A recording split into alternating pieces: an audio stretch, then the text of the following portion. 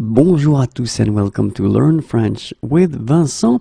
And I thought it might be useful to start with a little introduction, une petite introduction. And basically, well, in this introduction, it will be quite short, don't worry.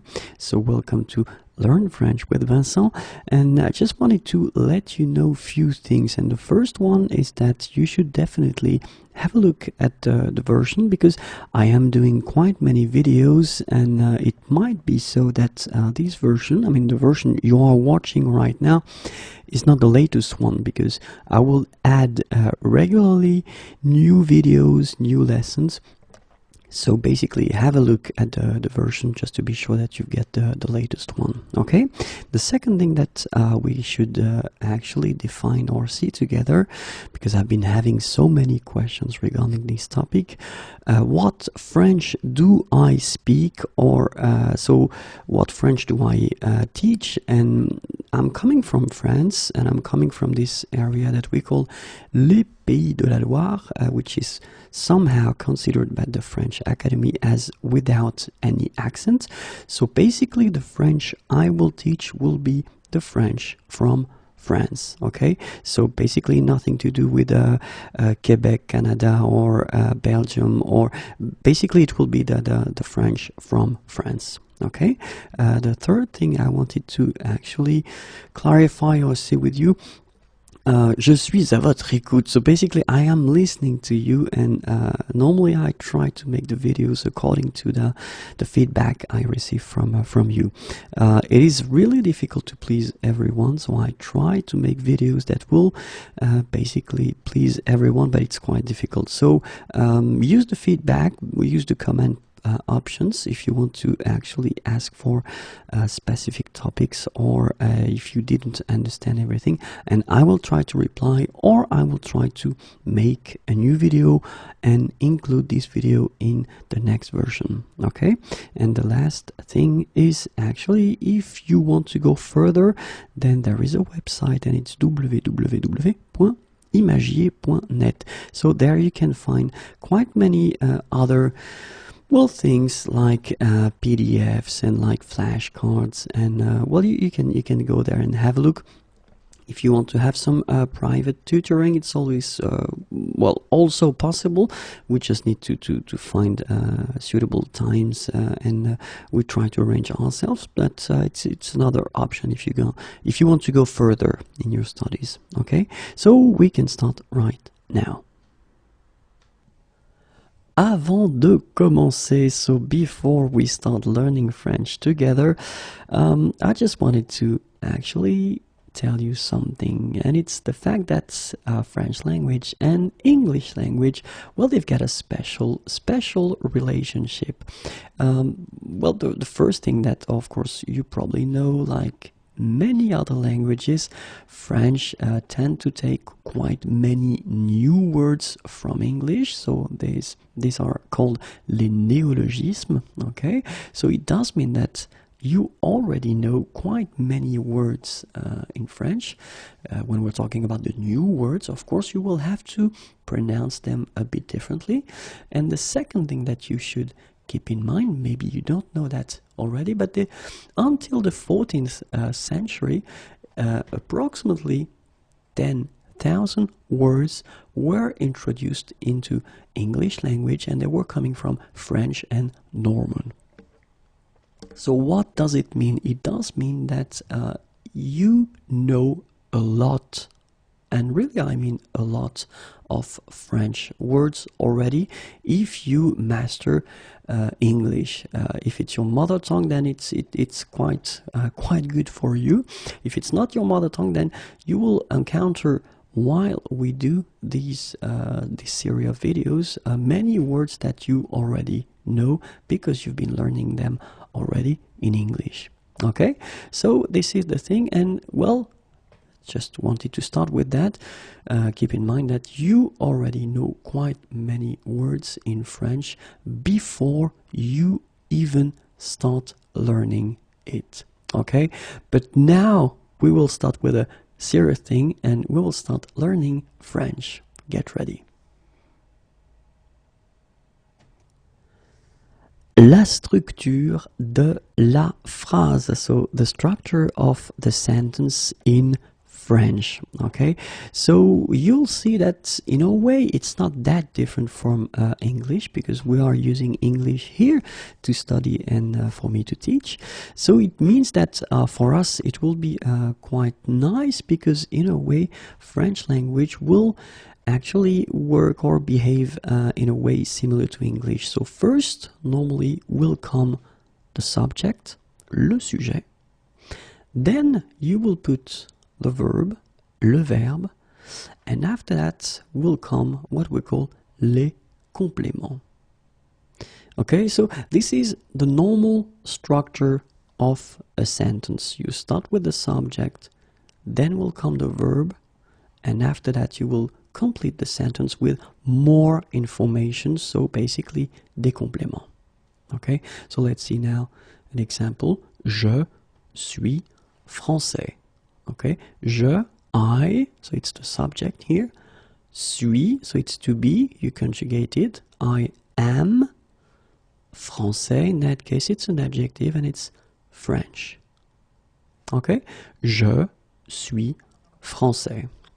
So it goes in that order. You will start with the subject, then you will put the verb. You can see that the verb is conjugated here, so you will have to modify it according to the subject. And then after that you will put more informations, adjectives, or then, well, other things if you want. And then a second example, tu habites en France. Okay, tu, it's you, habite, the verb is habiter, and then you conjugate it here. Habiter is to live.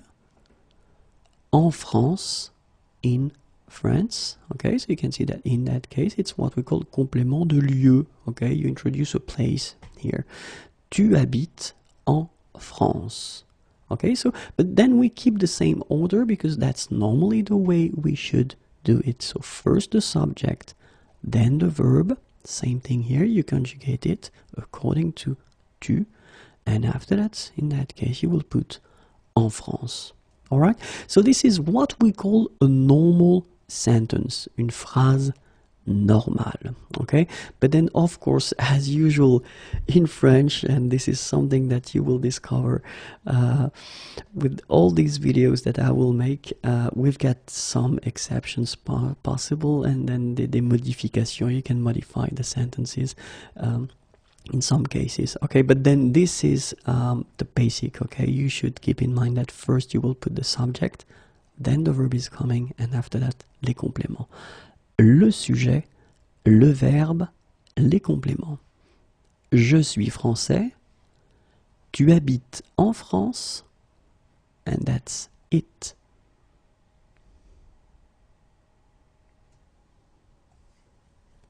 Les phrases simples, so simple sentences, and we'll see that right now. So les phrases simples in French language are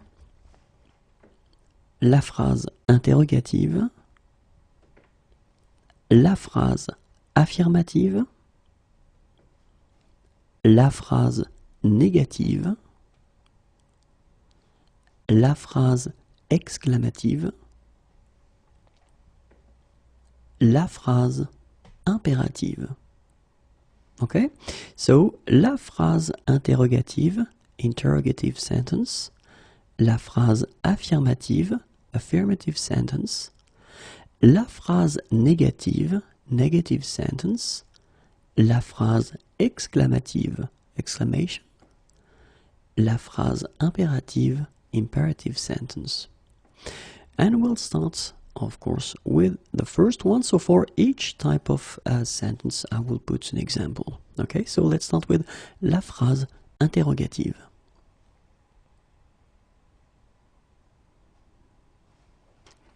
Aimez-vous le fromage?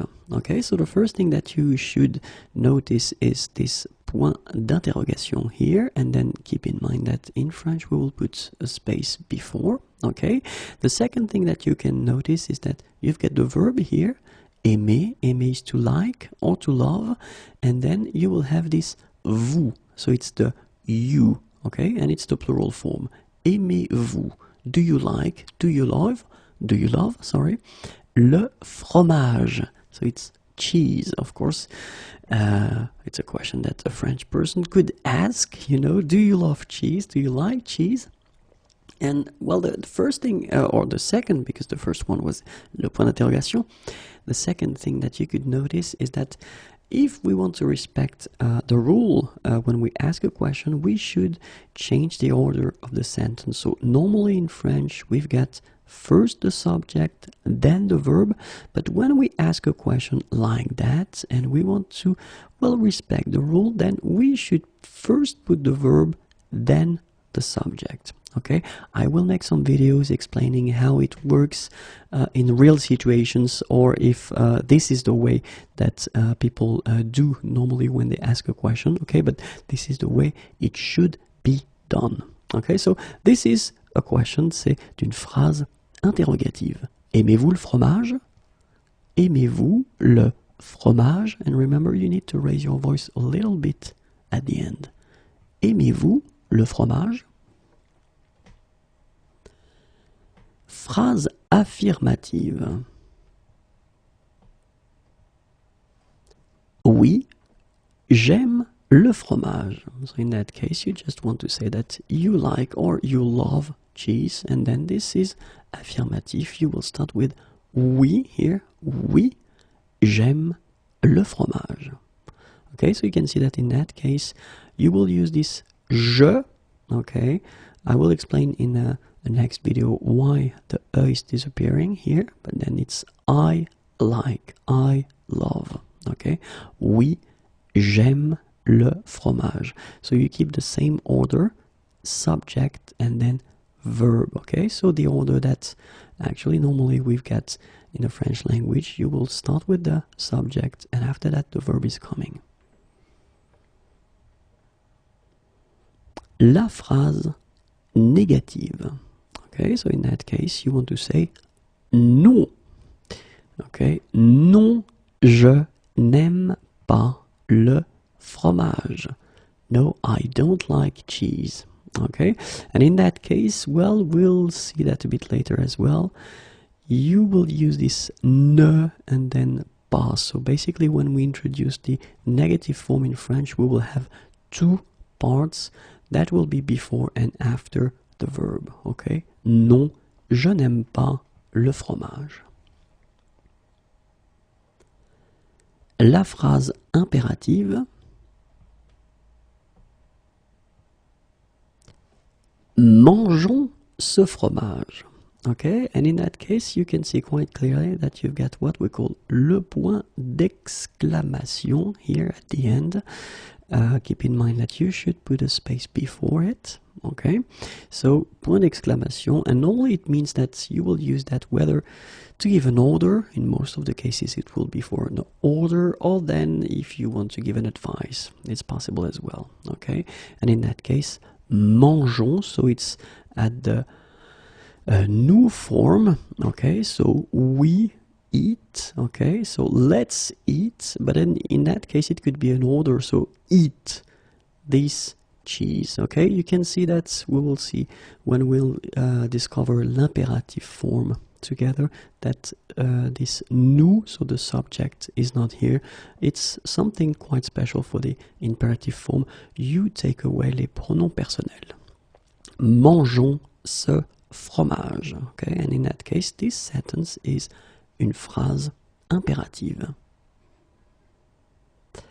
Phrase exclamative, and in that case it's actually interesting because it's so short, and in a way it's a sentence even if you don't have any verb, because here quel, what, and then bon, good, fromage, so one more time, cheese. What a good cheese, quel bon fromage. Okay, it's a sentence, but then clearly you don't have any verb. Okay, so it means that in some cases, like this one for instance, you can have sentences without having a verb in them. Okay, and it's here in phrase exclamative, quel bon fromage.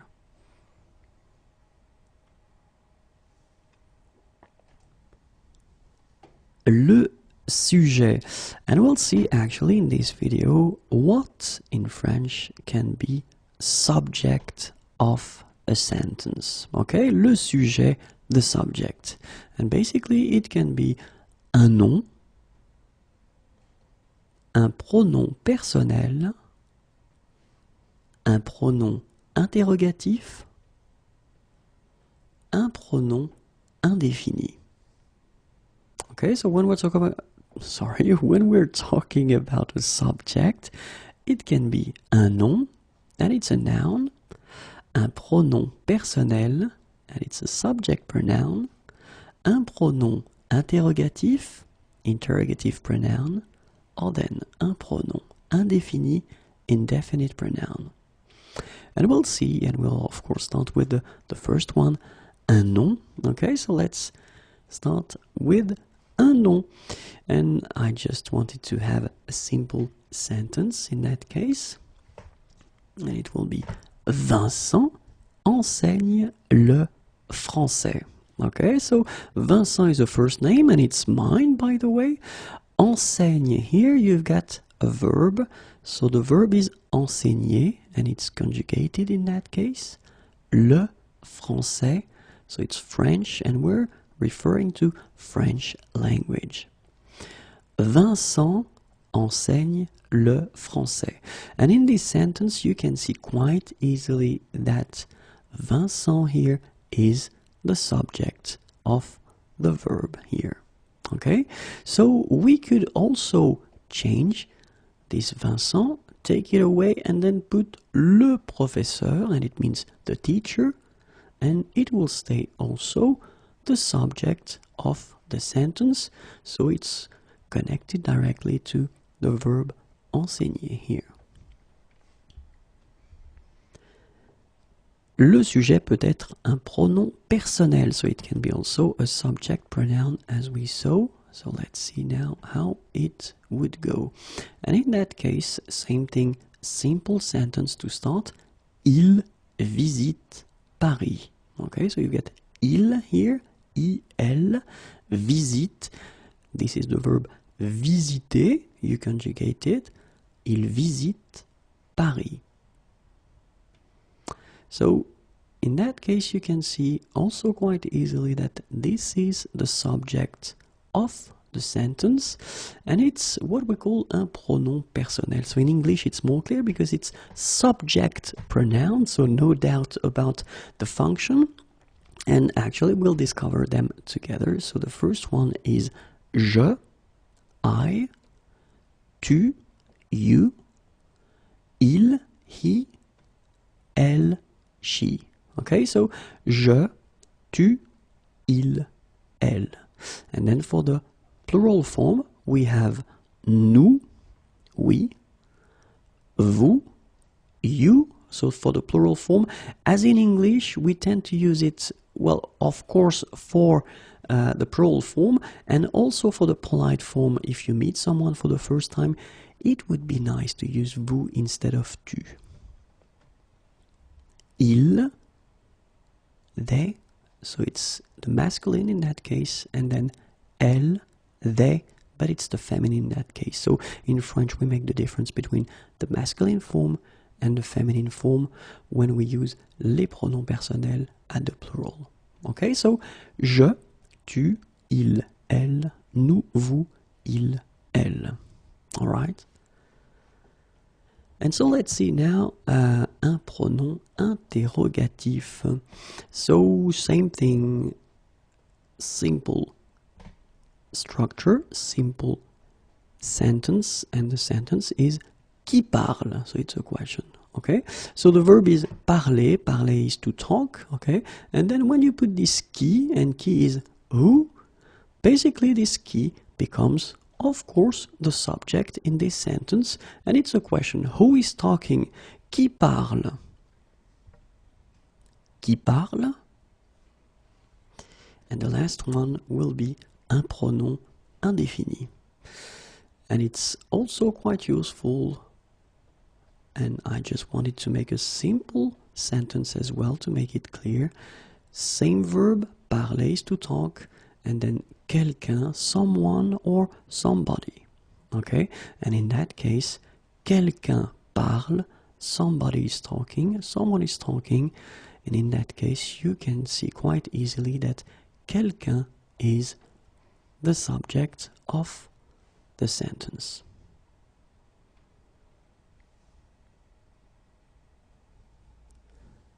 Le sujet et le verbe, so the subject and the verb. And it's actually quite important when we start to learn French just to know that in French, basically, the subject will affect the verb. Okay, so I just wanted to take a simple example first because we will focus on the conjugation a bit later. So it's not the idea of this lesson. The idea of this lesson is just to show you that basically the relationship between the subject and the verb is quite close because the verb will be affected by the subject. So the verb is marcher. Marcher is to walk. Okay, and let's take the example of il. Okay, so it's he, and basically when you use il, you will have to conjugate the verb. So conjugate the verb means that for each form you will have a specific ending. Okay, this is the basic form here, marcher. It's what we call the infinitive. All right, but then you don't reuse marcher just like that. You will have to conjugate it, so you will have to modify the ending according to the subject. In that case, il requires that you will put this final e here, so you will get il marche. All right, so whoops, sorry, the R is coming now. And then it will be exactly the same thing for the plural form of il, so they, il marche. And if you look carefully, the ending is different. Okay, we will see everything covering the conjugation a bit later. It's just to show you that the subject is basically affecting quite much the verb. Okay, and so when we're talking about this topic, basically it's quite good to have a general view of the conjugation of marcher, so how it will be modified according to the subject. So the first person, je, I, you will get je marche. Tu marches. Il, elle. Okay, so tu is for you, the singular form, and then il, he, elle, she. Marche. Nous marchons. So it's we, the plural form. Vous, you, the plural form. Marchez. And then il, elle, and the plural, marche. So you can see that basically the forms are different, and it's one important thing that you've got to keep in mind, and that can be a bit tricky or difficult at the beginning, but then once you get used, you will remember the endings. Okay, so basically the subject will affect the verb. Okay, and it was the topic of this video. Les lettres, so the letters, and basically it is quite important because of course when you learn a language, well, you get to know the letters and you want to pronounce it correctly. So this is exactly what we'll try to do here. I will show you the letters, okay, so we'll divide them into two groups, the vowels and the consonants, and then I will pronounce them, okay? So let's first start with the vowels, and in French we have 6 vowels, 6 voyelles, okay? 6 voyelles, and the first one is A, E, I, O, U, Y. Okay, this one is quite tricky for some of you maybe, because maybe in your languages this Y is not a vowel but a consonant. In French it is a vowel. Okay, A, E, I, O, U, Y. Okay, and then let's see the consonants, and we've got 20 consonnes, so 20 consonants, and the first one is B, C, D, F, G, H, J, K, L, M, N, P, Q, R, S, T, V, W, X, Z.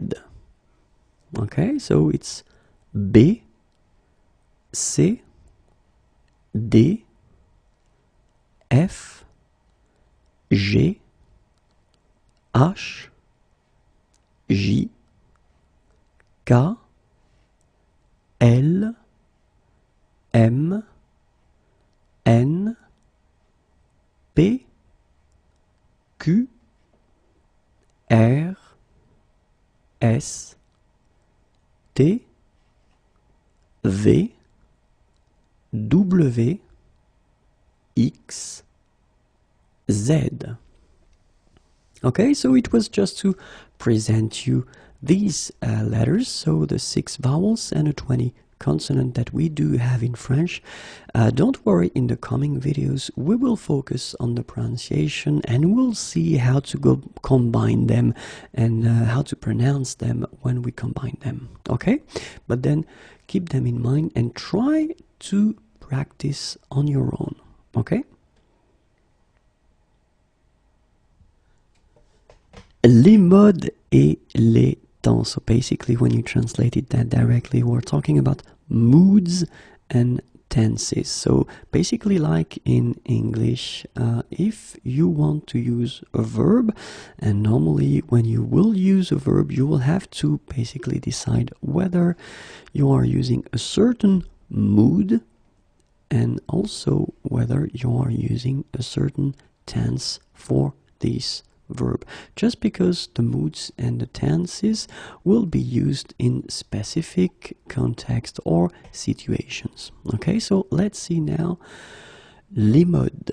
Okay, and basically in French we've got the first one that you will use and the first one that we will see together in the coming lessons will be l'indicatif. Okay, and l'indicatif is used to express the reality, so what is really happening.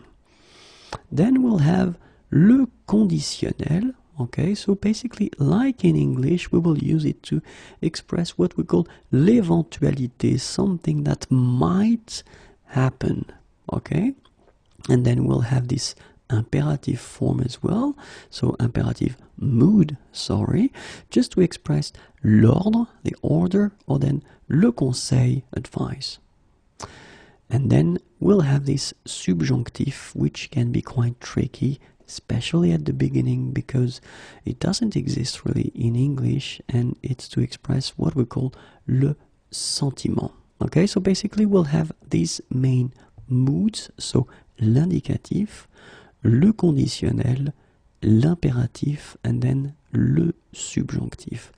It does mean that in all these moods, dans toutes ces modes, you will have different tenses as well. Okay, and that's what we are going to see next, because basically when we're talking about les temps, the tenses, well, I will make it simple, okay, and we'll see in the coming or in the next videos how it will work. But mainly you will express 3 things with these tenses, and the first one is le présent, okay, the present, then le futur, the future, and then le passé, the past.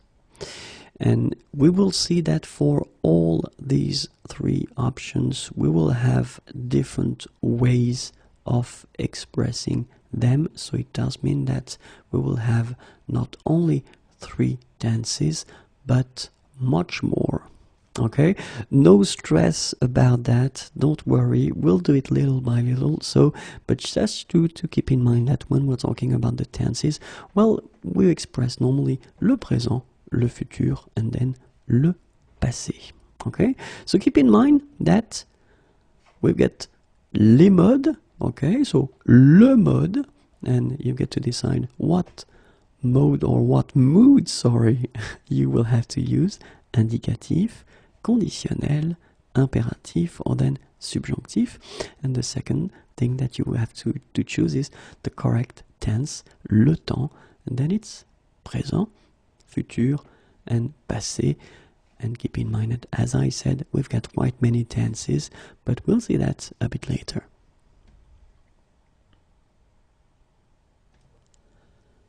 Les signes diacritiques. And I know that the title is quite scary, and you probably think that, oh, I don't want to watch this video. But trust me, it's quite important for a good reason. And well, basically, what is les signes diacritiques? It's the idea that at one point in the language, we will use un signe, a sign, something that you will add to a letter, and by adding this sign to the letter, it will make a new letter. Okay, and it's something quite common in French, and we'll see exactly what we are talking about, because even if it's scary, the good news is that we've got only 5 signes diacritiques. 5 signes diacritiques. And the first one is accent aigu. Okay, the second one is accent grave. Third one is accent circonflexe. Then tréma. And last but not least, cédille.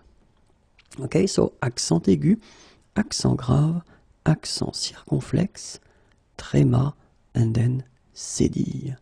So let's start with l'accent aigu, and it looks like that. Okay, so this is l'accent aigu, and let's see, you will actually put l'accent aigu on the top of E. Okay, it doesn't come on the top of A, I, O, U, Y, it's only on E. Okay, so keep in mind that l'accent aigu is only coming right here on the top of E. Okay, then you will have l'accent grave, and it goes in the other direction. Okay, but then l'accent grave is actually more used because you can put it on the top of A, on the top of E, and then on the top of U. Alright? After that you've got l'accent circonflexe, so it's like a little roof here, like a little hat, and it will come on the top of A, E, I, O, and U. Then tréma, just like 2 little dots here, and it will come on the top of A, E, I, O, and then U. Okay, and the last one, la cédille, if you look carefully, basically it will come right below your C letter. Okay, so remember, l'accent aigu, l'accent grave, l'accent circonflexe, le tréma, la cédille. All right, and the idea, of course, in this video, is only to present these 5 signs. So in the next lessons, in the next units, I will focus on explaining how to pronounce them, because of course the pronunciation will change. If you put l'accent aigu on the top of E, basically you won't pronounce it like you would pronounce it without the accent. Okay? But then keep in mind that we've got these 5 signes diacritiques. accent aigu, accent grave, accent circonflexe, tréma, cédille.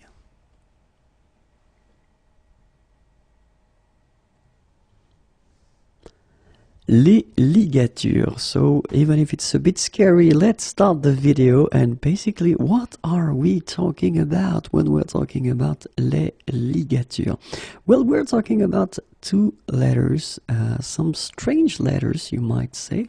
This is the first one, and this is the second one. They are quite rare in the French language, but basically you can see them and you need to know what they are, and that's the reason why I've been making this little video. So the first one is this e dans la. Okay, so basically if you translate directly, it's inside or in a, and that's the reason why, because if you look carefully, it's only one letter here, and like if these two letters were glued, okay, or connected like that, so it's e dans la.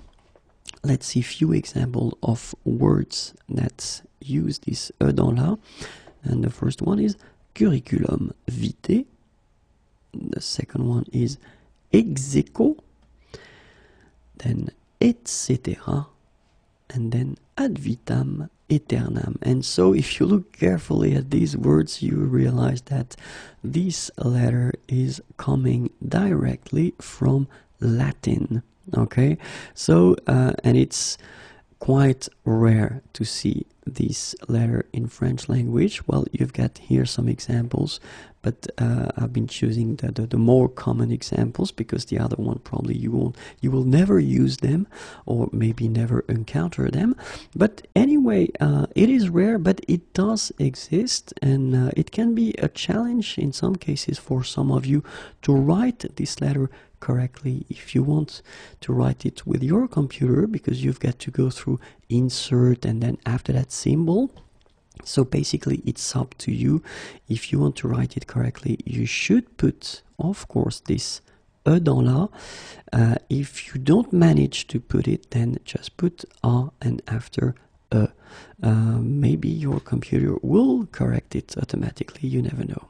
Okay, the second one is this one, and it's e dans l'eau. So basically the same concept, so e inside o. All right, so because it's only one letter here, and you get this o and e connected, like glued, okay, to each other. So let's see, because this one is actually used a bit more often, and I've been selecting few words, and the first one is un bœuf,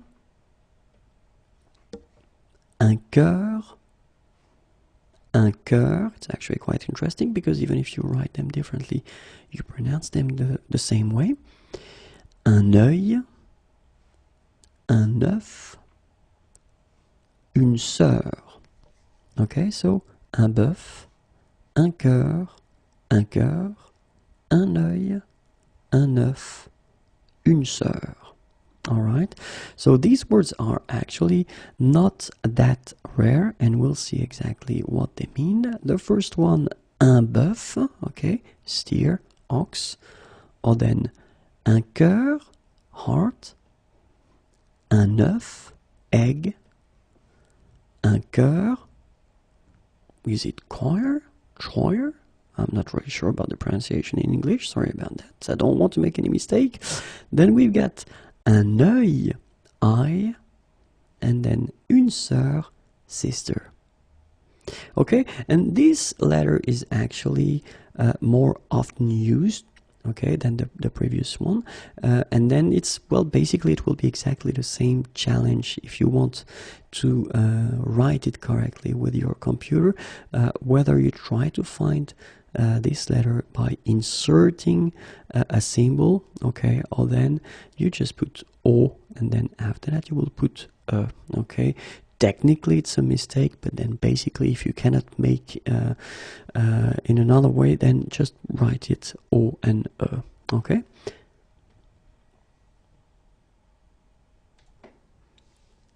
le masculin et le féminin, so the masculine and the feminine. And actually, in French, when it comes to grammar, we've got the difference between the masculine form and the feminine form, and we'll see that it will affect quite deeply the language. For instance, we've got, when it comes to les pronoms personnels, we will have the difference between the masculine and the feminine. So we'll start with the feminine, ladies first, and it's elle, okay? So she, so in that case, it is the feminine singular form, elle, okay? For the masculine, it will be il. So in English, it will be he, okay? Il, so in that case, it's the masculine singular form. When it comes to the plural, actually in French we also have the difference between the feminine and the masculine. So basically here, elle, it's the feminine plural form, okay? And then in the same way here, il will be the masculine plural form. So if you look carefully, the only difference between the singular and the plural, it's this final S here. Same thing here between il and il, it's the final S. And if you listen carefully, basically you don't have any differences, so it's elle and elle, il and il. Okay, the grammar rule is quite strict in French. If you've got a group of persons and in this group you've got at least one man, it will be masculine. Okay, so let's see now if you discover a new word. Okay, so it could be a noun, it could be an adjective. In that case, the good reflex would be to try to see and to try to remember whether it's feminine or whether it's masculine, okay? Because it will basically affect after that, and we'll see that in this video, what will come after. And in most of the cases, we're talking about the adjectives, okay? So it's always good to remember the gender of a word, okay? Of course, in that case, if you're encountering a new noun, so basically you try to remember the gender at the same time. I will make some videos covering the topic and that well, giving you a few tips to try to see, you know, whether it's masculine or feminine according to the ending of the word. In some cases it can help, but in most of the cases you will have to remember the gender. Just when you discover a new word, try to remember the gender at the same time. Okay, so for a good reason, and this is now what I will explain sorry. Well, basically when you've got a noun, it will actually be connected to an adjective, and whether it's masculine or feminine, basically in French the adjective will be changed also. So let's see an example here. We've got un pays chaud. So if we translate directly, it's un pays, it's a country, and it's chaud is warm, hot. Okay, un pays chaud. So you can see that here pays is masculine, un is the article, the masculine article, un pays chaud. And in that case, your adjective is like that, written at the basic form. So the masculine form is the basic form. And if we take another word like boisson, boisson is feminine, une boisson. Okay, so here you've got the article and it's the feminine form of the article, une boisson, and you can see that here your adjective is changing. You will have to put this final e, chaude, okay, at the end, and then the pronunciation will change a little bit. Chaude. So here you pronounce the final d, whereas in the masculine form you don't pronounce it. Okay, all right, so it's just an introduction, don't worry. In the coming videos I will explain everything, so the articles, the adjective, the way to put the feminine form, everything. So in this video it's just to show you that basically the masculine and the feminine, so whether it's a noun at the masculine and at the feminine, it will affect the adjective connected to it. Okay, and then it's also actually possible that the noun, or as we saw, le pronom personnel, will affect the verb. We are talking in that case about what we call compound tenses. So we will cover that probably in unit 4, 5, or 6. Have a look there. We're talking about le passé composé, for instance, so the past tense. And basically, let's have a look there. You will have il est allé. Okay, it's the masculine form here. So aller is to go, and this is the compound tense of il est allé, all right? And then you will have here elle est allée, so basically he went, she went, all right? And here you can see that you will have the difference between the masculine and the feminine. But don't worry about that, because I will explain that later.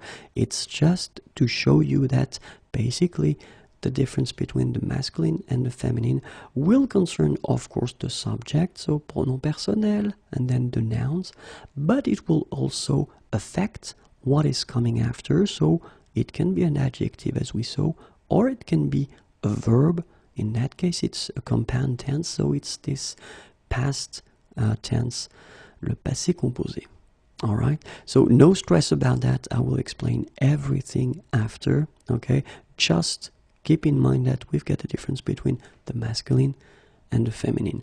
And so my tip for this video will be, when you discover a new word, as I said, try to remember whether it's masculine, or sorry, feminine here, or masculine.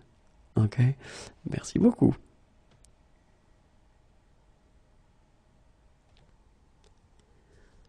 Oui et non. Oui et non. So basically, yes and no. Oui et non. So because I thought, it might be useful to make this video. In some situations, I've been assuming that people would understand and would know how to use oui et non, but it's not always the case. And well, basically, I don't expect them to do that, and as I am doing this video and this series of videos for beginners and total beginners, then this is the reason why I thought it might be useful to introduce oui, yes, and then non, no. So basically, when you have a question here, well, in French, you can answer with oui, yes, or then with non, no. It might seem simple, but it's just the way it is, and let's make it quite clear. And that's the reason why we have this question: vous parlez français? Okay, basically, do you speak French? I just put that in that order because normally it should be verb first and after the subject if we want to construct a correct question. But in many situations, especially when we talk, we can keep the same order. We just need to raise the voice at the end. So of course, l'Académie Française would like me to put them in the other order, but basically you will hear many French people and many French-speaking people just keep the same order and raise their voice at the end. Okay? Vous parlez français? So basically it's a question, do you speak French? And in that case you've got, well, two possible answers, and if you want to actually answer in a short way, the first option would be oui or then non. Of course, at one point, and that's the reason why we'll have these videos, you will have the possibility to construct sentences, but basically if you want to answer shortly, it's not rude. It's quite just you just show that you don't really want to talk that much, but basically you just answer to the question. So oui, yes, and then non, no. Let's see now how it will work if we have a question, but if this question is at the negative form. Okay? Because in that case, it's somehow a bit tricky, because strangely, for the affirmative answer, it won't be oui, but it will become si. and then for the negative, it will be exactly the same. It will be non. Okay, so keep in mind if you get a question, but then this question is at the negative form, then instead of using oui, you will use si, but then non will be the same. Okay, so let's see the same question. Vous ne parlez pas français? So you don't speak French, okay? So this is how it works for the negative form.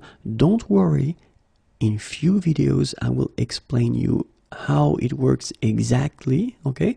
But at this point it's only to introduce oui, non, si, non, okay? So it's a negative question in that case. You don't speak French, and the answer would be si, or then non.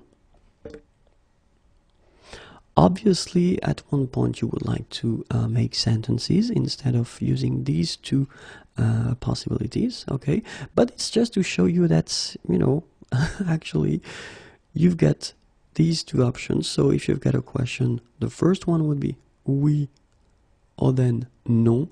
If it's a negative question, then it will be si or non, okay?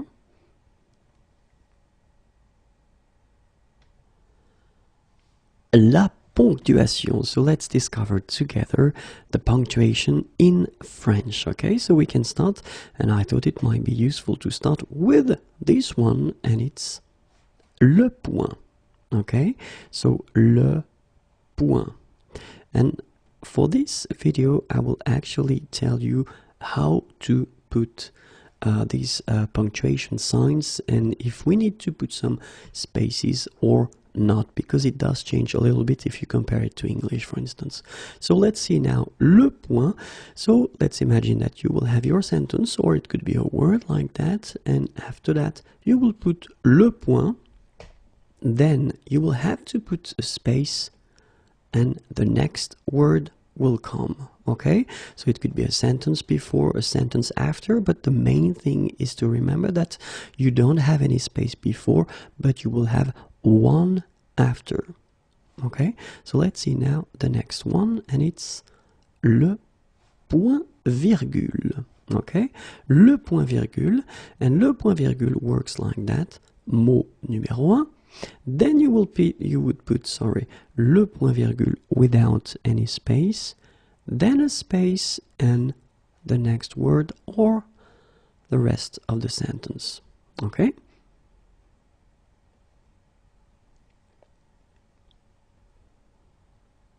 La virgule. Okay, so la virgule.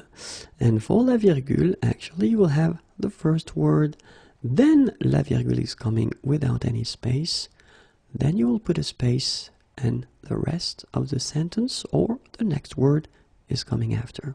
Okay, nothing before, one space after.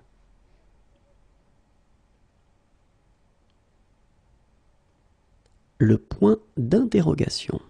Le point d'interrogation.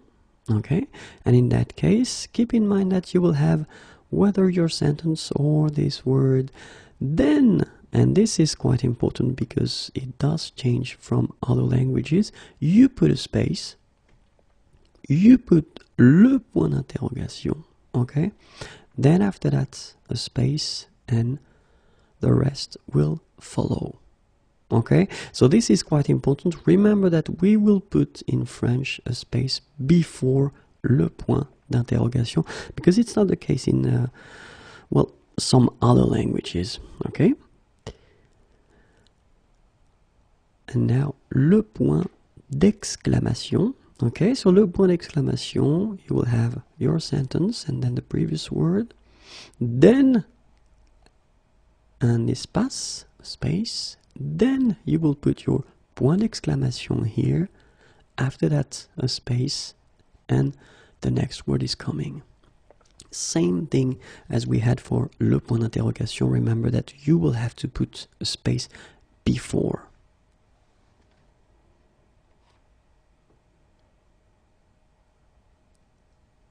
Les deux points, okay, les deux points, and then they work like that. Le mot, then you will have to put space, les deux points are coming right after, another space after, then the rest will come. Okay, so remember, one space before, one space after.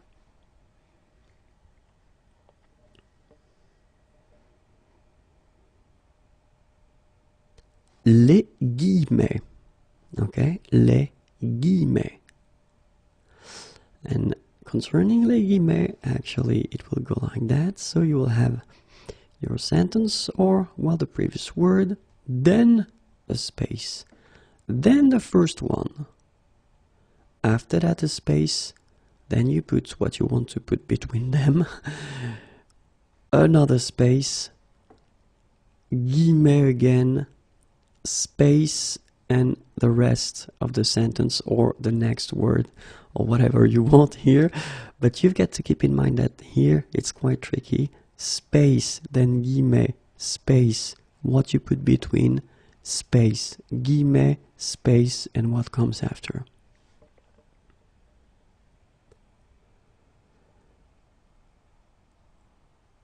Les points de suspension. Les points de suspension. And regarding les points de suspension, it will come like that.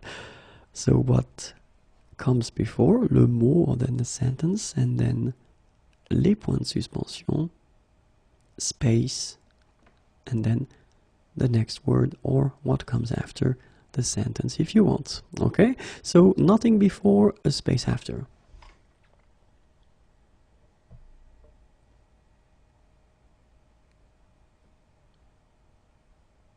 Les parenthèses, okay, and regarding les parenthèses, well, the first word, then you will put a space, then the first part, so la première parenthèse, your word, or then a group of words, fermez la parenthèse, then you will put a space, and after that, the next part is coming. Okay, so remember, before and after, nothing between. Okay?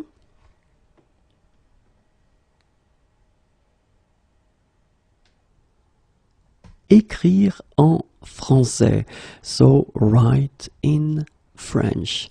And well, I thought it might be useful to just make this little video because I've been teaching for quite many years now, and I've been noticing that at one point my students tend to be a bit disappointed or sad because they just realized one important thing in French, and it's the difference between what je prononce, I pronounce, and j'écris, I write. Because basically you can see that of course you will have some connections between what you pronounce and what you write, but we've got many things that we will have to write and we won't pronounce. I thought it might be useful to start and give you an example here with the verb parler. Okay, so we will make the conjugation. Remember that we will focus on the conjugation in another video that will come a bit later. Okay, but it's just to give you a good example here. So parler is to speak or to talk, and it's a regular verb, so it belongs to the first group ending with er. So let's see how we conjugate it at the present tense. Je parle, tu parles, il, elle parle, nous parlons, vous parlez, il, elle parle. Okay, so basically you got here this je, and it's I. Je parle, I talk, I speak. Tu, and tu is for you, okay, and it's the singular form. Tu parles, here, you talk, you speak. Il, it's for the masculine form, he, il, and then elle, feminine form, she, elle. Okay, so il, elle, and then we've got the same form, parle.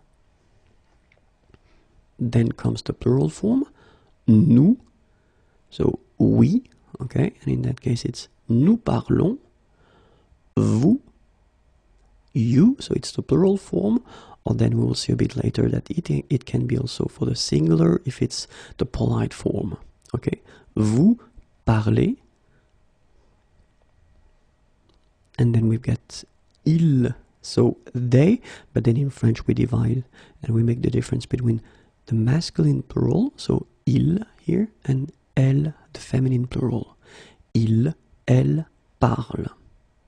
Alright, so we've got je parle, tu parles, il parle, elle parle, nous parlons, vous parlez, il parle, elle parle. And if you look carefully, you write it with e here, es, then you get ent here. So I only take these 4 forms just for a good reason. It's just because if you look carefully and if you listen to me, I will pronounce it je parle, tu parles, il parle, elle parle, il parle, elle parle. So it does mean that even if you write them differently, es, and then ent, you will pronounce them the same way. And this is basically the difficult thing about French language. It's just the big difference between what you say, what you pronounce, and what you write. Okay, so in this example, for this verb, actually, if we finish it like that, you can see that you've got 3 phonetical forms. The first one is parle, okay, the yellow one. Then you've got nous parlons, and then you've got vous parlez.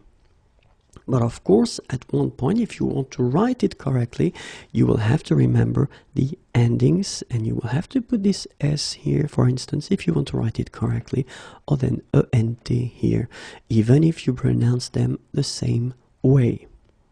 Okay, so my advice would be, if you want to be happy, well, basically, when you see, it's coming, yeah, when you see a new word, un nouveau mot, well, word in general, so it can be a verb, it can be an adjective, it can be a noun, whatever. When you see a new word, try to remember, of course, how you will pronounce it, but then try also to remember how to write it correctly.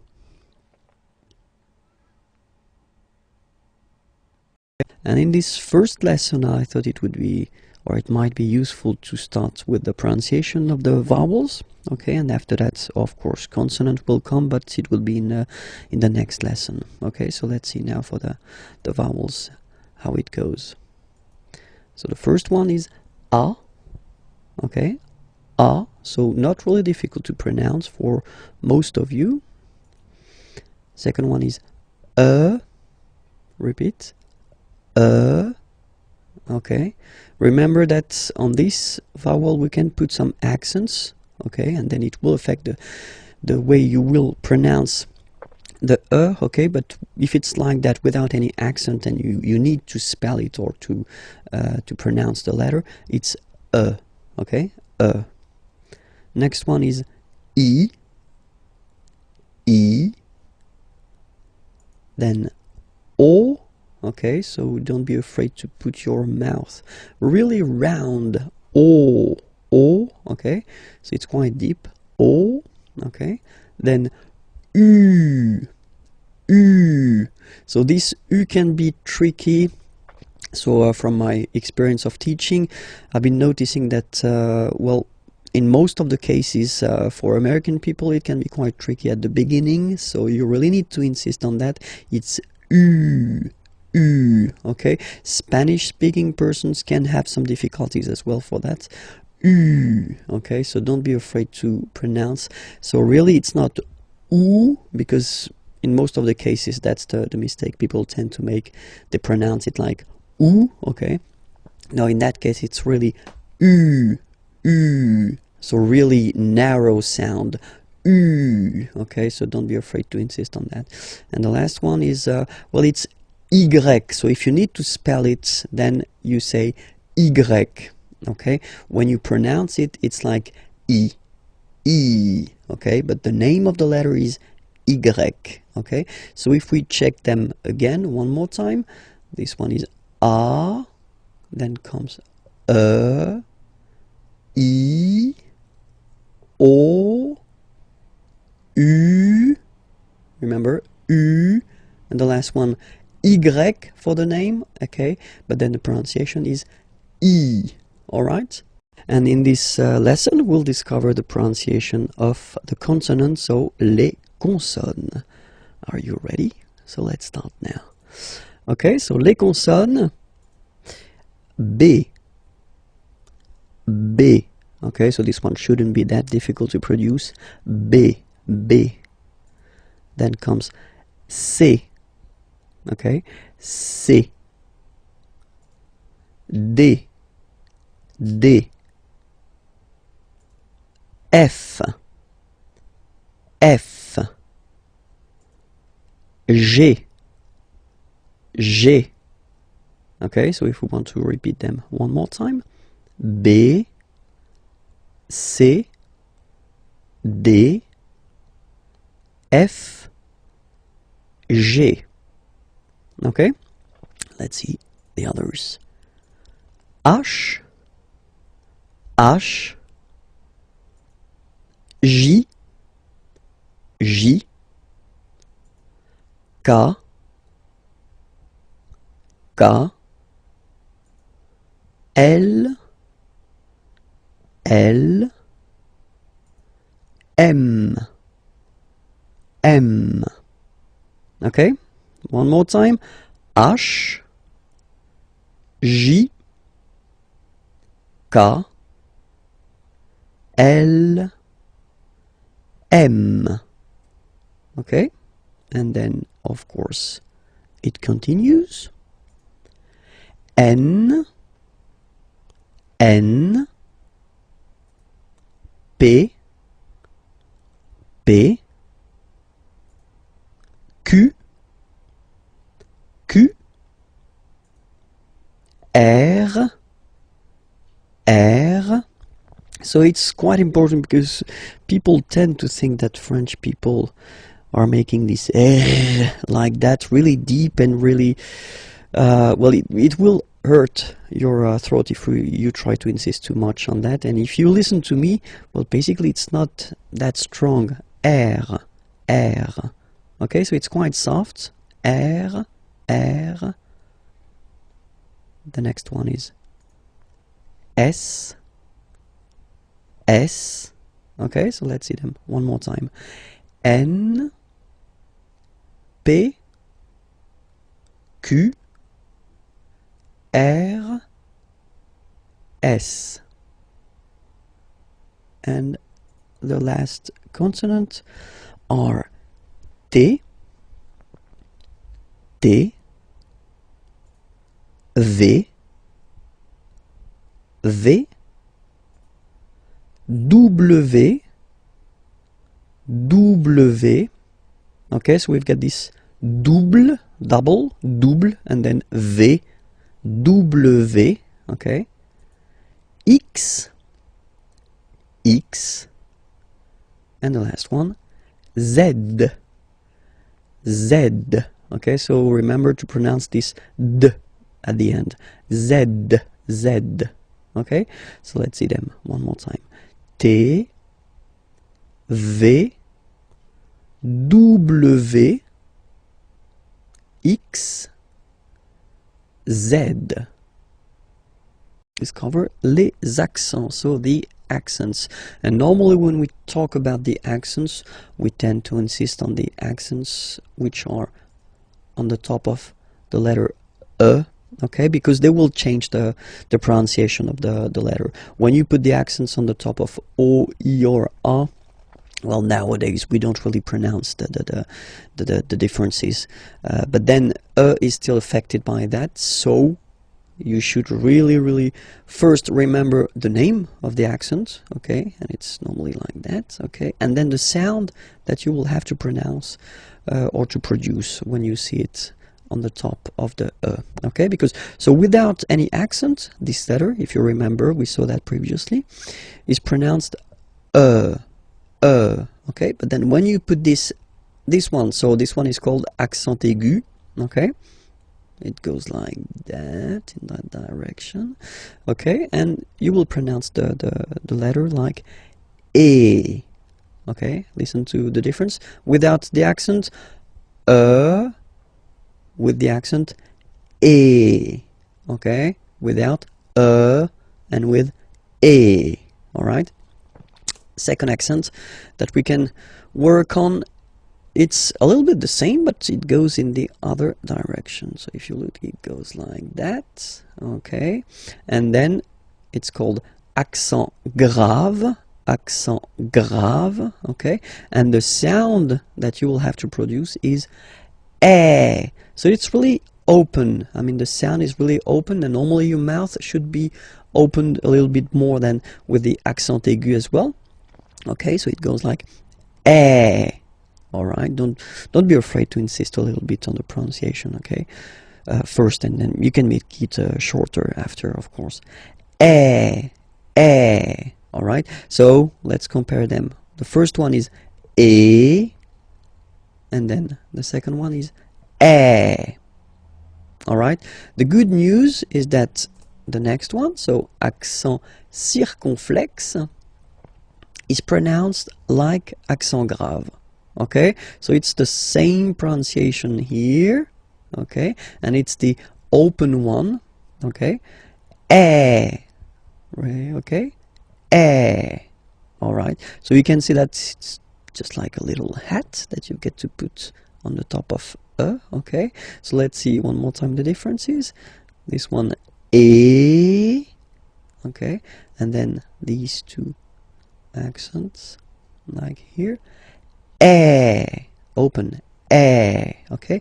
The last one, tréma, well, basically it's quite rare, and the tricky thing is that in some cases you will have to pronounce it like eh, okay, like for instance Noël, okay, but then in some cases as well it can be pronounced like e, okay. So my advice would be try to remember the word, and they are really rare, so don't be afraid about that, okay. So but that, let's focus on the three main accents here, okay. The first one, accent aigu, remember, e, accent grave, eh, and the last one, accent circonflexe, eh.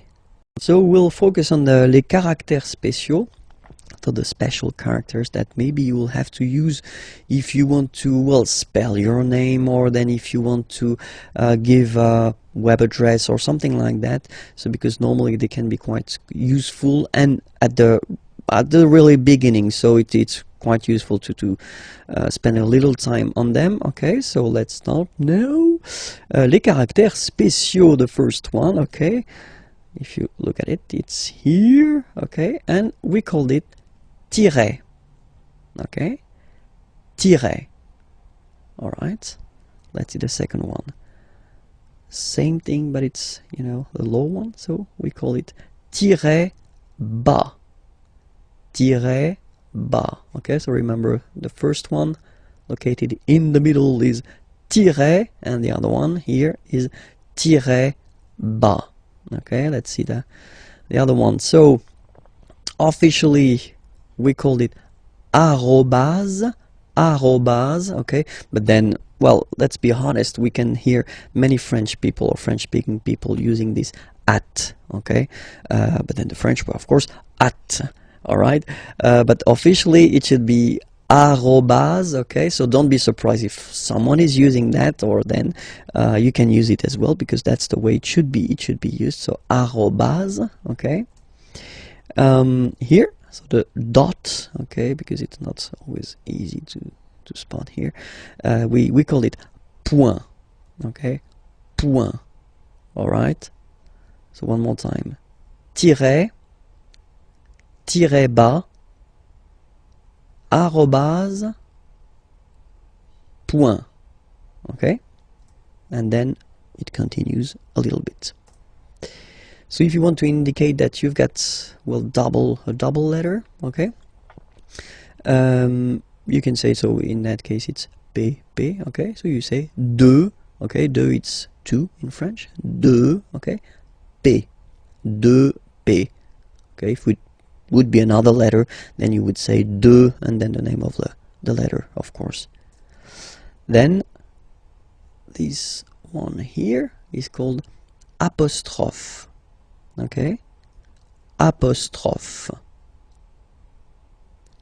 apostrophe, okay. And the last one for this lesson, here you can see that in some cases, so we'll see that a bit later, I mean the reason why, but still you can have this little thing beneath the C, okay, and that's what we call cédille, cédille, okay, cédille, cédille, okay.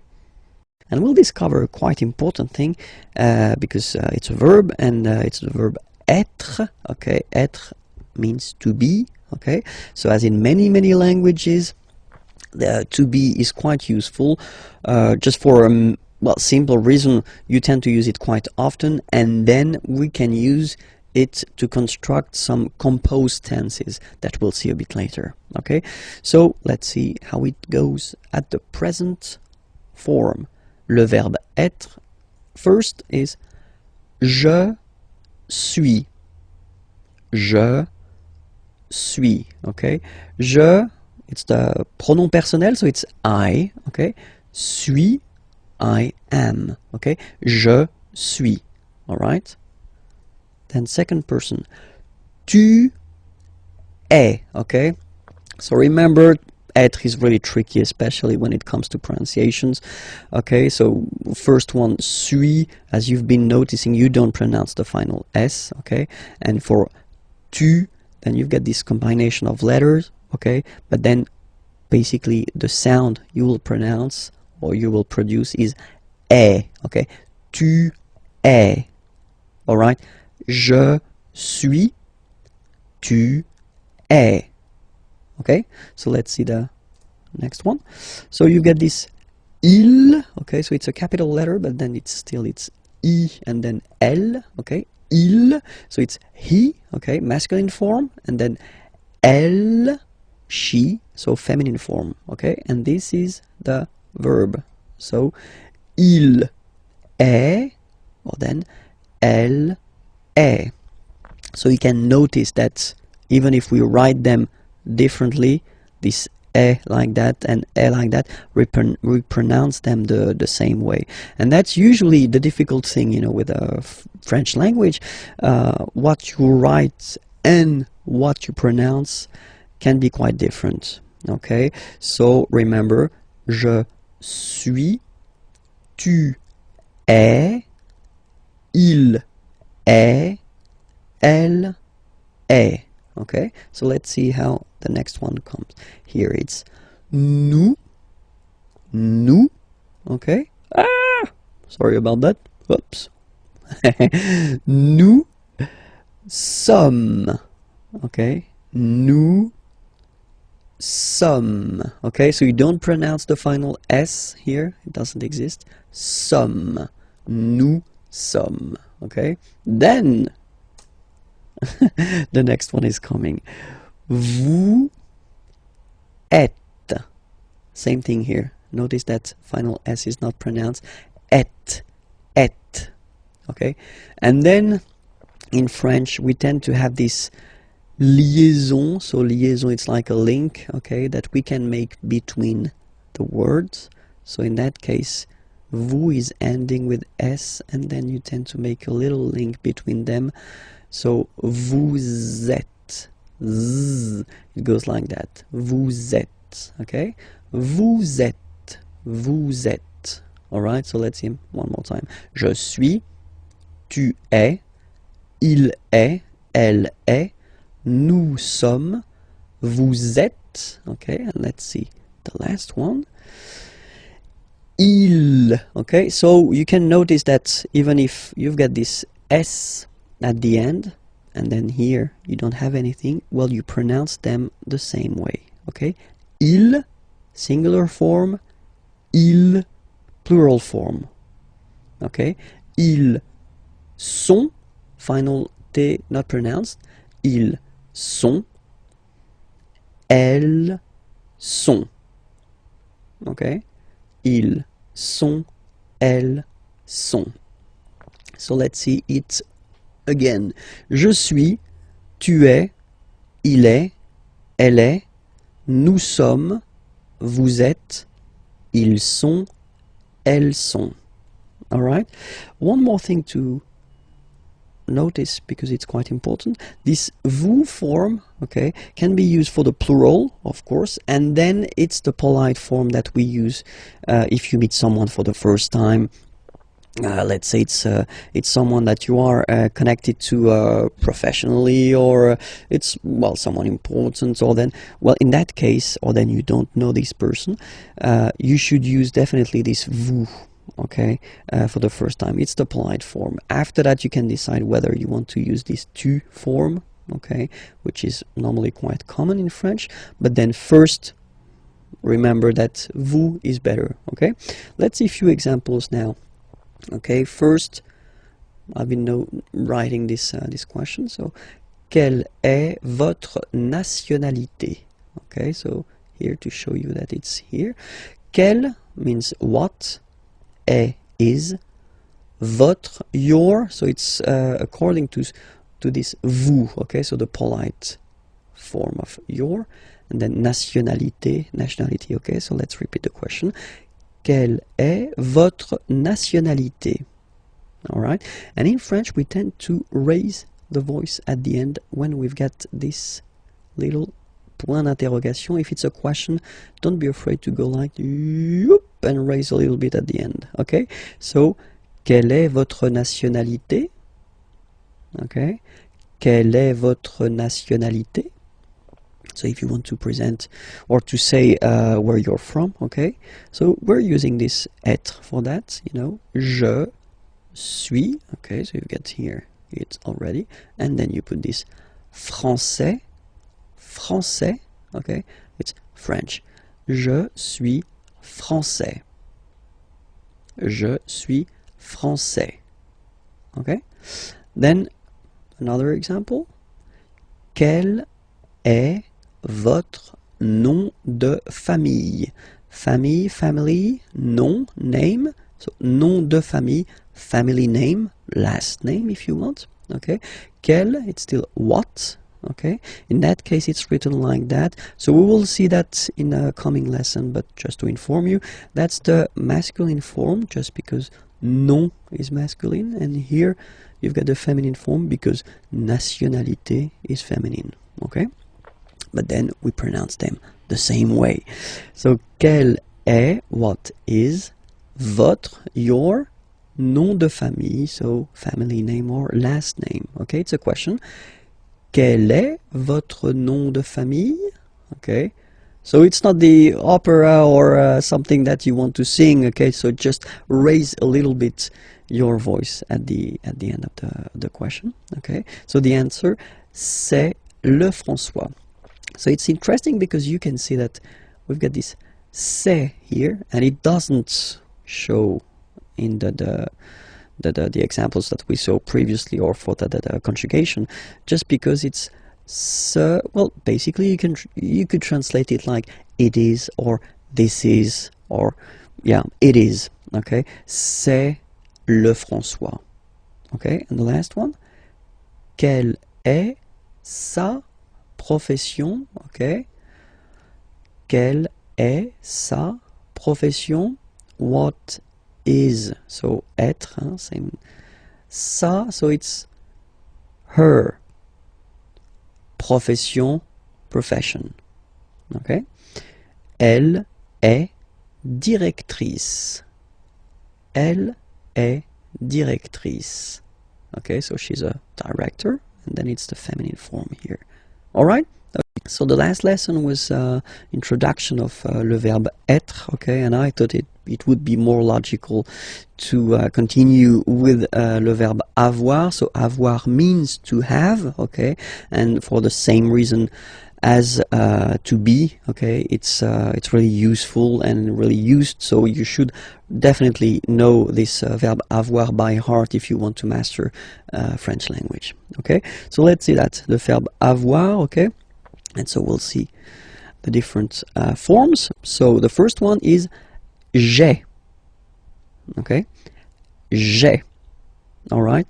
So if you remember correctly, we had this je, personal pronoun, and then when it comes near another vowel like a, for instance, then it tends to disappear, okay.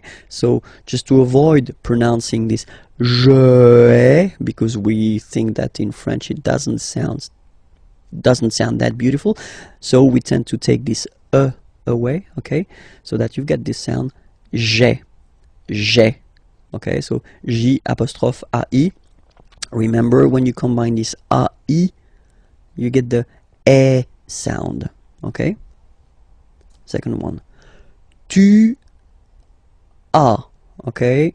As usual in French, final s is not pronounced. Tu as, tu as, okay. First one, j'ai, tu as. Then comes il, so masculine form, he, okay, il, he, elle, she, okay, and then a. So as you can notice, second form as is pronounced a, and this is a, same pronunciation in both cases, okay. Then nous avons, final s not pronounced, avons, okay. And then we tend to make this little link, as I said previously in the lesson, for être, you make this link between the two, so nous avons, okay, nous avons, that's it. Next one, same thing, the little liaison, little link between the two, okay. Vous avez, all right.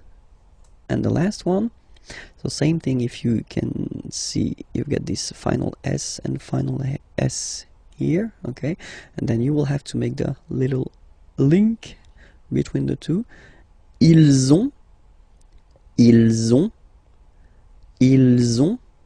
okay, and then feminine form, elles ont, all right. Let's see the whole thing one more time. J'ai, tu as, il a, elle a, nous avons, vous avez, ils ont, elles ont. Okay, so let's see now, just to make it more clear. Remember, so I in French is je, you it's tu, he, il, she, elle, we, nous, you. So as in English, first use for the plural, a group of person, okay, and then second use the polite form for you, one person, okay. Vous, il, elle. One last time. Je, tu, il, elle, nous, vous, il, elle. Discover le verbe aller. So the verb aller, aller means to go, so it's really useful because, well, we tend to use it like that, so for the main to go reason quite often, and we'll use it as also, like in many languages, for what we call the futur proche, so the near future. I am going to, and then you put a verb at the infinitive, So it is quite used, especially in the oral language. We tend to maybe use it a little bit more than the real future. Okay, so let's see how you conjugate this aller verb. The first form is je vais. Okay, so remember, final S not pronounced here. Je vais. Okay, when you combine this A, I, you get the sound E, really open. Okay, je vais. D'accord? Tu vas. Final S doesn't exist. Tu vas. Tu vas. Okay, then we've got this il. So remember, il, it's for the masculine form, so he.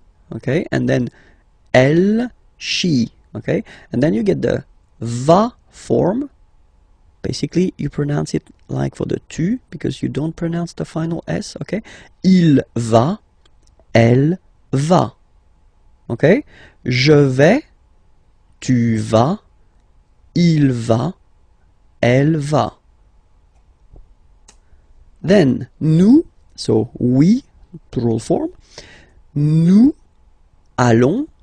Okay, and if you, so final S not pronounced, and then if you are purist, and I'm sure you are, you want to make this beautiful and little liaison, so this little link between the words, so it does mean that you will have to pronounce this z sound. Okay, listen to me. Nous allons. Nous allons. Okay, nous allons. That's it. Same thing here, we'll have this little link between the two. Vous allez. Vous allez.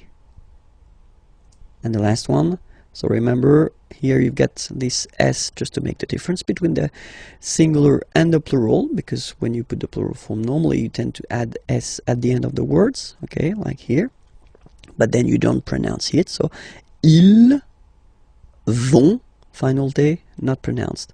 Ils vont, and then feminine form, elles vont. All right, let's see everything again.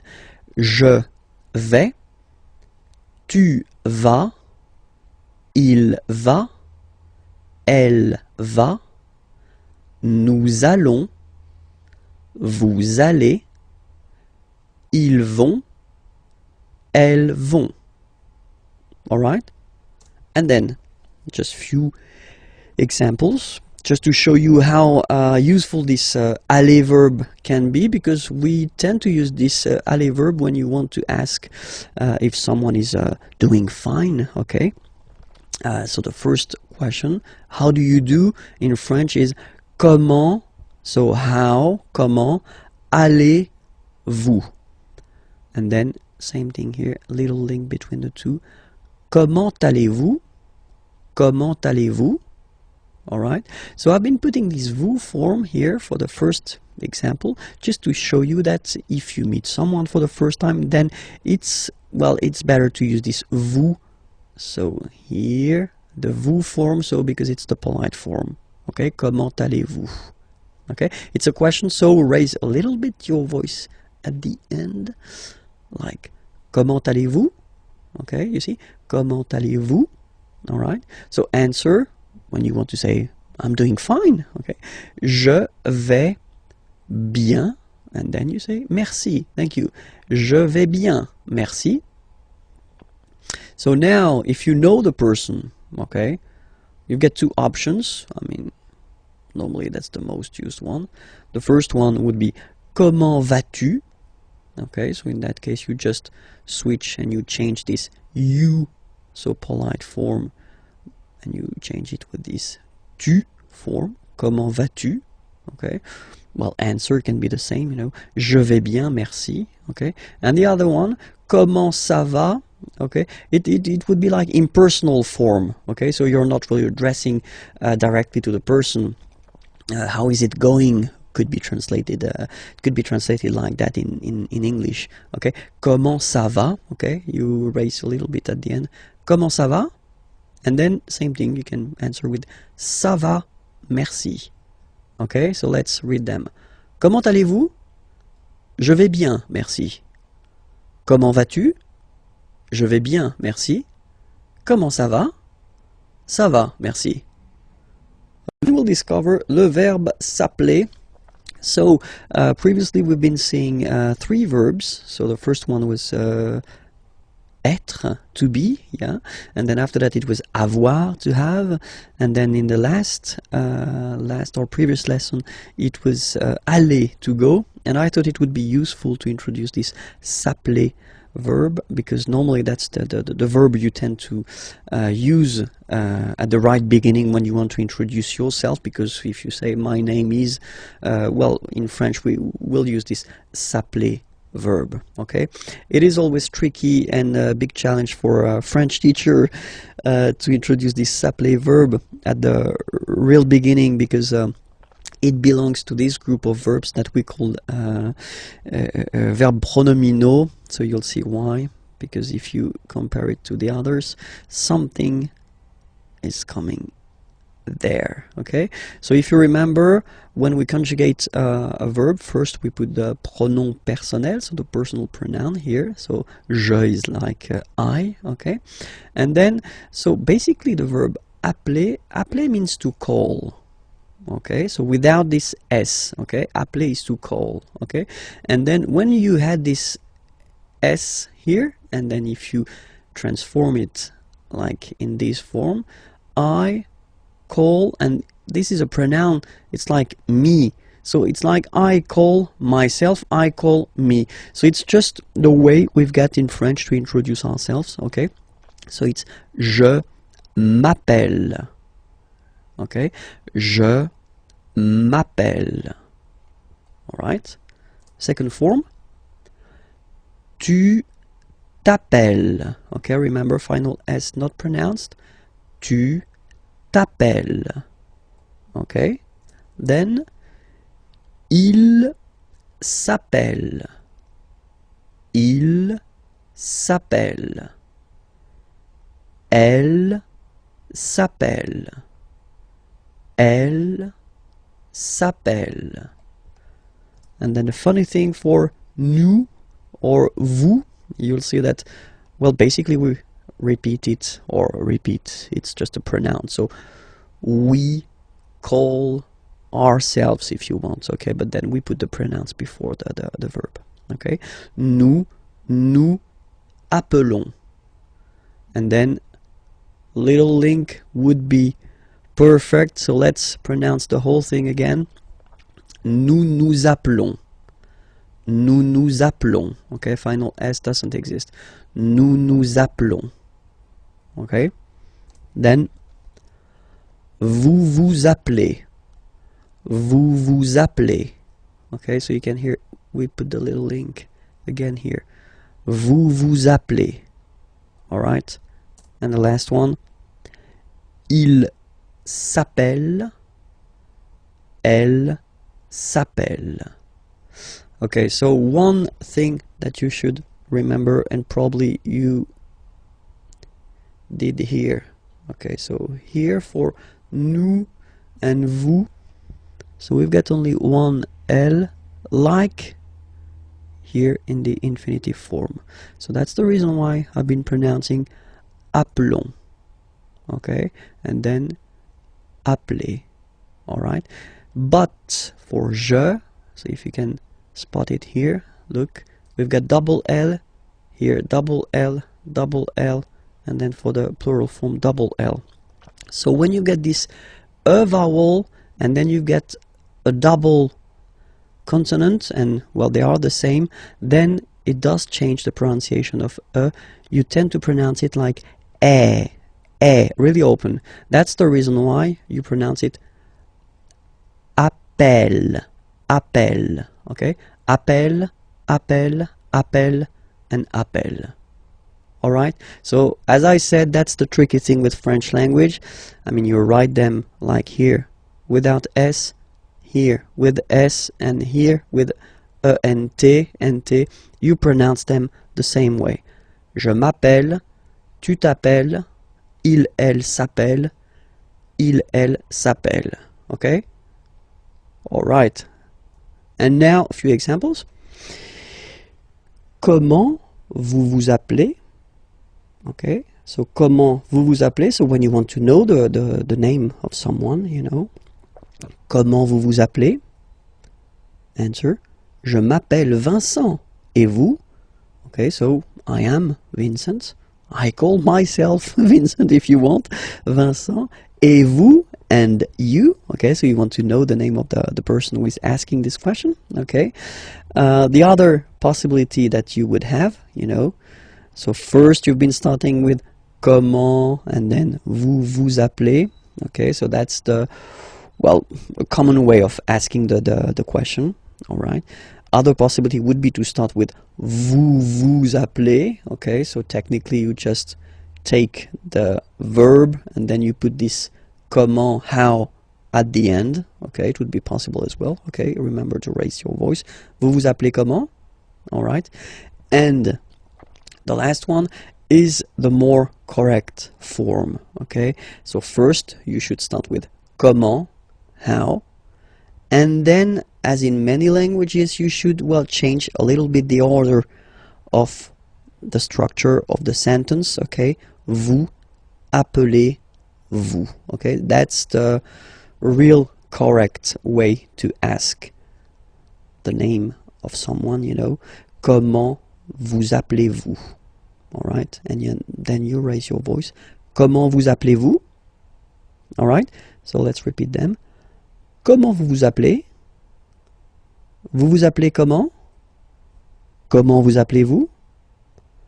Alright, we'll discover in this lesson pour se présenter. So if you want to present yourself, okay, so it will be a really short lesson but still quite useful because, well, technically you will have to present yourself at one point when you speak with French people or French-speaking people.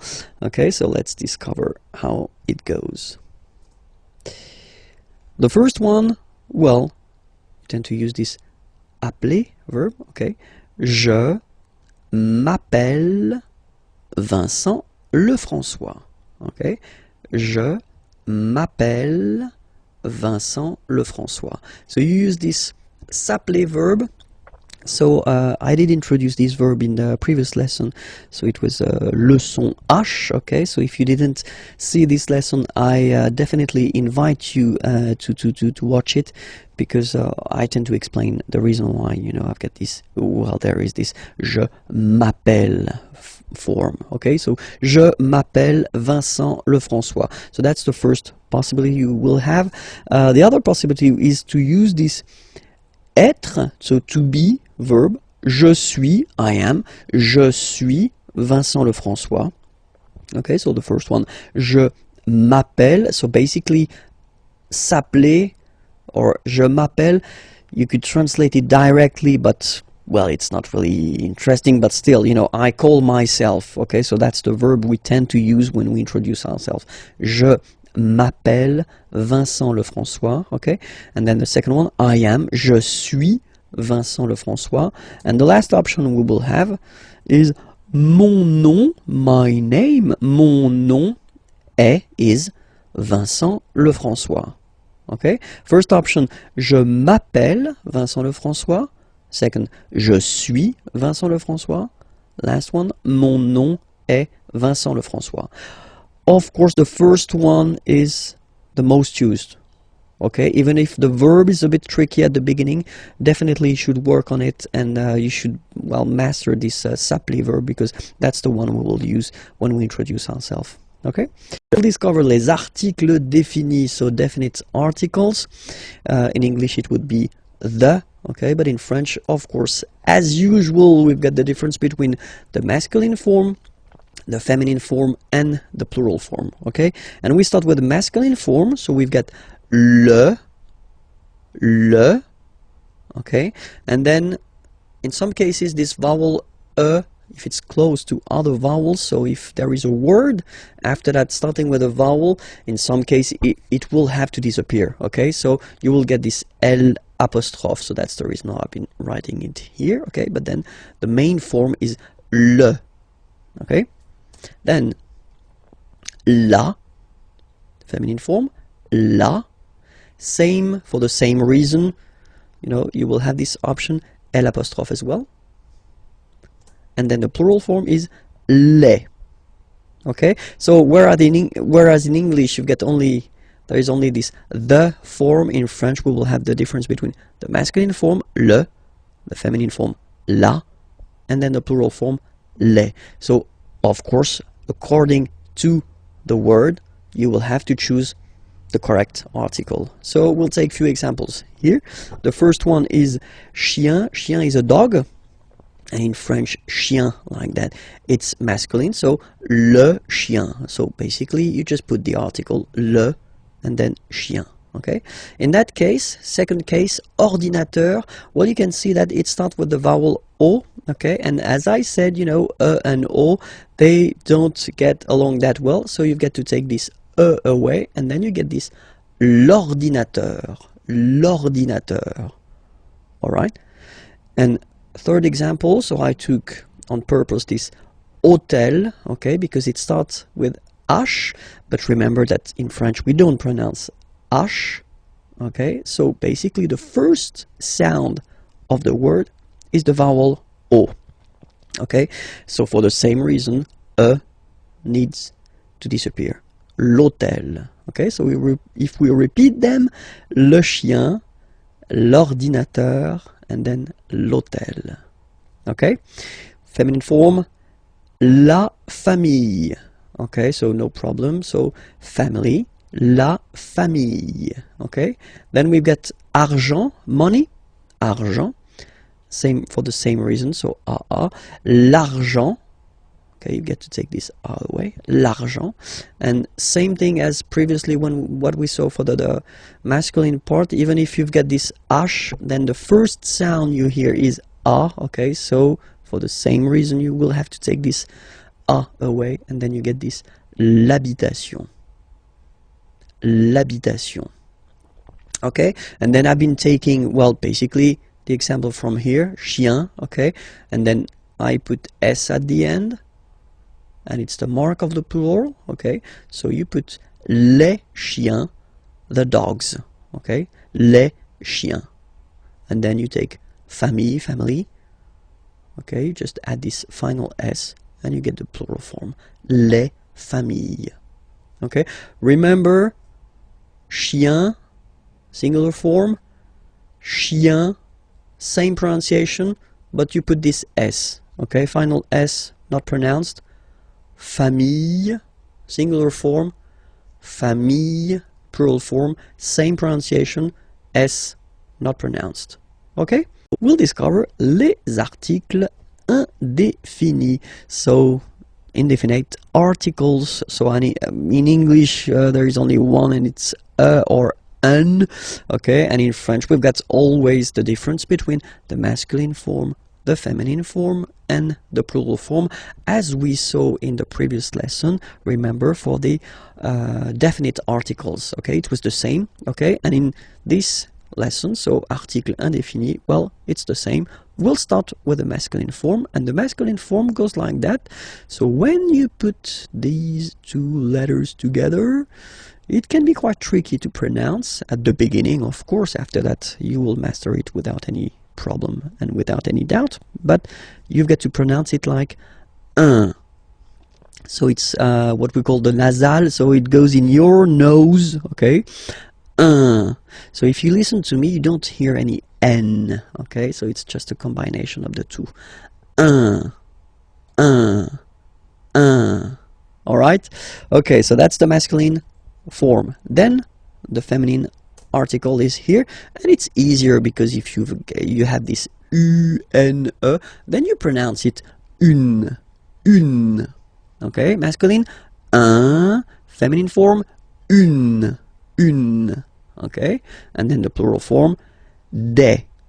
All right, here S, you pronounce it like e. Okay, un, une, des. All right, let's see a few examples now. Okay, here ami means friend. Okay, un ami, and then we tend to make this little link between the two. Un ami, un ami. Okay, soleil, sun, un soleil, un soleil. Livre, book, un livre, un livre. Voiture, car, féminine. Une voiture. Une voiture. École, school, feminine form as well. Une école. Une école. Décision. Une décision.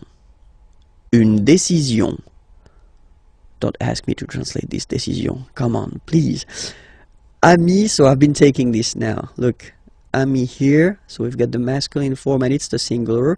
Remember, if you want to put the plural form, then you just add this final S here. Okay, but then technically you pronounce it the same way. So singular form ami, plural form you add this S, but it's ami as well. Okay, in that case you get des, so here des, okay, here, and then there is this little liaison, remember, it's been introduced in a previous lesson. You put this little link between the word, des amis, des amis. Okay, I've been taking voiture here, voiture, a car, okay, just add this S at the end and then you get the plural form, des voitures. Okay, and then I've been taking back this livre, same thing, you just add S at the end, des livres. Okay, let's repeat them one more time. Un, une, des. Un ami, un soleil, un livre, une voiture, une école, une décision, des amis, des voitures, des livres. Please cover together l'article interrogatif. So it's really useful, and we'll see that now. So l'article interrogatif, here you get the masculine form, and it's quel. Quel means what. Okay, so that's what you'll use when you want to ask a question with what. Okay, and you've got a good example here. So quel est votre nom de famille? What is votre, your, so the polite form of your.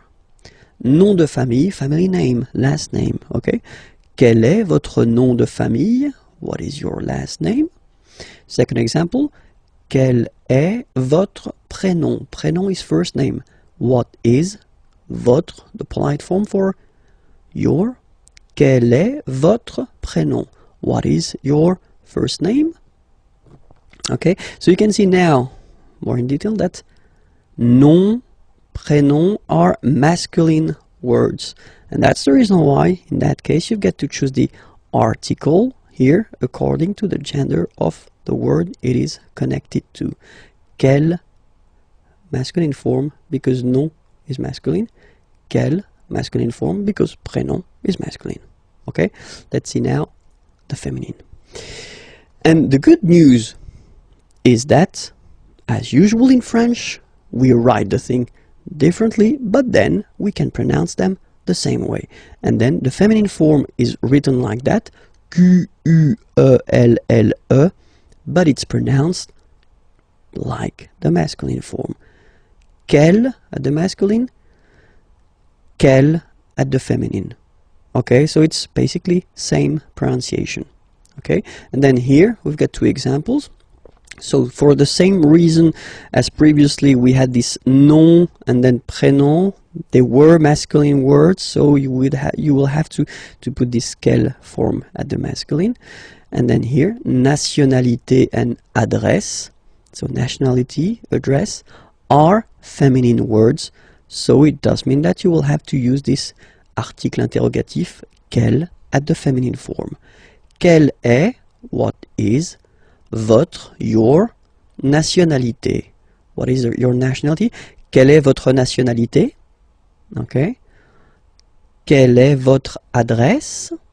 What is your address? Okay. So, let's repeat them. Quel est votre nom de famille? Quel est votre prénom? Quelle est votre nationalité? Quelle est votre adresse? Okay.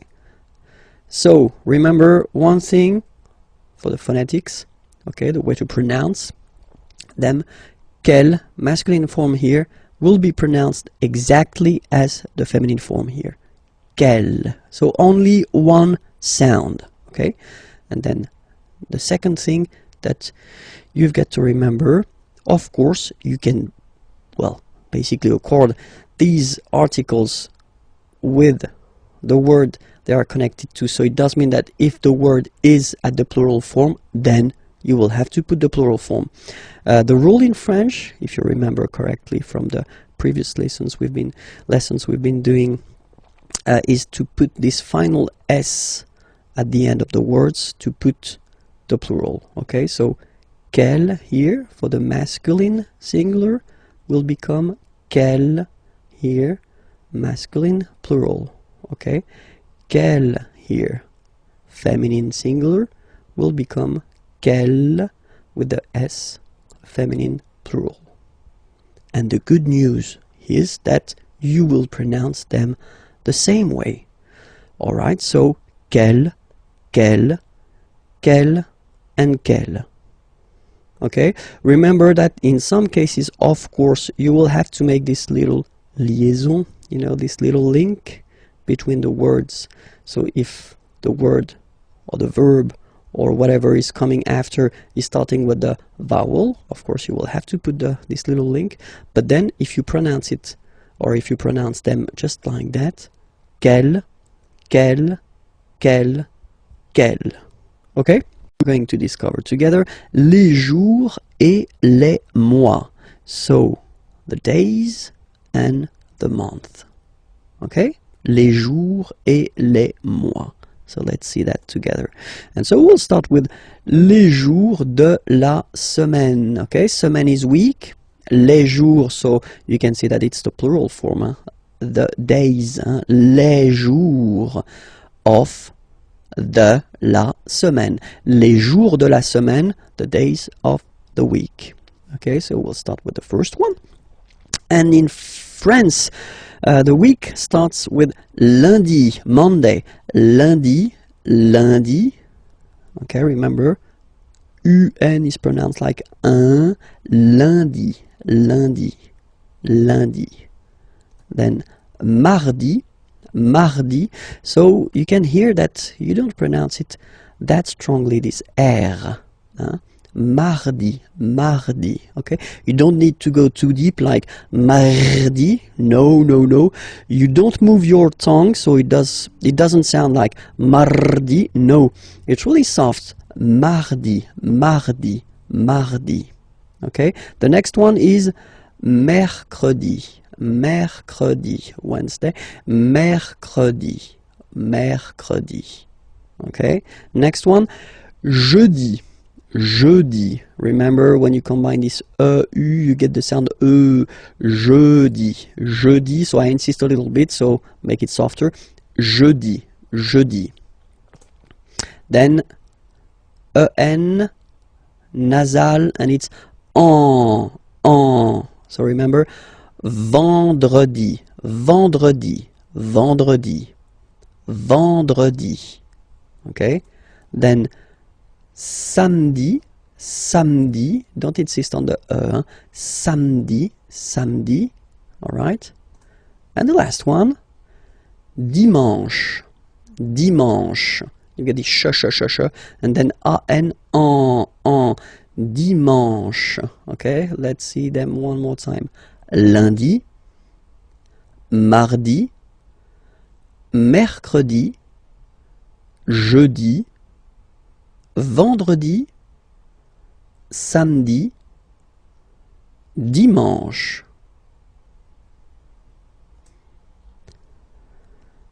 Normally, in France, we tend to use this le weekend. So if we're talking about the weekend, okay, but then pronounce it the French way, weekend. Le weekend, okay? But then in other French-speaking countries, they tend to use this la fin de semaine, okay? But then in most of the cases, if you talk with French people, it will be le weekend, le weekend. If you want to talk about les mois de l'année, okay, année, year, mois, month, okay, les mois de l'année. So we'll see now the first one. The first one, January, so it looks, well, it looks a bit the same. No, wow, no. But anyway, janvier, so that's the way to pronounce it. Janvier, A-N, en, okay? And then ye, janvier. Then comes février,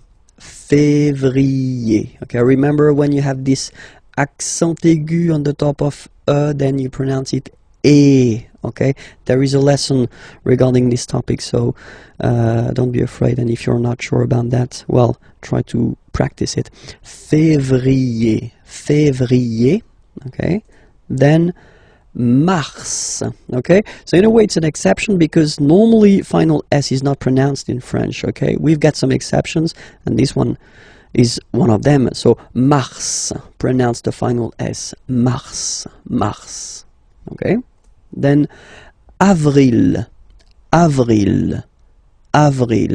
nothing really tricky about this month, I mean, for the pronunciation. Avril, okay? Here, be careful because people tend to try to pronounce it, to pronounce it the English way. In French, remember, when you combine this A and then E vowels, you get the sound E. So really open E, okay? And then you pronounce it me. Okay, so don't pronounce E, don't try to pronounce it. No, it's me. So it's not my, it's me. Okay? And then here, well, it's a bit tricky, but still, IN goes like un, okay? And then you get juin.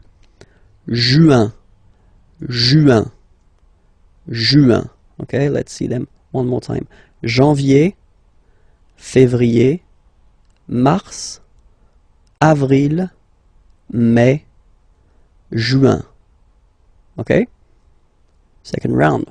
Hop. Juillet. Okay, you get this double L here. Juillet. Don't pronounce this final T, E-T here at the end. E. Juillet. So it's July. And then here, two options, because, well, two options are acceptable in French. The first one, you don't pronounce the final T. Ou. Second one, you pronounce it. Août. Alright, so remember, first option, don't pronounce it. Ou. Second option, you pronounce it. Août. Okay? Then, well, it's quite simple normally for English-speaking persons, or then it's quite close to other languages as well. So septembre. Remember this EM en septembre. You don't insist on the final septembre. Then same thing here. Don't insist on the final octobre.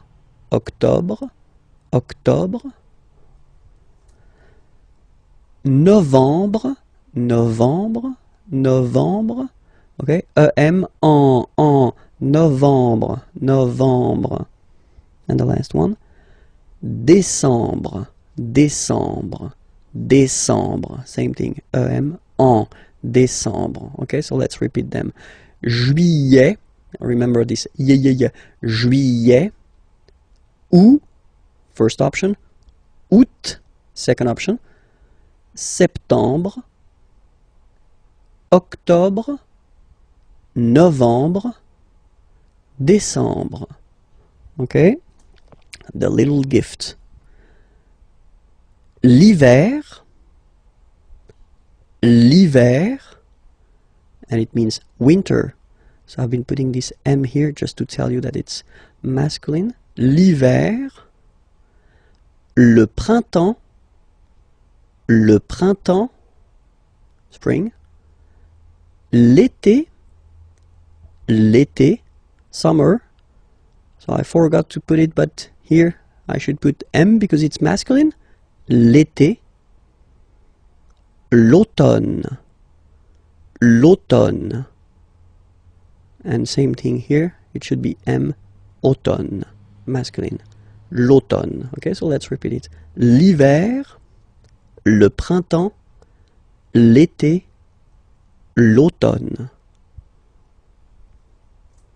And then, the last thing for this lesson, if you want to introduce the dates, okay, so if you want to tell what day it is today, so aujourd'hui means today. Aujourd'hui, today. Nous sommes, so we use the verb to be, okay, we are, nous sommes, le 8 juin 2012. Okay, so forget for the 2012, don't be afraid, we'll see that a bit later for the numbers, okay. Aujourd'hui, today, nous sommes, we are, le, you put the article, definite article, okay, and then you put the date here, okay, you start with the number, the month, and then the year, okay. Or then, second option, aujourd'hui, so it doesn't change, it's here, today, c'est, it is, this is, and then you put the date, le 8 juin 2012. Okay? Le masculin et le féminin. So let's see how we will modify some words that are masculine into a feminine form here. Because for instance, we're talking about, well, whether professions or occupations. Here, student, assistant, actor, dancer, baker, and then computer scientist. It looks quite nice in English. Informaticien is nice, but still in English. Computer scientist, it's really interesting. Okay, so the rule in French is to add a at the end of a word to put the feminine form. Okay, so for instance here we've got étudiant, and then we've got assistant here. Okay, you just take it back here, étudiant, and then you will add this e at the end without modifying the first part. Okay, so it will of course change a little bit the pronunciation, because you will pronounce it at the masculine form. Il est étudiant. Okay, A-N-T, étudiant. Okay, but then for the feminine form, elle est étudiante. Okay, t, t, t. Okay, you don't really insist on the e, but you insist quite much on the t. Elle est étudiante. Il est assistant.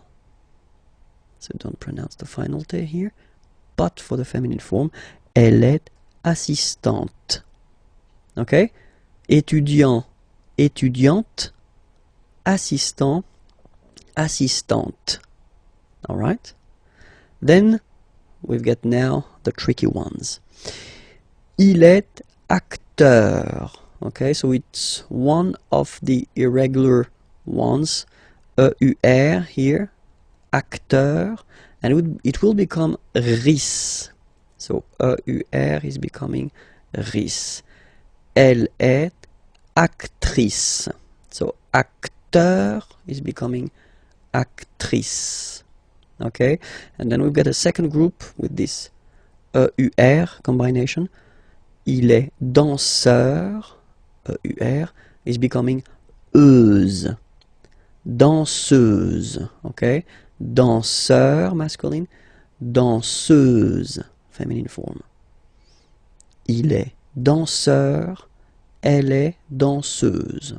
Okay, then we've got this group like boulanger, boulanger, ER. So if you add this final E at the end, then you will have to put this accent here, accent grave. Remember, when you've got this E plus this accent grave, you pronounce it like E, really open E sound. Okay, so boulanger, boulanger, and then feminine form, boulangère, boulangère. Same thing, don't insist too much on the final E, boulangère. Okay, il est boulanger, elle est boulangère. All right? And the last group is IEN, informaticien, yin. So that's the way to pronounce this IEN, yin, okay? Informaticien, all right? And then, if you look carefully, then here, okay, you will have to double the N and then add this final E, okay? And you get the sound informaticienne, sienne. Remember, E and then double N, or then it could be double L or double consonant here. You open your E, so it's E, informaticienne. Okay, so I tend to insist a little bit, okay, don't worry, I will pronounce it a bit more normally after. Il est informaticien, elle est informaticienne. Okay, so let's see them one more time. Il est étudiant, elle est étudiante. Il est assistant, elle est assistante. Il est acteur, elle est actrice. Il est danseur, elle est danseuse. Il est boulanger, elle est boulangère. Il est informaticien, elle est informaticienne. We'll work on the vowels, les voyelles, in this lesson, and then we'll see how they behave when we combine them with another letter. So the vowels that we will work on, we won't take this Y vowel on purpose, okay? So we'll focus only on A,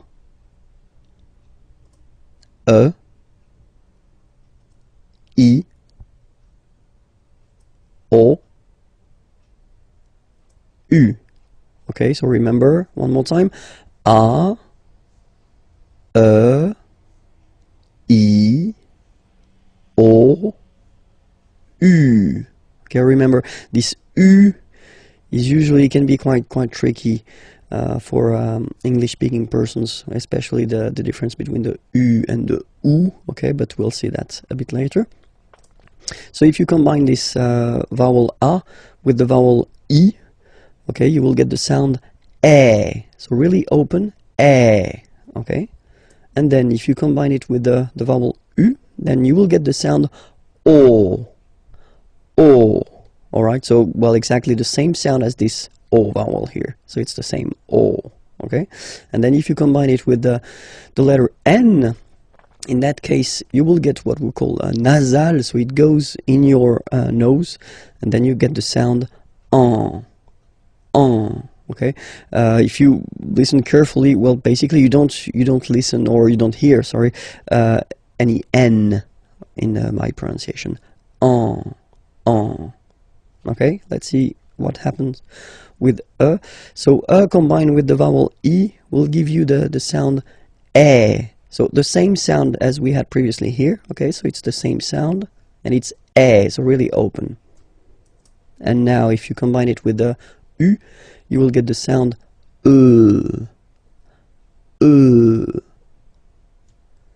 And if you combine it with N, then you get the sound en. So the same sound as we had when we combine N with A, okay? En. Alright, so let's see now for E. So for E, obviously, if you get two times the same letter, then it will be a bit longer, so E.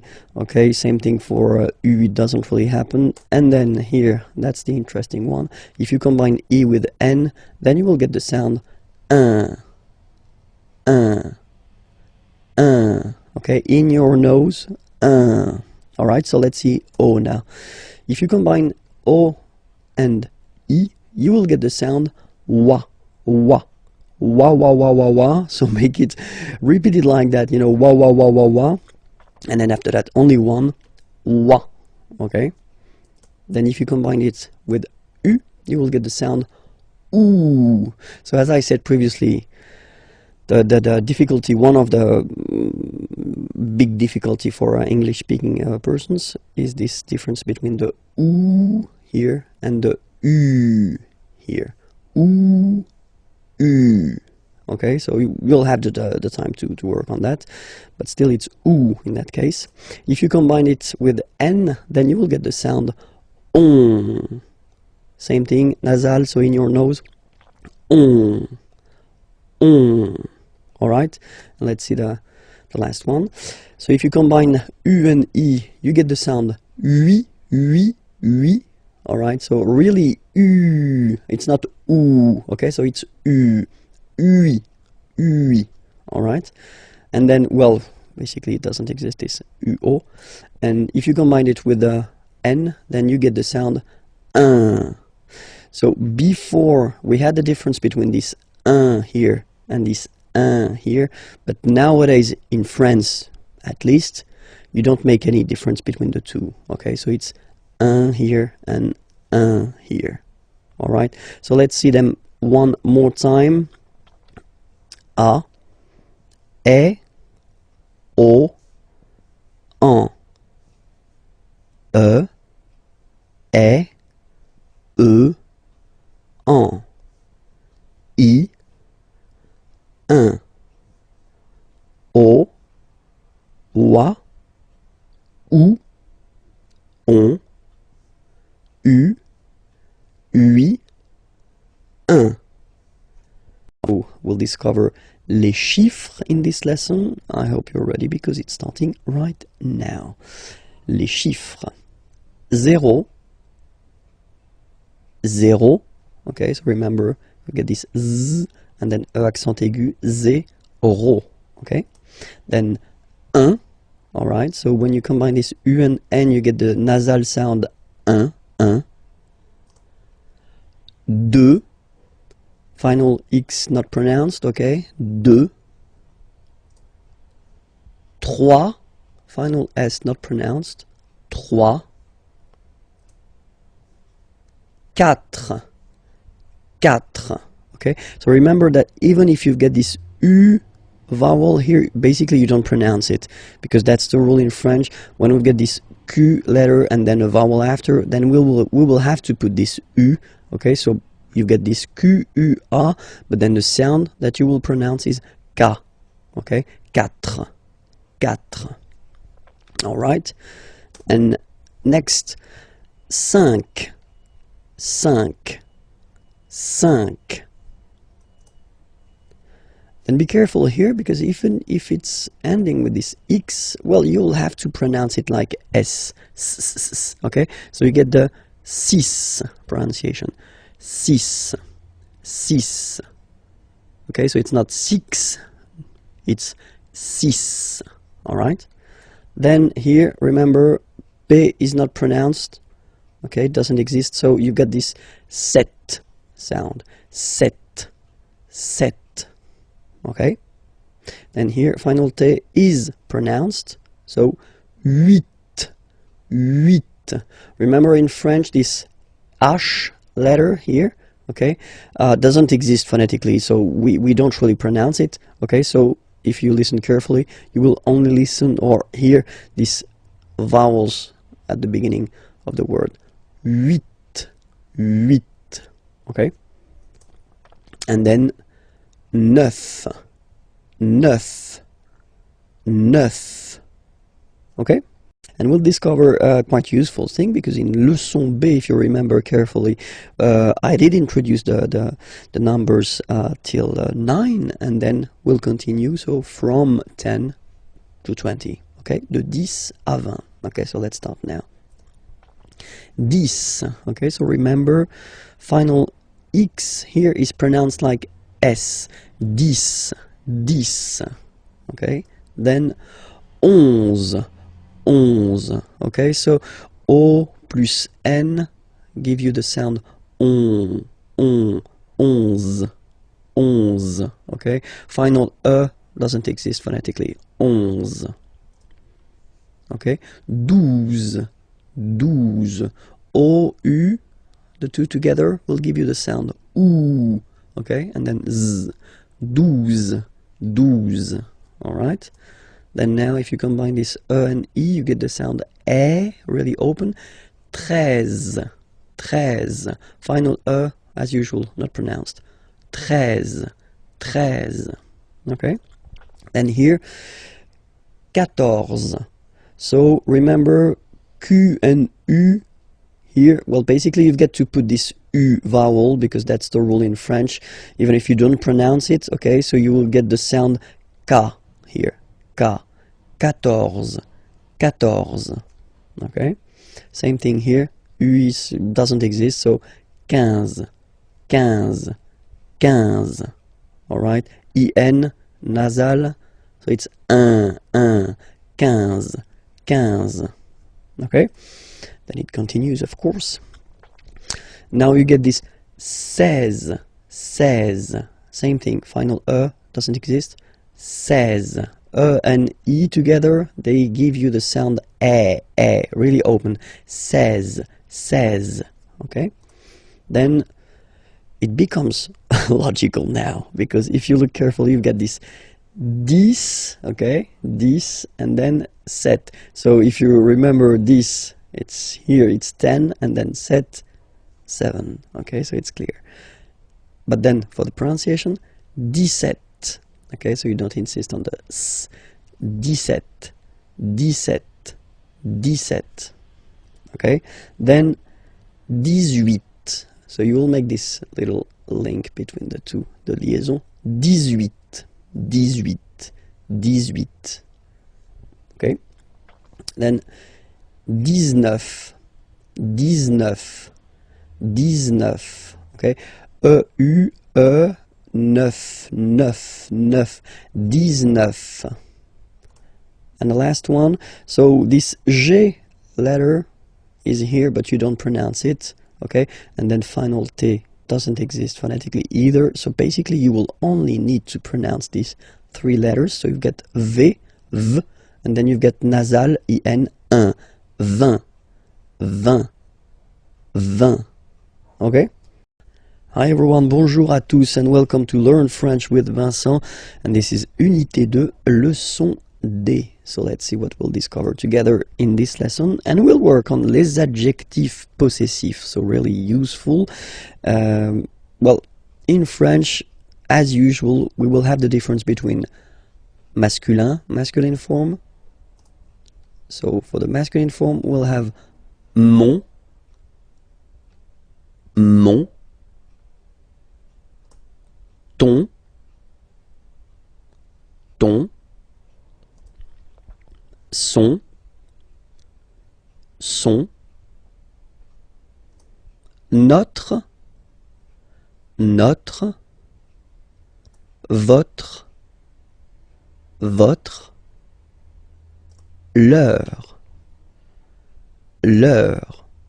Okay, so let's be clear, you know, when we talk about les adjectifs possessifs, in English it will be my, your, his, our, your, their.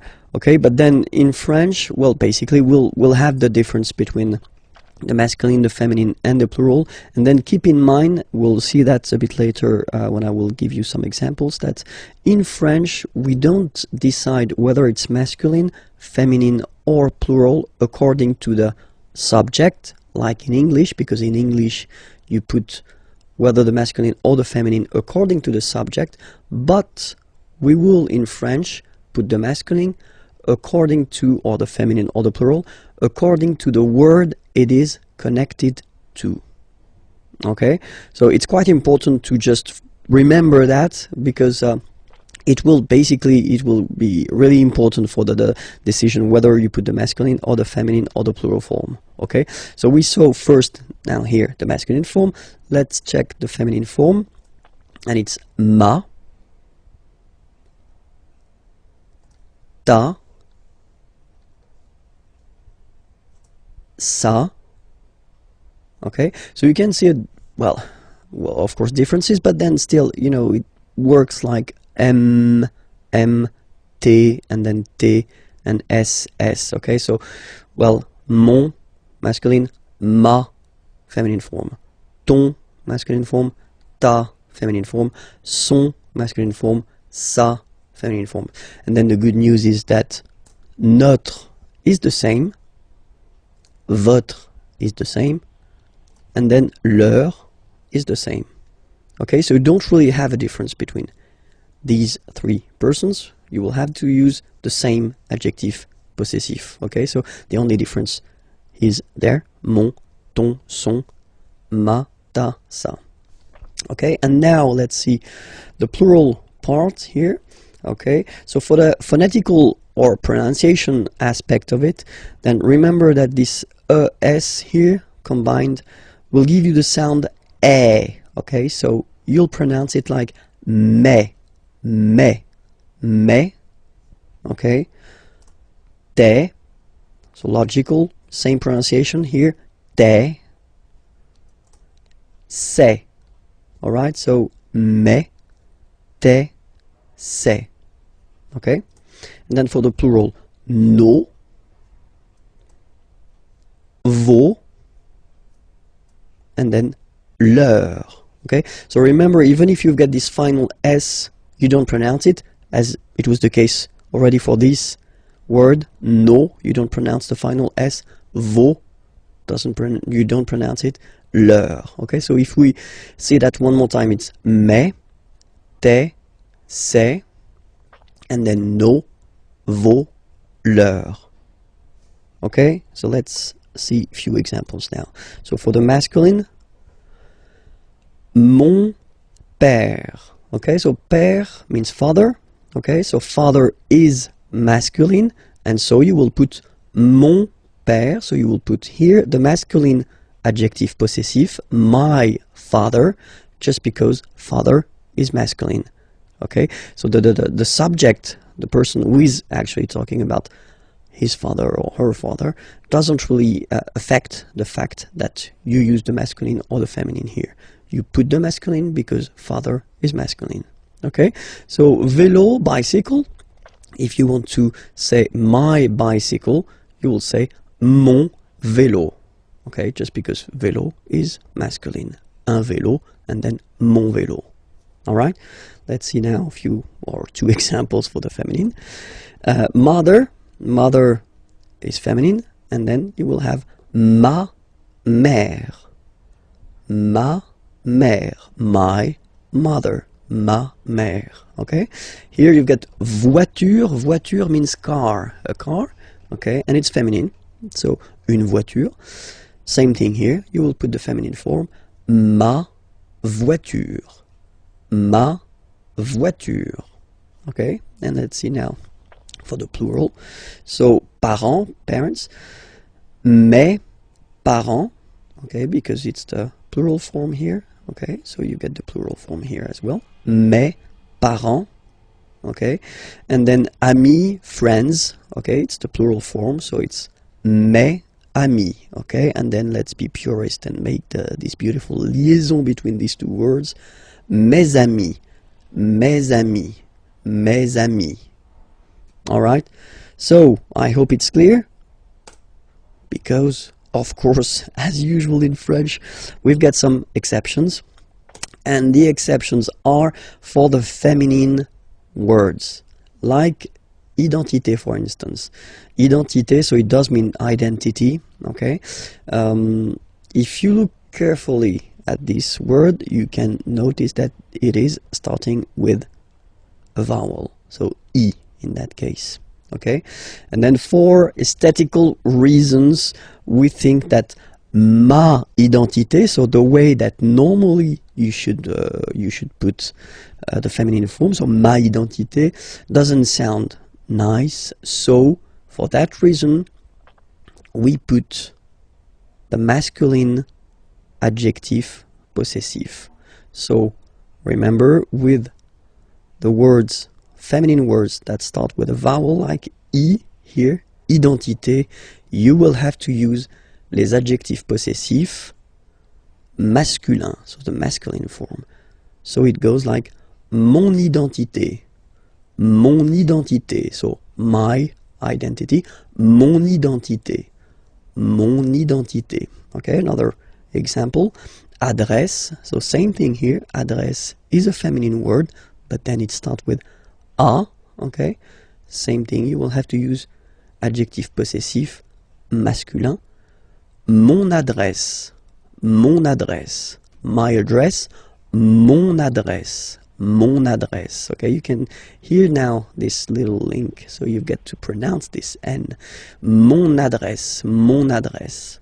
Okay, and the last one I took, same thing, opposition, opposition. Well, basically feminine, but then it starts with the O. Mon opposition, mon opposition. You make this link. Huh? Mon opposition, mon opposition. So let's repeat it one more time. Mon identité, mon adresse, mon opposition. Okay? I hope everything was okay with you. So it was leçon D. Okay, so remember to check for the next lesson and the previous lessons there, here, and then you get, of course, more material at the following website, www.imagier.net. Okay, bye-bye. Work on les pronoms toniques. So they're useful, and normally we tend to introduce them quite fast in French because you will have to use them. Les pronoms toniques. So if you remember, we saw les pronoms personnels like je, I, tu, you, etc., etc. Okay, but then in that case, when you want to use this pronom tonique, normally you want to insist. Okay, and then you want to use this moi form. So moi is me. So that's the main difference between moi, me, and then je, I. Because je, normally you will use that to construct a sentence as a subject. Okay, normally this moi is not a subject, so it's not possible to put that right before a verb. It would be a mistake. Okay, moi, so it's me, moi. So remember, this OI combination give you the sound wa wa wa, moi. Okay, and then you get toi, toi. For the masculine form, we get lui, lui, lui. Okay, and for the feminine form, we've got elle, elle. So you can notice that, well, basically for the masculine, it does change because pronom personnel is il, okay, and in that case, pronom tonique is lui, all right. But then for the feminine form, it's the same, so it's elle, okay. And then, good news, same thing for the plural, nous, vous, okay, so they don't change. You get nous, and then you get vous, as for the pronom personnel. And same thing here for the plural form, third person of the plural. So the masculine form will change, and you get the sound remember, final X not pronounced, and then plural, elle, elle. Okay, so let's see them one more time. Moi, toi, lui, elle, nous, vous, eux, elle. Okay, so I did prepare a few examples. So the first one, moi, j'aime le tennis. Okay, so here you can see that you start the sentence with moi, okay, so me, okay, and then you have to put pronom personnel, je. Okay, so in that case you take the away because the verb is starting with a vowel, okay? But then j'aime. So this j'aime form, I like, or then I love. Okay? Le tennis. Moi, j'aime le tennis. So basically if you start with moi here, you want to insist on the fact that you really like or you really love tennis. Okay, let's see the second example. Toi, tu préfères le golf. Okay, préférer, to prefer, obviously. Okay, toi, tu préfères le golf. Toi, tu préfères le golf. Okay, and then here, so we've got here the masculine form. And here we've got the feminine form, so let's see the masculine form first. Lui, il adore le foot. Lui, il adore le foot. Okay, so here, lui, pronom tonique, and then il, pronom personnel, adorer, to adore, le foot. We're talking about football here, okay? Elle déteste, détester means to hate, okay? Le basket, and we're talking about basketball here. Basket, okay? Elle déteste le basket, okay? So even if you see them twice, I mean, you've got this elle, okay? Then remember that in that case, basically you want to insist, really, so you put first pronom tonique. It does look the same as pronom personnel here, but still, you get two different pronouns here. Pronom tonique and then pronom personnel. Elle déteste le basket. Okay? Same thing here. Nous aimons bien la boxe. Okay? So the difference between aimer here, like I love, okay, and aimer bien, normally when you put this bien after aimer, well, it's because you want to insist on the fact that you like, you don't love something, you like it. Okay? Nous aimons bien la boxe. Alright? Next example. Vous détestez la natation. Vous détestez la natation.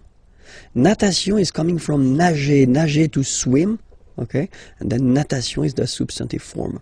Vous détestez la natation. And then the two last examples. So first the masculine here, and then the feminine here. So let's see the masculine form. Eux, so if you remember, it was eux, pronom tonique. Ils préfèrent, so préférer, to prefer, and then you can see that it's here, the plural form. Ils préfèrent la marche. La marche is coming from the verb marcher, marcher to walk, okay? La marche. Eux, ils préfèrent la marche. And then the feminine example. Elles adorent le jogging. Elles adorent le jogging. Okay? Let's read them one more time. Moi, j'aime le tennis. Toi, tu préfères le golf. Lui, il adore le foot. Elle déteste le basket. Nous aimons bien la boxe. Vous détestez la natation. Eux, ils préfèrent la marche. Elles adorent le jogging. Work on the questions, so les questions, and especially the little words that you will have to use or to put at the beginning of your questions. And the first example that we can see is quand. Quand means when, okay? So let's see two examples. So if you start a question with quand, like in the first example here, quand arrivez-vous, okay? Arriver is to arrive, okay? So vous, second person of the plural, you can use that for a group of person, or then you can use that for one person, and that's the polite way to use. Quand arrivez-vous? And now you can see that we've been changing the order. So normally, of course, the subject is before the verb, okay? But then the correct way to make a question, if you start with this quand, is to change the order. So first you put the verb, then you put this pronom personnel. Okay? Quand arrivez-vous? Alright? And then the rule is like in French, you get to raise a little bit your voice at the end of a question. Quand arrivez-vous? Quand arrivez-vous? Okay? Make this little link between the two. Quand arrivez-vous? Quand arrivez-vous? All right. And then, well, when we talk, then we normally have this option to drop this rule. So not to use this rule, so just to put the first, the verb, and then the subject after. And we tend to add this est-ce que form here, est-ce que, okay? So, and you'll get this question. So, quand est-ce que vous arrivez? It is exactly the same question. Okay, it is quite long if you compare it to the first one. It is more spoken. Okay, it is less formal, and that's normally what you'll hear if you talk with French people. Quand est-ce que vous arrivez? Quand est-ce que vous arrivez? Okay, and then here you see that because you've been using this est-ce que form, then you keep the normal order. So first the subject, vous, and then the verb. Okay, quand est-ce que vous arrivez? All right, and then don't be afraid to raise your voice a little bit at the end. Quand est-ce que vous arrivez? Quand est-ce que vous arrivez? You see, so it's not really the opera. You don't need to go really high, you know, but it's just a little bit. Quand est-ce que vous arrivez? That's it. And the next one is où. Où means where. Where. Okay, so quand, when, remember, où, where. Two examples. Same rule, okay, so the formal or the classic way if you want to ask a question with où would be to change the order, so first the verb, then the subject here. Où habitez-vous? Où habitez-vous? Where do you live? Habiter is to live. So you live like if you're talking about the place where you are living, okay? Où habitez-vous? Où habitez-vous? And then same possibility, you just add this est-ce que, and then you keep the normal order of the sentence, so subject and verb.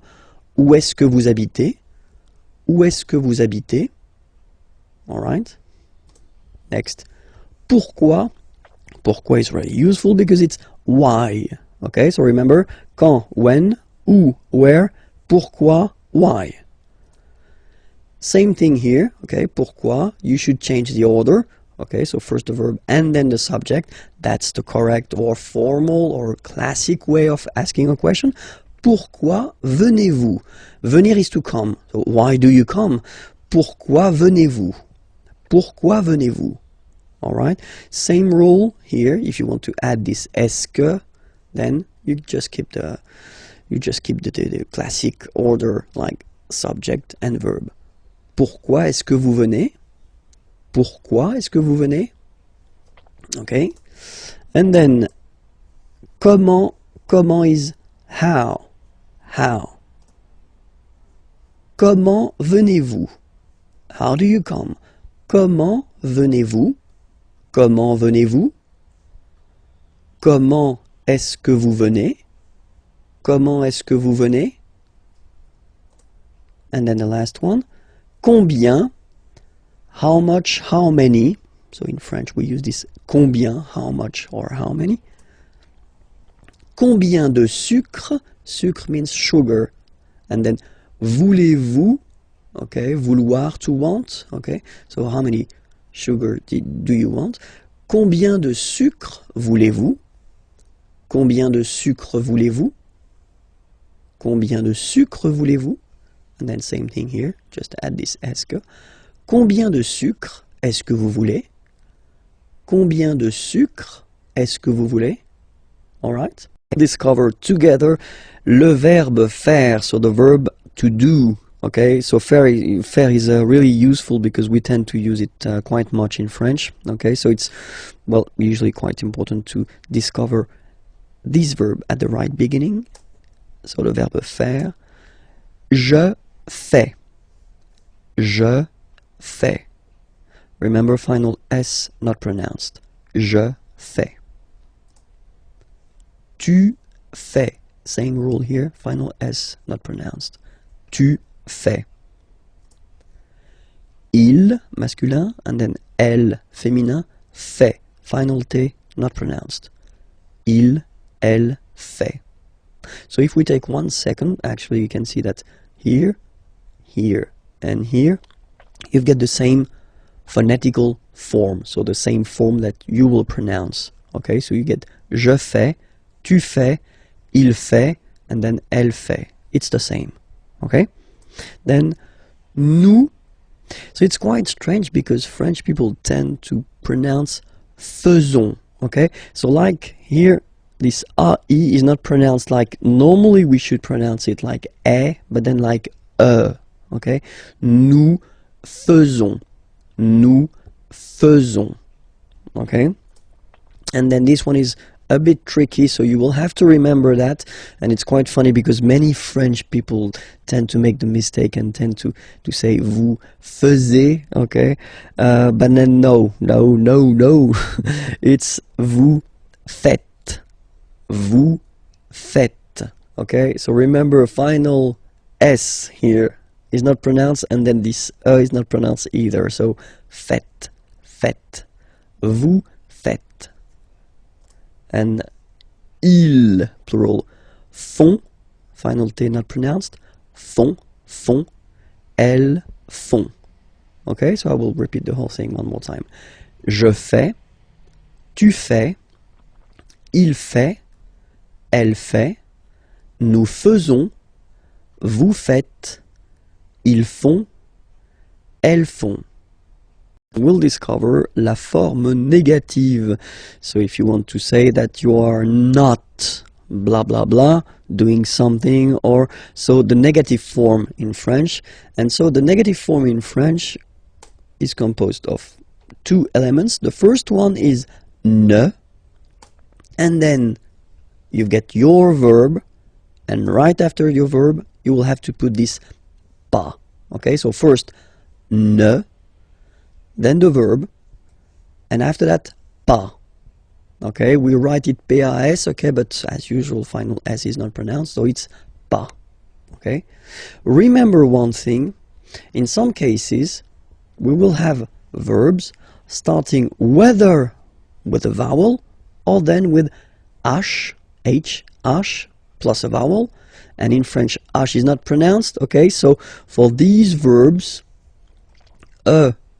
will have to disappear, and it will be written like that, n. Okay, then will come the verb, and after that, doesn't change, it will be pas.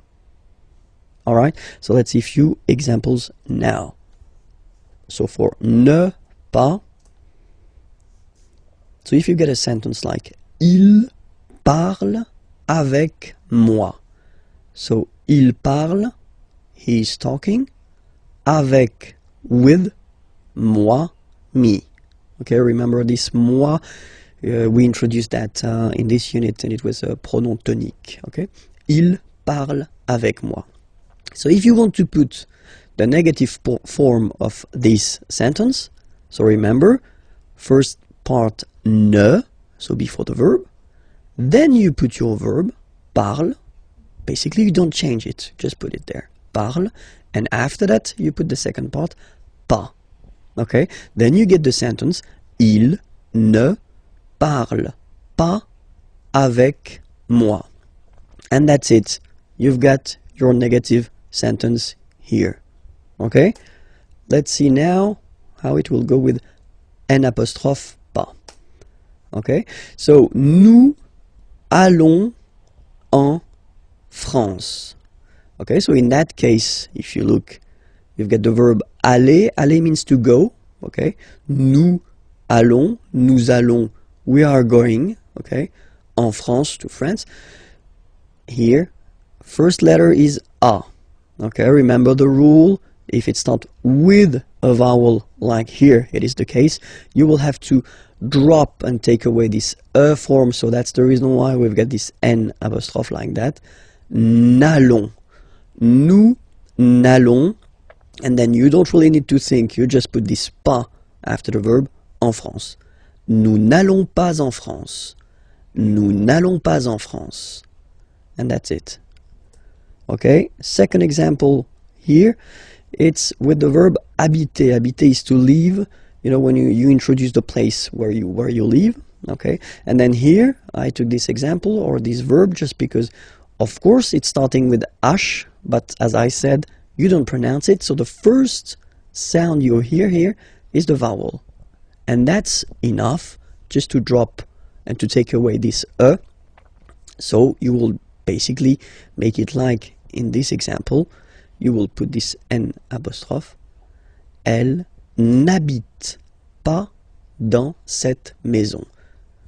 So elle habite, she lives or she is living, in this house. Elle habite dans cette maison, and then negative form. Elle n'habite pas dans cette maison.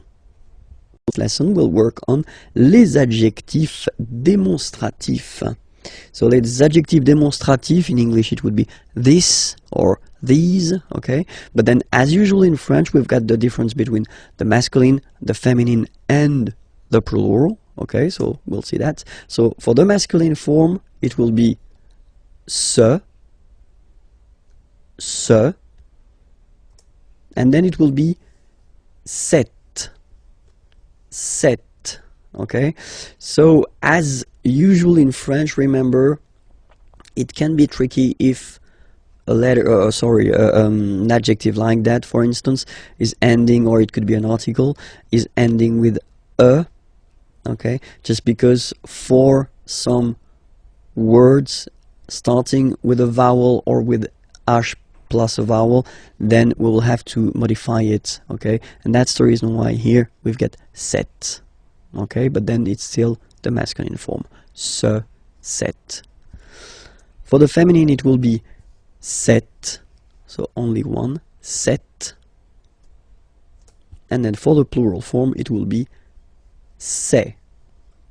Okay, so let's see that again, ce, or then cette, féminin cette. So you can notice that phonetically these two are pronounced the same way, okay? Cette here and then cette here.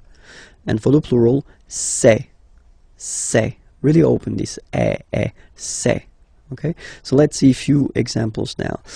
The first one, so I did take this train is train, okay? So it's masculine, so it starts with T, so no problem. You will put this ce train, okay? It would be translated like this train, ce train, okay? Here you've got ordinateur. So ordinateur, a computer, okay? And it's masculine, un ordinateur, okay? But if you look carefully, it starts with O, okay? So vowel, and then you will have to take this cette form, so the masculine form, but the one that we'll use with the words that start with vowels, or then H plus voyelle, okay? So, cet ordinateur, this computer, cet ordinateur, okay? And then here, we've got the word homme, man, okay? But then it starts with H, as in French, H is not pronounced, so the first sound that we hear is O, okay? And then it will follow the same rule. You'll have to use the masculine adjective démonstratif, but this form, cet homme, all right? Femme, woman, cette femme, this woman, cette femme, okay? And then the last one, personne, persons, pluriel, ces personnes, okay? So let's repeat them one more time. Ce train, cet ordinateur, cet homme, cette femme, ces personnes. In this lesson, and we'll work on the way to conjugate les verbes réguliers, so the regular verbs of the first group, okay, and then with er, so let's start now. So let's take an example. The example is parler. Parler is to speak or to talk, okay? And then if you have a look at it like that, you can basically divide this verb in two parts. The first part, parle, and then second part, er. So it does mean that this verb, ending with er, is belonging to the first group of verbs. In French, we've got three groups, okay? The two first are regular, and the last one, the third one, is irregular. So this is one verb ending with er. It does mean that it belongs to the first group, and it won't be tricky or so difficult to conjugate. So we'll see together how to conjugate this verb. The first person, like je here, so you will put this parle again, so remember, and after that you just put the ending e, and then the way to pronounce it is je parle, parle. So remember, we put it, okay, but then we don't really pronounce it. Je parle, okay? Then for tu, you will have to put es. Okay? Phonetically, tu parles. So you've got the two first forms, you pronounce them the same way. You write them differently, of course, because you've got here, and then you've got and s, okay? But then phonetically, they are the same. Je parle, tu parles. Okay, so let's see what you'll get for il and elle. And well, as you see, you've got il parle, elle parle. So it's the same form here. So if you really want to only speak and only use orally the language, well, it's quite easy to conjugate these verbs. Je parle, tu parles, il parle, elle parle. Okay, for nous, okay, we'll have, well, let's say the classical ending for nous, and it will be ons. Classical because you will see that with the other groups as well, it's quite common to have this ons for nous. Okay, nous parlons. Okay, remember final s is not pronounced. Okay, and then this on together, they will give you the sound on. Okay, nous parlons, nous parlons. All right, let's see now for vous, vous parlez. Okay, remember a z, when you combine them together, you get the sound e. Vous parlez. All right, and the last one. So even if you've got this ent, well, don't hate me, but you won't pronounce these letters. Okay, you have to write them for the plural form, but you don't pronounce them. So you get il parle, elle parle. So the good news is that you've got here je parle, tu parles, il, elle parle, and then if you check it here, il, elle parle. So it's the same phonetical pronunciation or phonetical form, sorry. Okay? And then you've got nous parlons and then vous parlez. All right? So here, remember the endings. You will have to write them, okay? All right, so we'll take another example. Regarder is to watch, okay? So you can see that the verb is ending with er, okay? So you just take this er away, and then you keep this radical form, like we say in French, only this form, okay? So you will get je regarde, tu regardes, il regarde, elle regarde, nous regardons, vous regardez, il regarde, elle regarde. Okay, so one more time here. Regarde, regarde, regarde, and then regarde. So phonetically, only one form here. And then regardons, regardez. All right? Remember that even if this beautiful verb aller, that we tend to use quite often because it means to go, okay, even if it ends with er, it is not regular at all. In this lesson, we will count together, yeah, so from 20 to 50, de 20 à 50. I hope you're ready because it's starting right now. 20, 21, okay, so remember to make this little link, 21, 21, 22, 22, 23, 23, 24, 24, 25, 25, 26, 26, so remember it's ending with X, but then we pronounce it S, 26, 27, remember set, it was this P disappear, you don't pronounce it, 27, 28, so here you make the liaison, 28, 28, 29, 29, 29. Then here, remember this en, 30, 30, 30. Okay, don't insist on the it doesn't exist here. 30.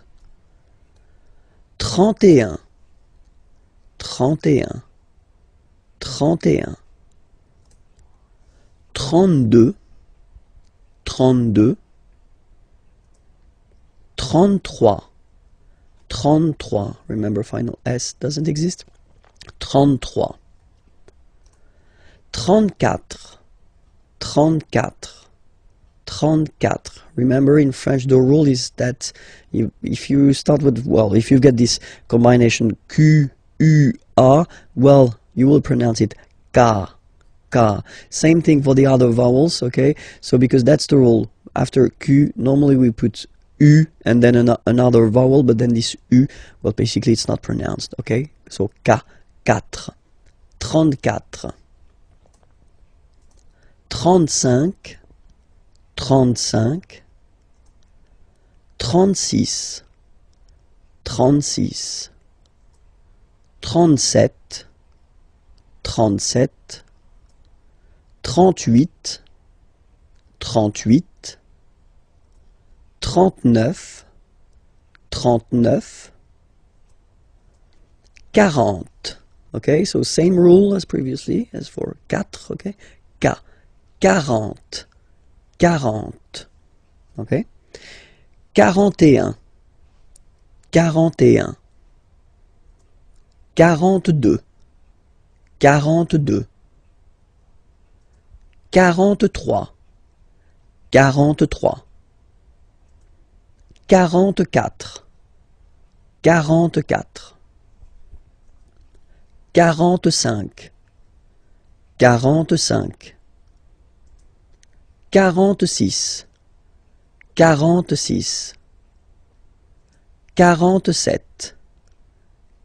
46, 46, 47, 47, 48, 48, 49, 49, 50, 50. Same thing here, okay? Remember that you get this QU, but then you don't pronounce the U. And then you get the nasal, un, and then en. 50, 50. Okay? We'll discover together le verbe venir. Venir means to come. Okay, to come, so it's quite useful. And then you will have to use it quite often in French. So let's see how you conjugate this verb at the present form. Okay, because this verb is not regular. Just wanted to tell you first, okay? So the first form is je viens. Je viens. Okay? Remember this I, viens, viens, and then this nasal. Final S not pronounced. Je viens. Tu viens. So it's the same form, okay? Tu viens. Il, elle, vient. Final T not pronounced. Il vient, elle vient. So if we take 1 second just to have a look at the je, tu, il, elle forms, they are phonetically the same. Vient, vient, vient. Okay? You write the S, S, T, but then you pronounce these forms the same way. Okay? For nous it will be different because nous is here. Nous venons. Okay? O-N-S, classical ending for nous. Okay? Final S not pronounced. So O-N, on, venons, venons. Nous venons. Nous venons.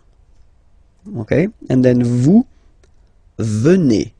Remember a Z combined like that? Et venez. Venez. Vous venez. Okay? And then the last form, so remember here, it's quite interesting because we've got this a vowel here, and then we've got a double N after, okay? And the rule in French is that when you get this and a double vowel after, you will have to pronounce this like eh, alright? So, vienne, vienne, vienne, vienne, okay? Ils viennent, elles viennent. Ils viennent, elles viennent. Alright? E-N-T, you don't pronounce them. Ils viennent, elles viennent. Alright? So, je viens, tu viens, il vient, elle vient, nous venons, vous venez, ils viennent, elles viennent. Alright? This lesson will work on vocabulary and then the vocabulary connected to la famille, so the family, la famille. And then we'll start with the grandparents. Les grands-parents. Les grands-parents. Remember, you don't pronounce this final S here. Grands-parents, okay? So, le grand-père, grandfather. Le grand-père. Remember, accent grave like that. It's this open père. Le grand-père. Le grand-père. And then the feminine form, grandmother, la grand-mère. La grand-mère. Okay, so les grands-parents, le grand-père, la grand-mère. Okay, so let's see now the parents. Les parents, le père, the father, le père, la mère, the mother, la mère. Okay, so les parents, the parents, le père, la mère. Alright? So till now, I think that it's not really difficult to remember. Okay? Let's see now. Les enfants. Okay? So first, I don't make the liaison. Les enfants, just for you to see that we've got this en, and then we've got this en as well. Same pronunciation here. Enfant. Don't pronounce the T, you don't pronounce the S. Enfant, okay? And now we can focus on the liaison here. So you should make the little link. Les enfants. Les enfants. Okay? Enfants, children. Les enfants, the children. So let's see. It will be the masculine form, so the son, okay? So it's le, and then even if you've got this L, well, basically you don't pronounce it, and then strangely you pronounce the final S. Le fils. Le fils. Le fils. Le fils. And then the feminine form, the daughter, la fille. Yeah. Okay, so this L here and E will give you the sound Y. La fille. La fille. Okay, so make the difference between the masculine form, le fils, and then the feminine form, la fille. Okay, so les enfants, le fils, la fille. Okay, and then the grandchildren, but then in French we use the petit. Petit is like small. Okay, so les petits enfants. Make this liaison here. Petits enfants. Okay, les petits enfants. Les petits enfants. So grandson would be in French petit-fils, okay? So le petit-fils, le petit-fils, and then the feminine form, la petite.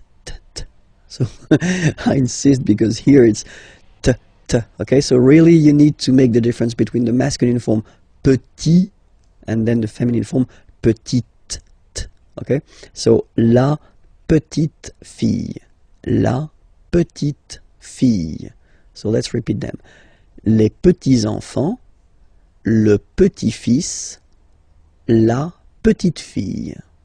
Okay? And then, when you're talking about your in-law family, well, in French we use this beau and belle, so it's beautiful, okay? So the beautiful family, you're talking about your in-laws, okay? So la belle famille, la belle famille. Remember, I-L-L-E-I, la belle famille, okay? So père, okay, father, so father-in-law, okay, in French it's le beau-père, the beautiful father.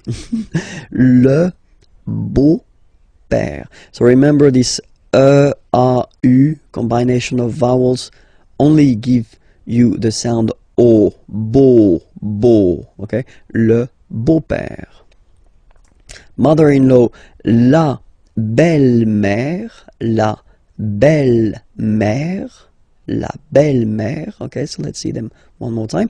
La belle-famille, le beau-père, la belle-mère, all right?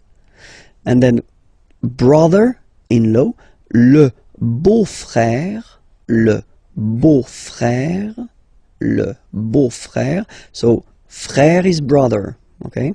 And then feminine form, here you get sœur, okay? So sister-in-law, la belle, so we put the belle form here because it's the feminine form, sœur, la belle-sœur, la belle-sœur. And in this lesson we'll discover the questions in which you will find qui, que, or then quoi, okay? So let's discover now qui, okay? Qui means who, okay? So if you want to ask a question regarding someone, like in these two examples, so the first one, who is he? Qui est-il, okay? So remember the normal way when we start a question with qui, or then as we saw in the previous lessons, okay, you will have to change the order and to put your subject, il, he, here, after the verb. Qui est-il? And then you make the liaison. Qui est-il? Who is he? Qui est-il? Qui est-il? Or then, let's see a little example here. Qui vient? Vient is venir. Vient is venir, yeah, is to come, sorry. So, qui vient, who is coming, avec toi, with you, ce soir, this evening. Qui vient avec toi ce soir? So, he's coming with you this evening. Qui vient avec toi ce soir? Okay? If you pronounce them normally, remember that you will have to raise your voice a little bit at the end of the question. So let's pronounce them the normal way. Qui est-il? Qui vient avec toi ce soir? Qui vient avec toi ce soir? Okay? Second one is que. So qui, who, que, what. What, okay? And then we'll see two examples here. Que fais-tu? Okay? Fais is coming from faire. Faire means to do. Okay? Que fais-tu? So what are you doing? What do you do? Okay? Que fais-tu? Same thing here, remember, que. So you start a question with que, then you get to change the order. You get to put the subject after the verb, okay? Que fais-tu? And it's a question. Que fais-tu? Que fais-tu? Okay? And here, que veux-tu? So veux is coming from vouloir, vouloir to want. Que veux-tu? What do you want? Okay? Que veux-tu? Regarder, regarder is to watch. À la télévision, well, at the television. Que veux-tu regarder à la télévision? So let's read it normally now.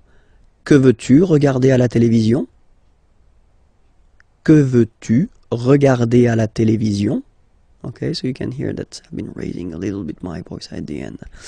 And then the other option is quoi. So quoi means what as well. So you will tell me, oh, you get two what here, you get que and quoi. Yeah, for a good reason. Look at that. Well, tu fais quoi? So I've been just taking the same question as we had here, this que fais-tu? What do you do? What are you doing? Okay, but then if you're using this quoi, then it does mean that you don't start the question with it. You just put it here, for example, at the end. Okay, tu fais quoi? It is exactly the same meaning as this question, okay, but then you can see that you just keep the normal order of the sentence, subject, verb, okay? In that case, you definitely need to raise your voice at the end, okay? Tu fais quoi? Tu fais quoi? And then I took the same example as we had here, okay? Tu veux regarder quoi à la télévision, okay? So let's raise the voice at the end to make it clear that it's a question. Tu veux regarder quoi à la télévision? Tu veux regarder quoi à la télévision? Okay, so let's repeat. Qui, who, qui est-il? Qui vient avec toi ce soir? Que, what? But you start the question with it. Que fais-tu? Que veux-tu regarder à la télévision? And then quoi? You don't start the question and it means what? Tu fais quoi? Tu veux regarder quoi à la télévision? In this lesson, we'll just focus on the short thing but quite useful, les présentations. Okay, so the first thing, when you meet someone and you want to know the name of this person, well, that's the common question or the normal question that you will have to use. Comment, so how, vous appelez-vous? Okay, we've been seeing in Unit 1, if my memory is correct, the verb s'appeler, so to call oneself. Okay, when you introduce yourself, you use this s'appeler verb. Okay, so that's the reason why it will look this way. Comment vous appelez-vous? Okay, so comment vous appelez-vous? So what's your name? How are you calling yourself? If you want a direct translation, but it sounds a bit strange in English, but then that's the question. Comment vous appelez-vous? All right. The other possibility that we've got is to keep the normal order. So vous vous appelez, and then we put this comment thing at the end of the question. Okay. So in that case, remember to raise your voice at the end. Vous vous appelez comment? Vous vous appelez comment? Okay. So it is exactly the same question, okay? It is a bit less formal, this second option, okay? Because the first one is the classic option that we've got. We start with how, and then we change the order, we put the subject after the verb, okay? But then it is, more, I mean, completely correct to ask a question like that. Vous vous appelez comment, okay? And then the other possibility would be, quel est votre nom? What is your, votre nom, name. What is your name? Quel est votre nom? Quel est votre nom? Raise a little bit. Quel est votre nom? Okay, so let's see them one more time. Comment vous appelez-vous? Vous vous appelez comment? Quel est votre nom? All right. In the first example, we've been using this vous form, so the polite form that normally we should use when we meet a person for the first time, okay? But then let's be frank, that if you're young and if you're meeting other young persons, then you can use this tu form, so the less formal way, okay? So the question will look like that. Comment tu t'appelles? Comment tu t'appelles? Okay? Or then same option that we've got. Tu t'appelles comment? So you put this comment at the end, okay? Don't forget to raise your voice because it's a beautiful question here. Tu t'appelles comment? Tu t'appelles comment? And then, quel est ton nom? What is your name? Quel est ton nom? Or other options. So I've been putting this option for this tu, okay, you, the less formal one, and not for the vous, because it is quite spoken this way. C'est quoi ton nom? Well, if you want to translate it directly, it's what your name, okay? It looks really, or it sounds really strange in English, but still it's possible in French. It is not formal at all, of course, okay? So don't use that if it's quite important or if the situation is quite formal, okay? C'est quoi ton nom? C'est quoi ton nom? Okay, and then if you want to, well, present yourself, then remember we're using this appeler, s'appeler, okay, to call oneself, okay. Je m'appelle Vincent Lefrançois. Je m'appelle Vincent Lefrançois. Okay, I call myself Vincent Lefrançois. All right, but then that's the way we use to present ourselves. okay? Other option would be to use, not to use this s'appeler to call oneself, but to use to be, which is totally possible. Je suis Vincent Lefrançois. Je suis Vincent Lefrançois. I am, okay? Je suis Vincent Lefrançois. And then, third option, mon nom, my name, okay? Mon nom is, mon nom est Vincent Lefrançois. Mon nom est Vincent Lefrançois. Okay, so let's see them one more time. Je m'appelle Vincent Lefrançois. Je suis Vincent Lefrançois. Mon nom est Vincent Lefrançois. This lesson will discover la situation de famille. So if you want to say what is your situation, your personal situation, then that's the correct lesson to watch now. Let's start. Je suis célibataire. So I know that many of you will laugh when they will see this beautiful célibataire word. It doesn't have any other indication but the fact that you are single. Okay, so if you want to say that you are single, whether it's the masculine form or the feminine form, it will be like that. Je suis célibataire. I am single. Okay, second option. J'ai un copain. Okay, boyfriend would be copain, okay, and then it's the feminine form here, girlfriend, copine. J'ai, so j'ai, I have, okay, j'ai un copain. I have a boyfriend. J'ai un copain. Féminin, j'ai une copine. I have a girlfriend. J'ai une copine. Okay, so if you're in couple, en couple, je suis, I am, je suis en couple. Je suis en couple. So here you want to indicate that you are living with someone, but then you are not married, okay? Je suis en couple. You can make the liaison here. Je suis en couple, okay? And then fiancé, engaged, all right? And then here you've got the masculine form. I've been putting here the feminine form. All right, so you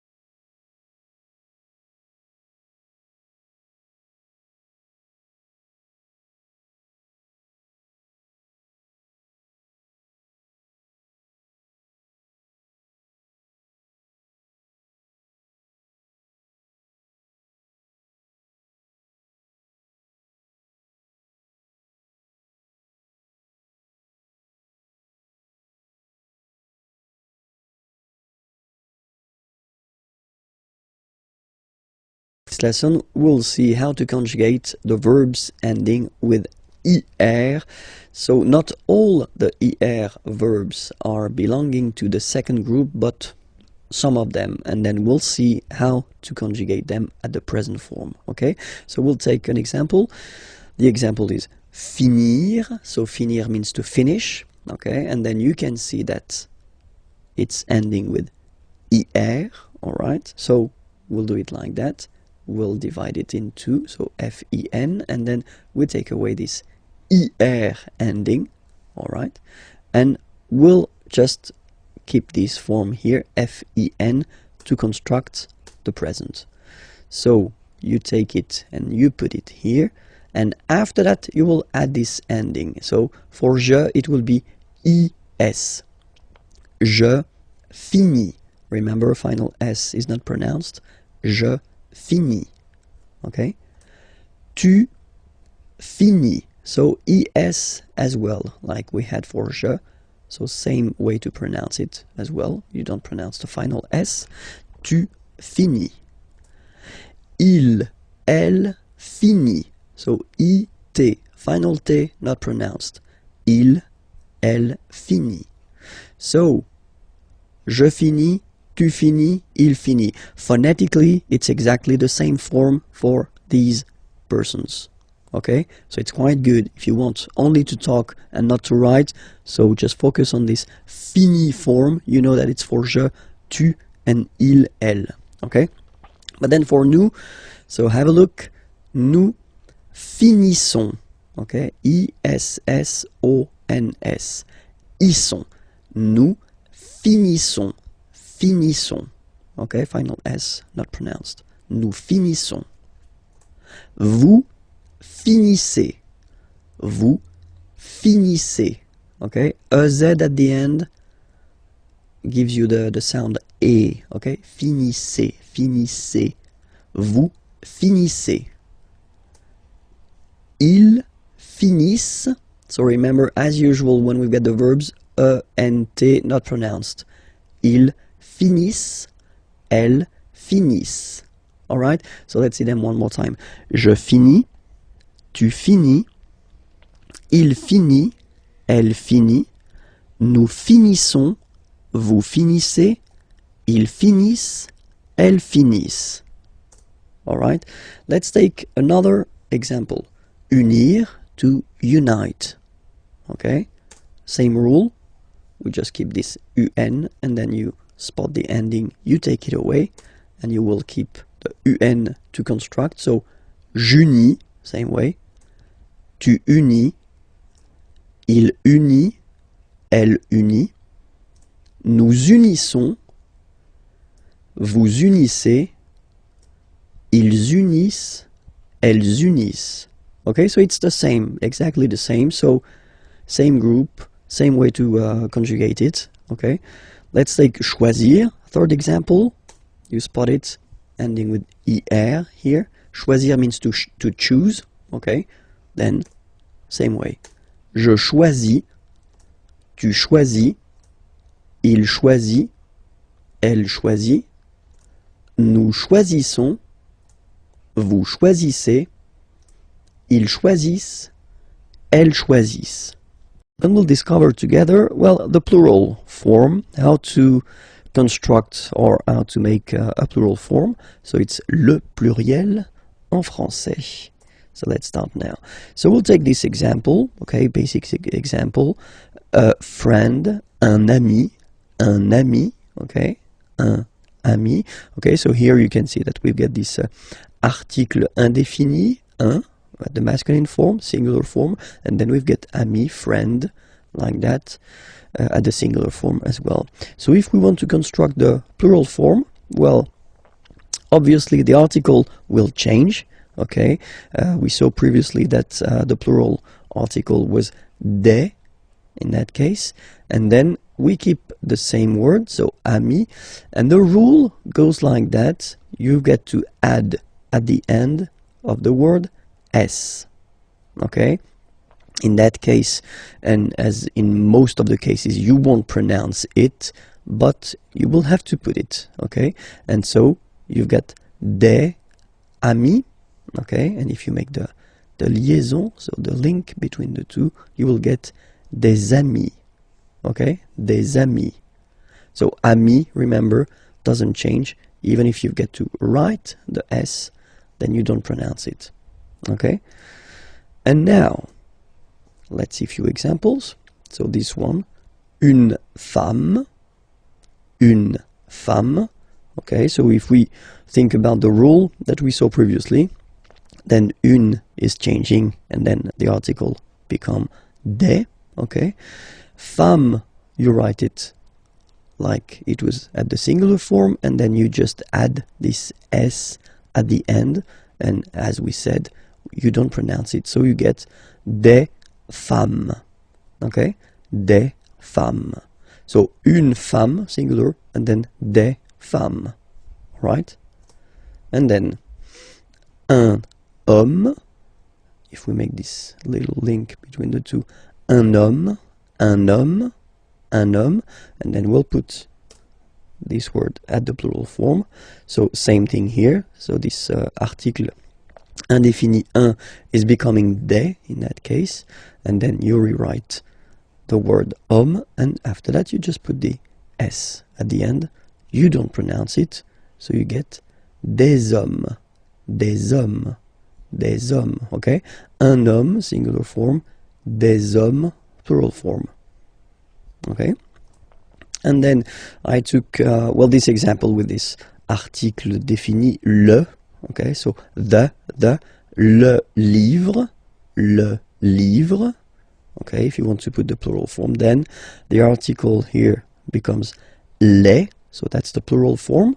Okay, les, and then same rule, you just write livre, and then you put s at the end, but then you don't pronounce it.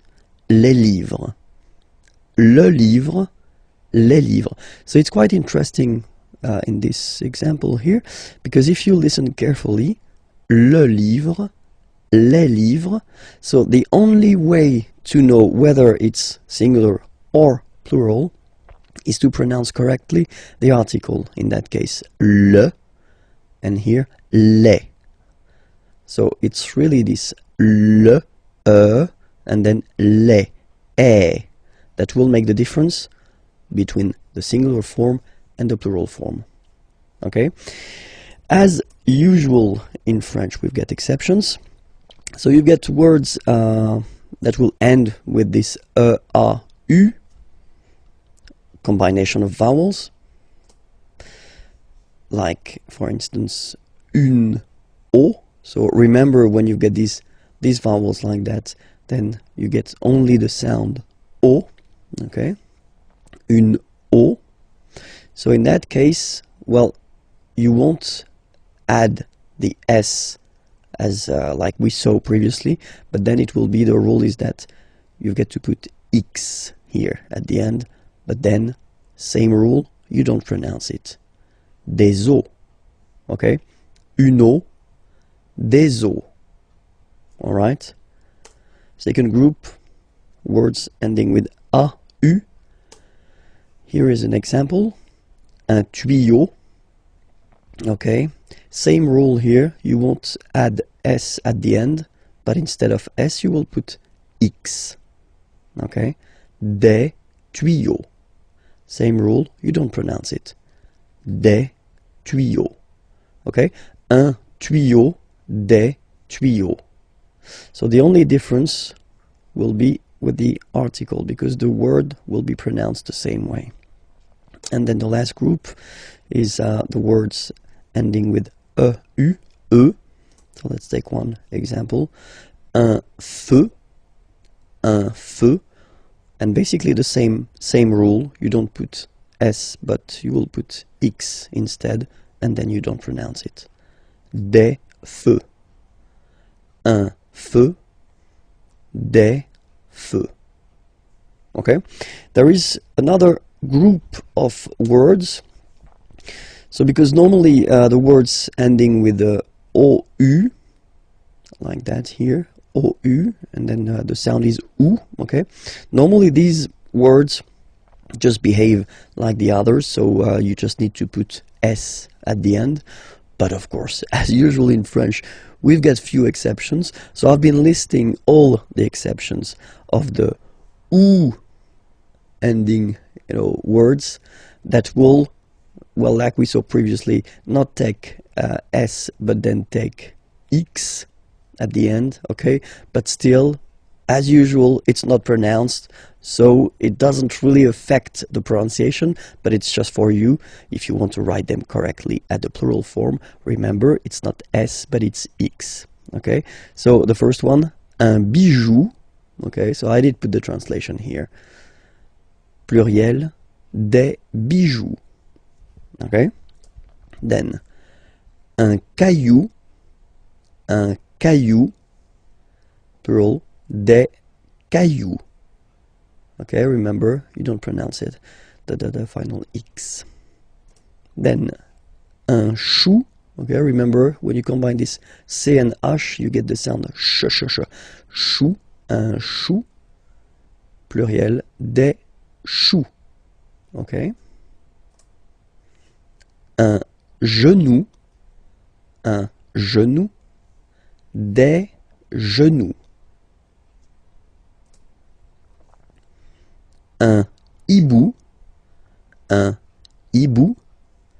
des hiboux. Des hiboux. Un joujou, des joujous. Des joujous. Un pou, des poux. Des poux. Okay, so the good thing, if you remember carefully what I've been introducing so far, is that the main group of words are actually, you only need to add S at the end, and then you, well, basically you don't pronounce the S. Or then the exceptions, you will, like these ones here, you will have to add this X at the end, but still you won't pronounce the X. Okay, but still, as usual, we've got exceptions. So a few exceptions, not that much, but then these exceptions are really strange, because it does mean that the pronunciation will change. Okay, so we'll take this one, un bœuf, and then at the plural, well, you just write it like we saw previously, so you just add this S, but then pronunciation changes quite much, because you get des bœufs, alright, un bœuf, des bœufs, alright, then un œuf, des œufs. Okay, and we'll make the liaison here to make it sound more beautiful. Des œufs, alright, un œuf, des œufs. And then the last one, this is probably the most strange one, un œil, des yeux,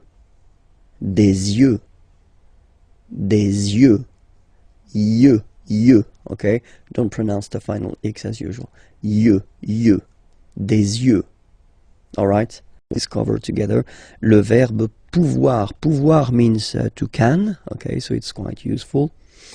And then we'll discover it because, well, it's not a regular verb, so it's always quite interesting to take a few minutes to really work on it and try to remember the way it is conjugated at the present form. Okay, so the first form that we'll have is je, as usual. So je peux.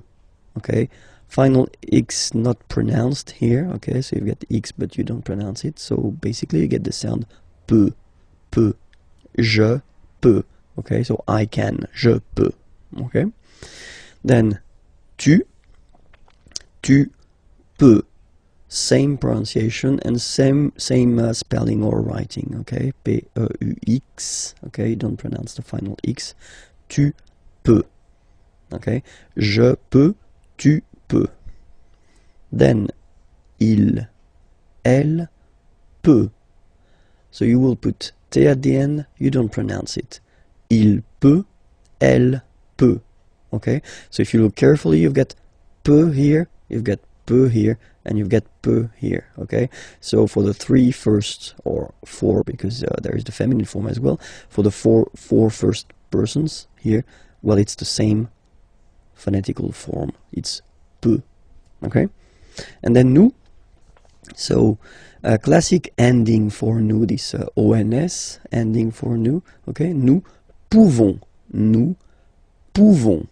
okay? You don't pronounce the final S. Nous pouvons.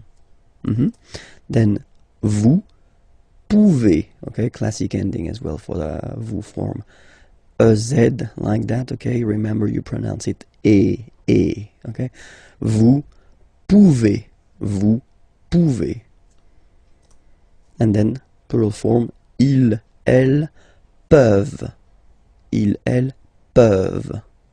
Okay, so be careful, because as you can see, you've got this EU here, EU here, EU here, and then it's coming back here as well. Okay, so the only OU that does connect to the infinitive here, pouvoir, it's only for nous and vous. Okay, so let's read them one more time.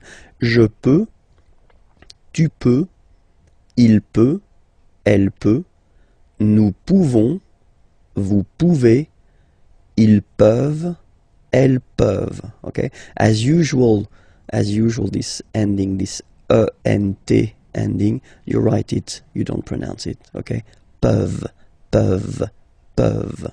Okay, so it's really useful. You should really, I mean, definitely know it by heart. Okay, so try your best. Well, watch again this video if you need it, and then I hope it will enter in your head quite easily. Okay, let's see some example now. Je peux chanter. Okay, je peux chanter.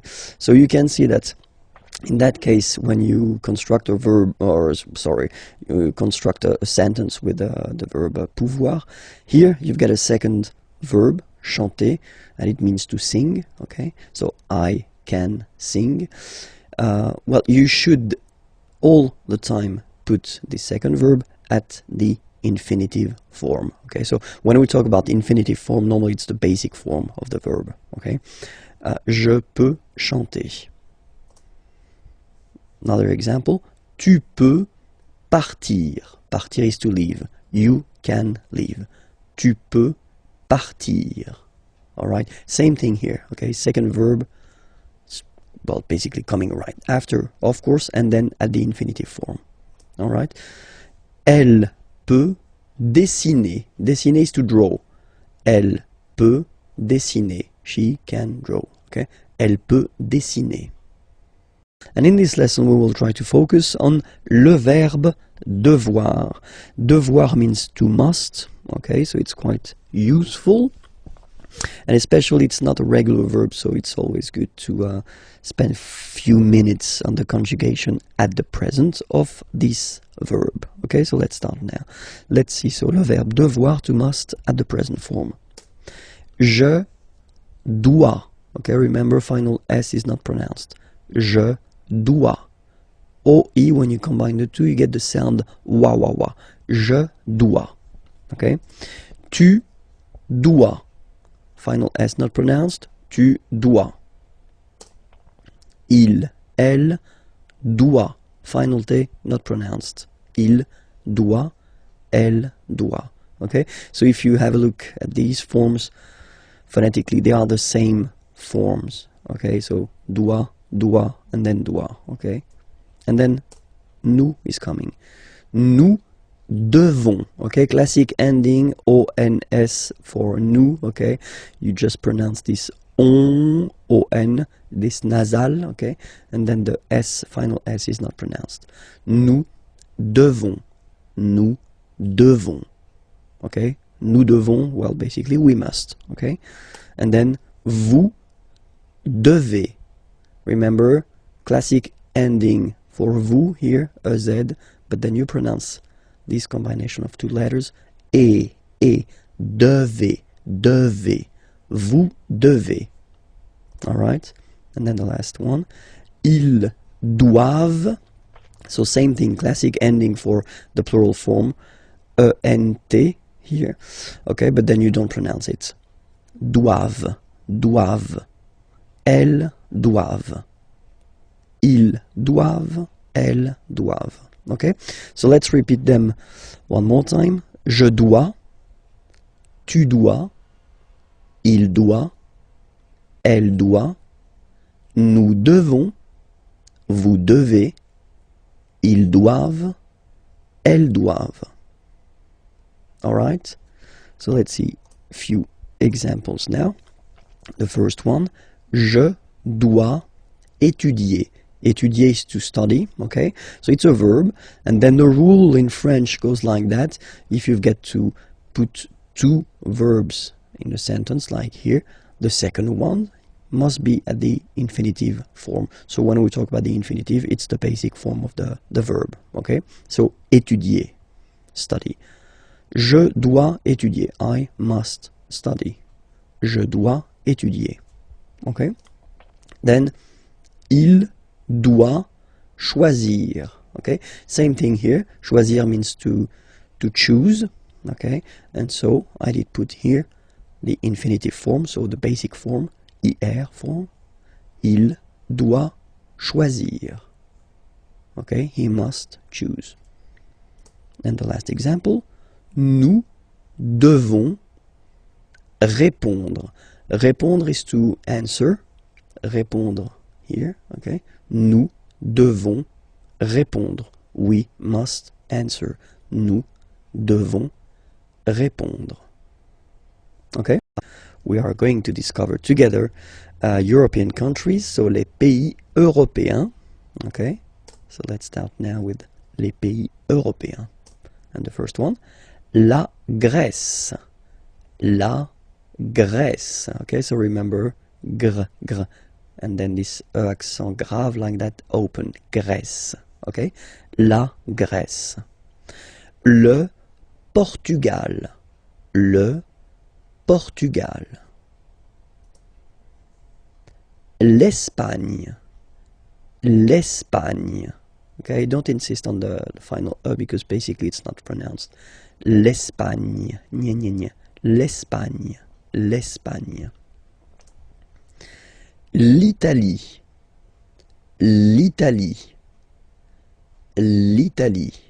Okay, so you can see that for these two countries here, as they are starting with a vowel, like here, okay, as we saw in a previous lesson, the article is modified and then it's L apostrophe, like that, okay?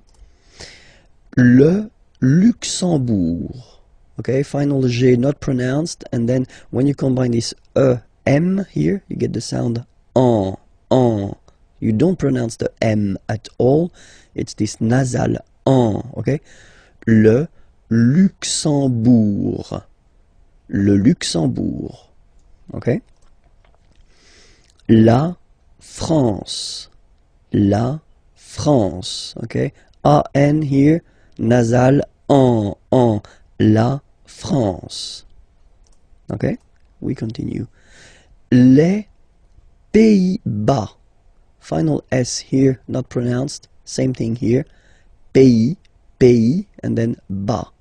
Les Pays-Bas. Okay? Then l'Irlande. Remember, this is E, and it should be pronounced like E. Irlande. Irlande. Okay, A-N, en, D, and final E, not pronounced. Irlande. Le Royaume-Uni. Le Royaume-Uni. Le Royaume-Uni. Okay? L'Allemagne. L'Allemagne. Nya, nya, nya, nya. Remember this G and E, it can be quite tricky at the beginning to produce, I mean the sound nya, okay? But really you should work on that because it's quite, well, it's not coming all the time, but it's not rare. I mean the sound is not rare in French, okay? Nya.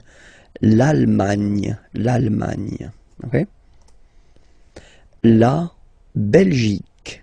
Okay, remember Q-U-E here. You will get only the sound K, K, okay?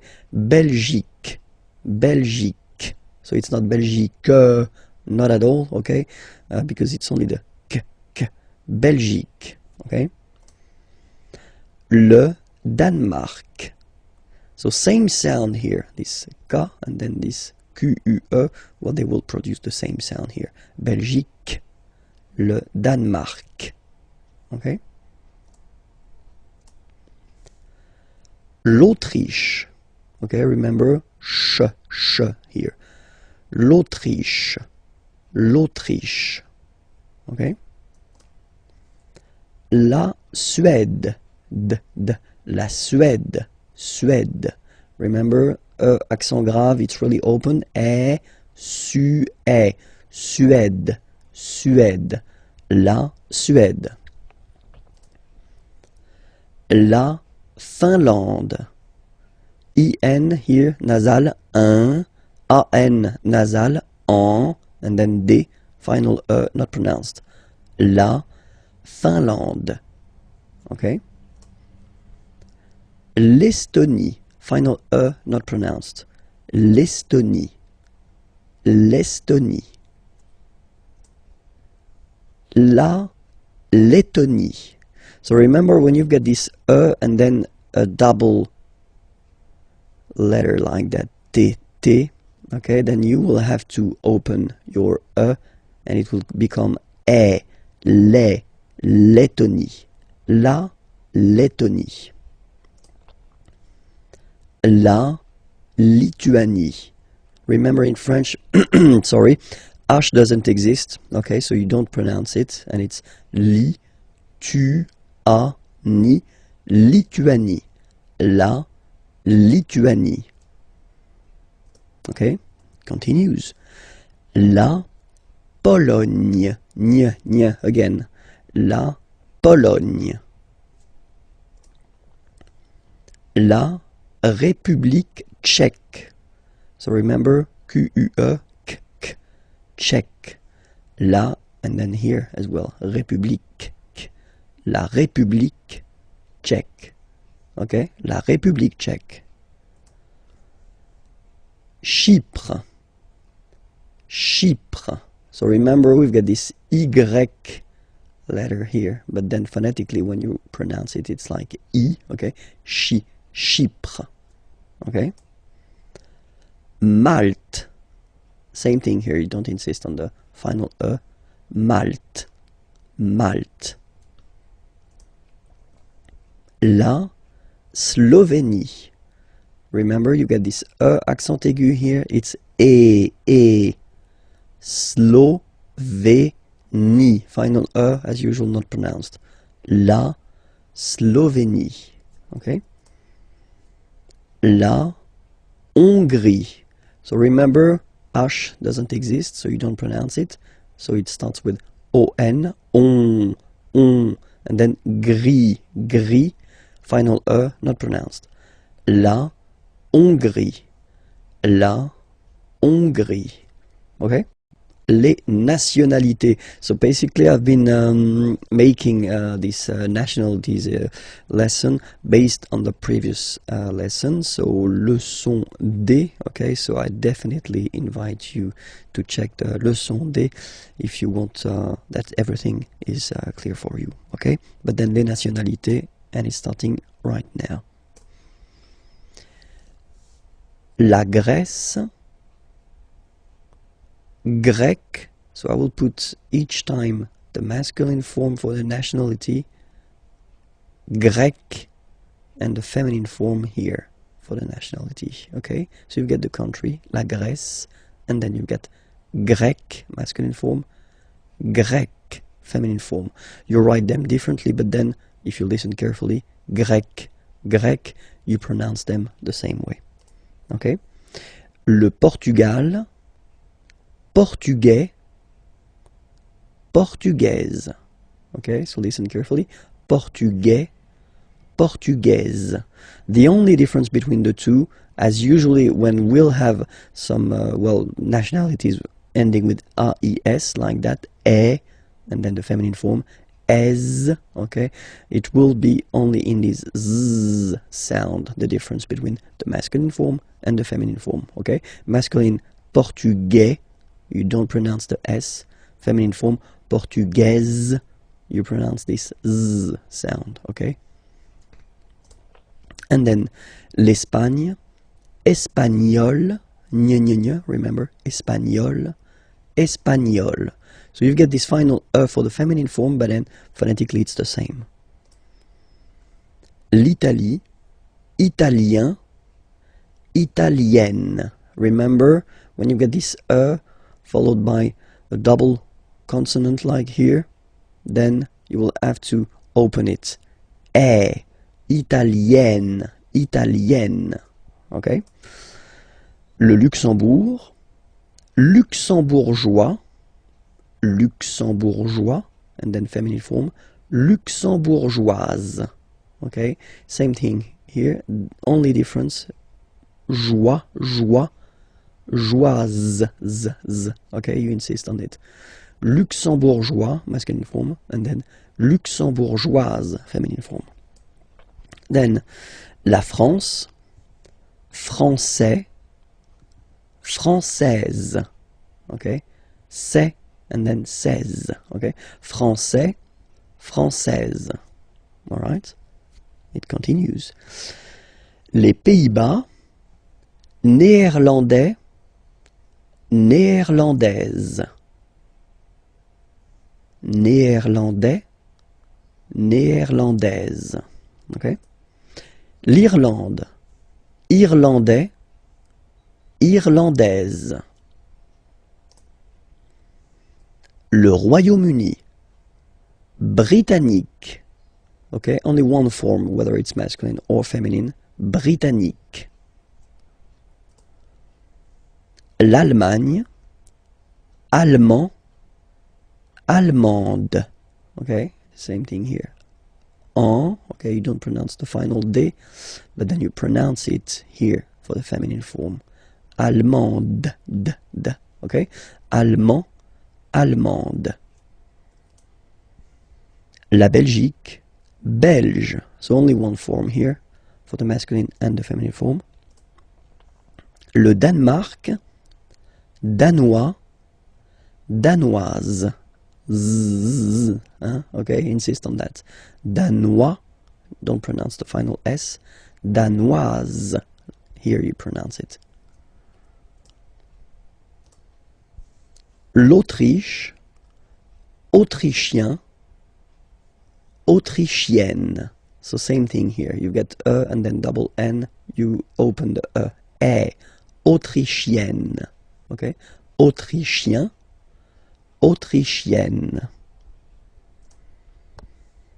La Suède, suédois, suédoise.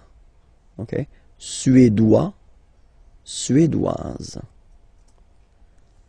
La Finlande, finlandais, finlandaise. Finlandais, finlandaise. L'Estonie, estonien, estonienne. Same thing here, double N, and then you open it. Estonienne, estonienne. La Lettonie, letton, lettonne. Letton, lettonne. La Lituanie, lituanien, lituanienne. Same thing here. You open the lituanienne. Okay? Lituanien, lituanienne. La Pologne, polonais, polonaise. Polonais, polonaise. La République tchèque, tchèque. Okay, so here as well, you get only one nationality. So whether for masculine or feminine form, it will be the same. Tchèque. Okay. Chypre, same thing here. Chypriote. She, remember this Y is pronounced like I, okay? Chypriote. Chypriote. Okay? Malte, Maltais, Maltaise. So remember, as I said previously, the only difference, es. Maltais, Maltaise. La Slovénie, so only one form here, Slovène. Slovène. Remember, E accent grave, you open it, Slovène. La Hongrie, Hongrois, Hongroise. Okay? Hongrois, Grois, Hongroise. Okay, so here, final S not pronounced for the masculine form, and then you pronounce it here for the feminine form. Hongrois, Hongroise. Okay? Les Amériques, les Amériques. So let's see now. Les États-Unis. Okay, so if we make every links, we'll have it here and then here. Okay, les États-Unis. Les États-Unis. Le Canada. Le Canada. Le Mexique. Le Mexique. Mexique. It's really the X. Huh? Le Mexique. And then remember this QUE, it's only K. Mexique. Okay? Le Brésil. Le Brésil. Okay, you will pronounce the final L here, and then remember, accent aigu goes like E. Brésil. Le Brésil. L'Argentine. Okay, so you've got this nasal here, en, l'argent, and then tin. Don't pronounce the final it just gives you the pronunciation of the N, in. L'Argentine. L'Argentine. Le Chili. Le Chili. Okay, remember, CH, sh. Okay, Chili. Le Chili. La Bolivie. Okay, final not pronounced. La Bolivie. La Bolivie. Alright, so I assume everything is clear. We can repeat them one more time. Les États-Unis, le Canada, le Mexique, le Brésil, l'Argentine, le Chili, la Bolivie. Okay, and then we'll see now the nationality. So you will see here each time first the masculine form and then the feminine form. Okay, so les États-Unis, américain. So when you talk about the nationality, américain, masculine form, un, américain, and then feminine form, américaine, américaine. Okay, it's really open, this AI, américaine. Okay. Le Canada, canadien, yin, here, canadien, canadienne, yen. Remember, here you've got double N, so you've got to open the so it will become canadienne. Okay. Le Mexique, mexicain, un here, like we had in américain, A-I-N, mexicain, and then mexicaine, mexicaine. Le Brésil, brésilien, yin, brésilien, like we had for canadien, brésilien, feminine form, brésilienne, yen, brésilienne. Okay. And then l'Argentine, argentin, in, gives you this un sound. argentin, okay, and then Argentine, Argentine. Okay, if you look carefully, well, basically the feminine form is the same as the name of the country, okay.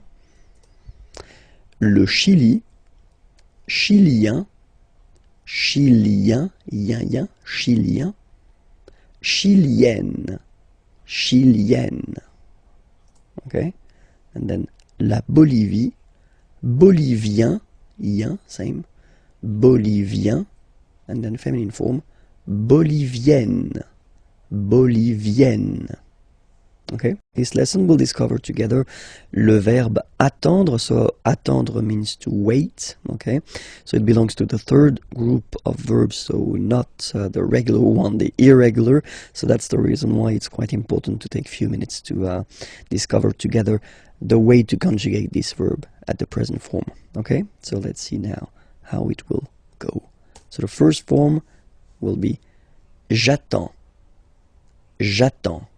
Okay, you get D and S, well, basically you don't pronounce them, okay, and then you get only the sound attends, nasal here, en, j'attends, okay. Second form, tu attends, okay, you can see that, well, it is exactly the same one, so same way to pronounce it, attends, okay. Il attend, elle attend. So the only difference between this one, so this il form and the tu or je form, okay, if you want to write, it's just that if you look carefully, you don't have the final S here, okay, but then basically if you want to only pronounce or only speak, then, well, it's exactly the same way to pronounce these forms, okay. J'attends, tu attends, il attend, elle attend. Okay, but then nous is coming here, all right, and then we've got the classic ending for nous, so ons, okay, you don't pronounce the s, so you get only this on sound, okay. Attendons, nous attendons, so we'll make the link between the two, la liaison. Nous attendons, nous attendons. Vous form, same thing, classic ending for vous, ez, okay. When you combine the two, you get the sound et, okay. Vous attendez, attendez, okay. Let's put here the liaison, the link. Vous attendez, vous attendez, okay. And the last one, same thing, classic ending for il, elle at the plural form, ent, but then you don't pronounce them. Ils attendent, okay, so remember you get to pronounce this, d at the end, okay. Elles attendent, alright. If you make the link, ils attendent, elles attendent, okay. So let's read them. J'attends, tu attends, il attend, elle attend, nous attendons, vous attendez, ils attendent, elles attendent. Okay? So I've been making few sentences just to show you how it works, or the meaning. J'attends le train. So le train, the train, I wait. Okay? I wait for the train, but then j'attends le train. Okay? Tu attends avec moi. So you wait, and then avec means with, moi, me. You wait with me. Tu attends avec moi. Il attend sa femme. Okay, remember, sa, it's the possessive, his in that case, and then femme, wife. Il attend sa femme. Nous attendons tranquillement.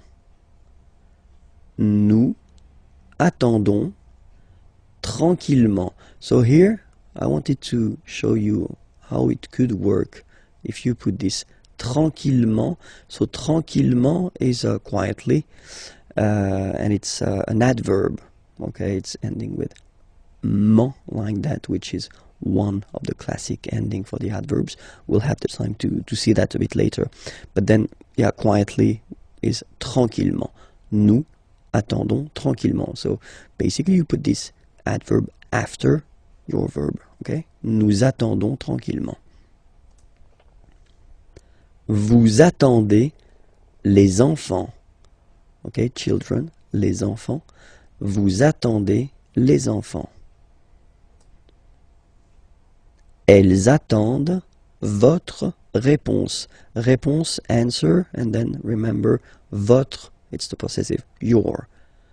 Elles attendent votre réponse. Okay, so I will read them one more time, and I will read them at my normal speed. Okay, just for you to get used, because I've been reading them quite slowly when we were just we were covering them previously. Okay, so j'attends le train, tu attends avec moi, il attend sa femme, nous attendons tranquillement, vous attendez les enfants, elles attendent votre réponse.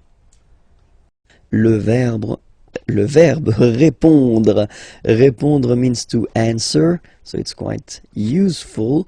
And then, well, it belongs to the third group of verbs, so we'll see how to conjugate this verb répondre at the present form. So let's see now the first form. Je réponds. Je réponds. Okay, so you can see that D and S here are not pronounced. Je réponds. Okay. Tu réponds. Well, the same form. Okay, exactly the same form, so the same pronunciation. Tu réponds. Il répond. So, final D is not pronounced. You only have this on nasal sound at the end. Répond. Elle répond. Okay? So, je réponds, tu réponds, il répond, elle répond. Okay? So far, only one way to pronounce it. Alright? Then, of course, for nous, we've got the normal and classic ending ONS. Okay? Don't pronounce the final S. You only pronounce this on sound. So you get répondons. Nous répondons. Nous répondons. Okay? And then classic ending for vous as well. EZ. Okay? Remember, you combine these two letters, you get the sound E. So, répondez. Vous répondez. Vous répondez. Okay? And then the last persons here. Ils répondent. So same thing here, classic ending, ENT, but then you don't pronounce it. Okay? Répondent. Répondent. Ils répondent. Elles répondent. Okay, so let's see all the form one more time. Je réponds, tu réponds, il répond, elle répond, nous répondons, vous répondez, ils répondent, elles répondent. Alright? Hier, yesterday, aujourd'hui, today, demain, tomorrow. Okay? Hier, yesterday, aujourd'hui, today, demain, tomorrow. So let's see now. Hier, so yesterday. Hier matin. Matin is morning. Okay, so yesterday morning will go in French like hier matin. Hier matin. Okay? Après-midi means afternoon. Hier après-midi. Yesterday afternoon. Hier après-midi. Hier après-midi. Alright? And then soir, evening. Hier soir. Hier soir. Okay, so let's repeat that. Hier. Hier matin. Hier après-midi. Hier soir. Okay?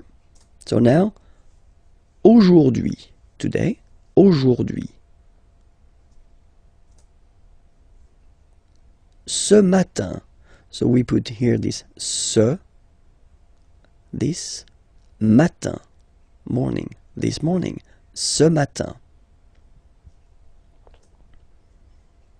Cet après-midi, this afternoon, cet après-midi, cet après-midi.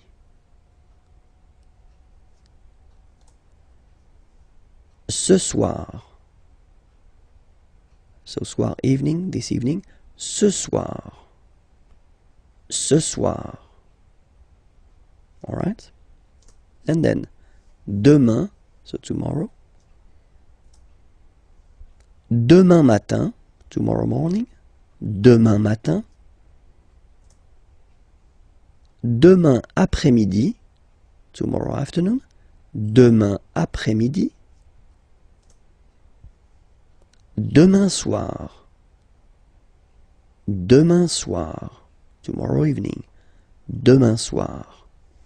So one more time. Hier. Hier matin. Hier après-midi. Hier soir. Aujourd'hui. Ce matin. Cet après-midi. Ce soir. Demain. Demain matin. Demain après-midi, demain soir. 50, de 50 à 75, till 75, de 50 à 75. So let's see how they go. 50, 50, 51, 51. 52, 52, 53, 53,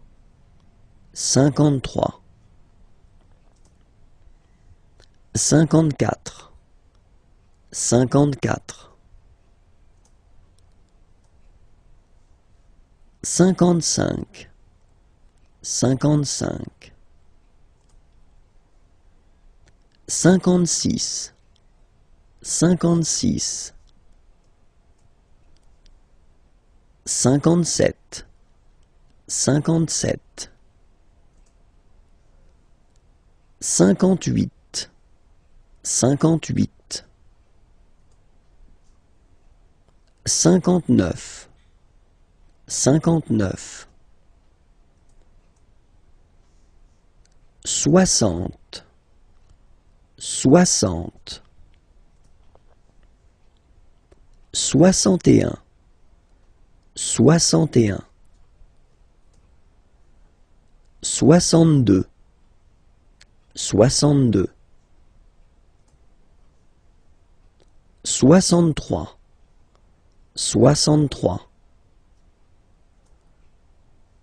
63, 63, 64,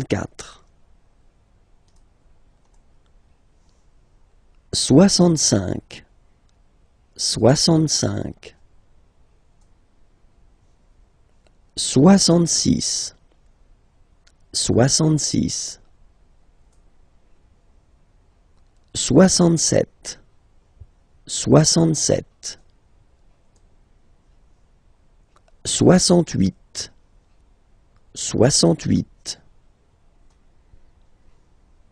69, 69.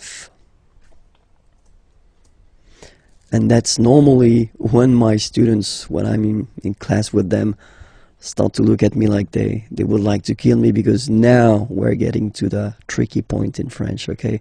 So have a look here. Now we've got this 70, of course, but then in French it's a bit more tricky, because you take back the 60, and then you will add the 10. Okay, so for this 70 session here, you will have to use this 60 and then 10, and so all the numbers from 10 to 19, you will have to put them right here after. Okay, so let's see how it goes. 70, 70, 71, 71. Okay, so you can see here now. 60, 60, and then 11, 11. 71. 72, 72.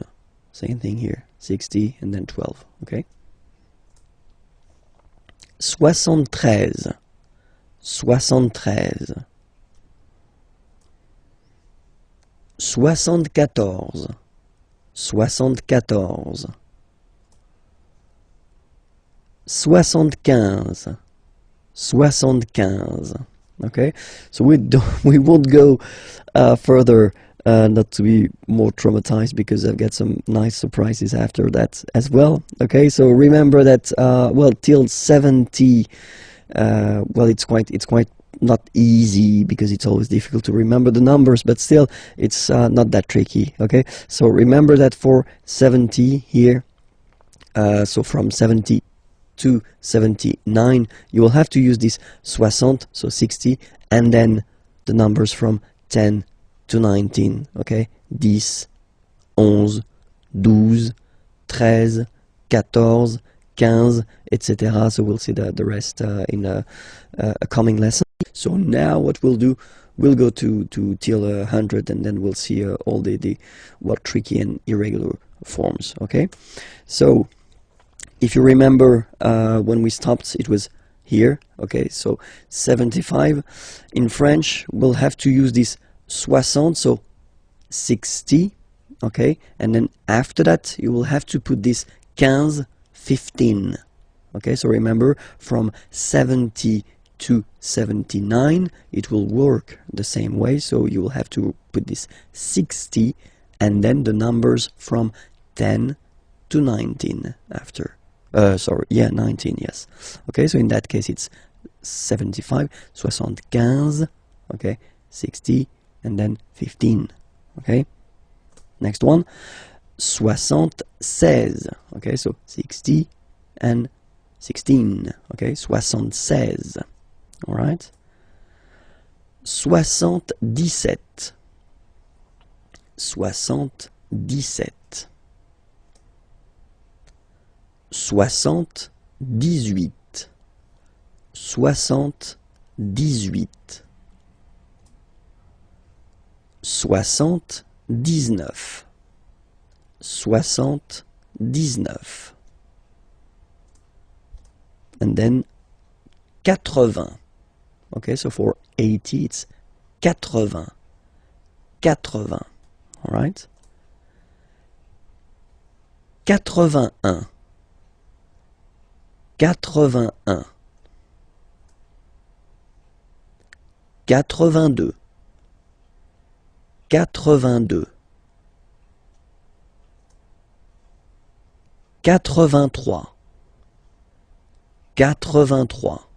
84, 85,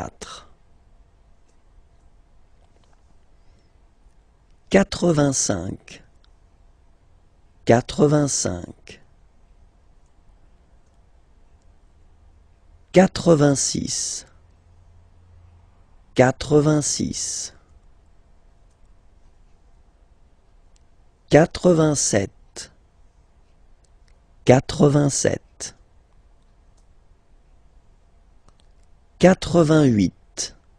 86, 86, 87, 87, 88, 88, 89, 89. And now for 90, well, basically it would be the same thing as we had for 70. So you will take this 80, 80, and then you will add the numbers from 10 to 19 after. So 90, and then 91, so 91, so remember 80, 80, and then 11, 11, 91, 92, 92, 93, 93,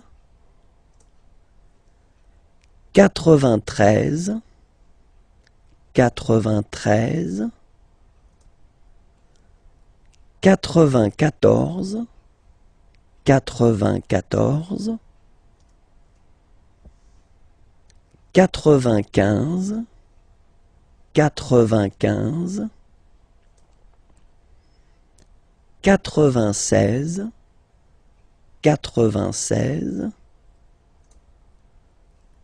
96, 96, 97, 97, 98, 98,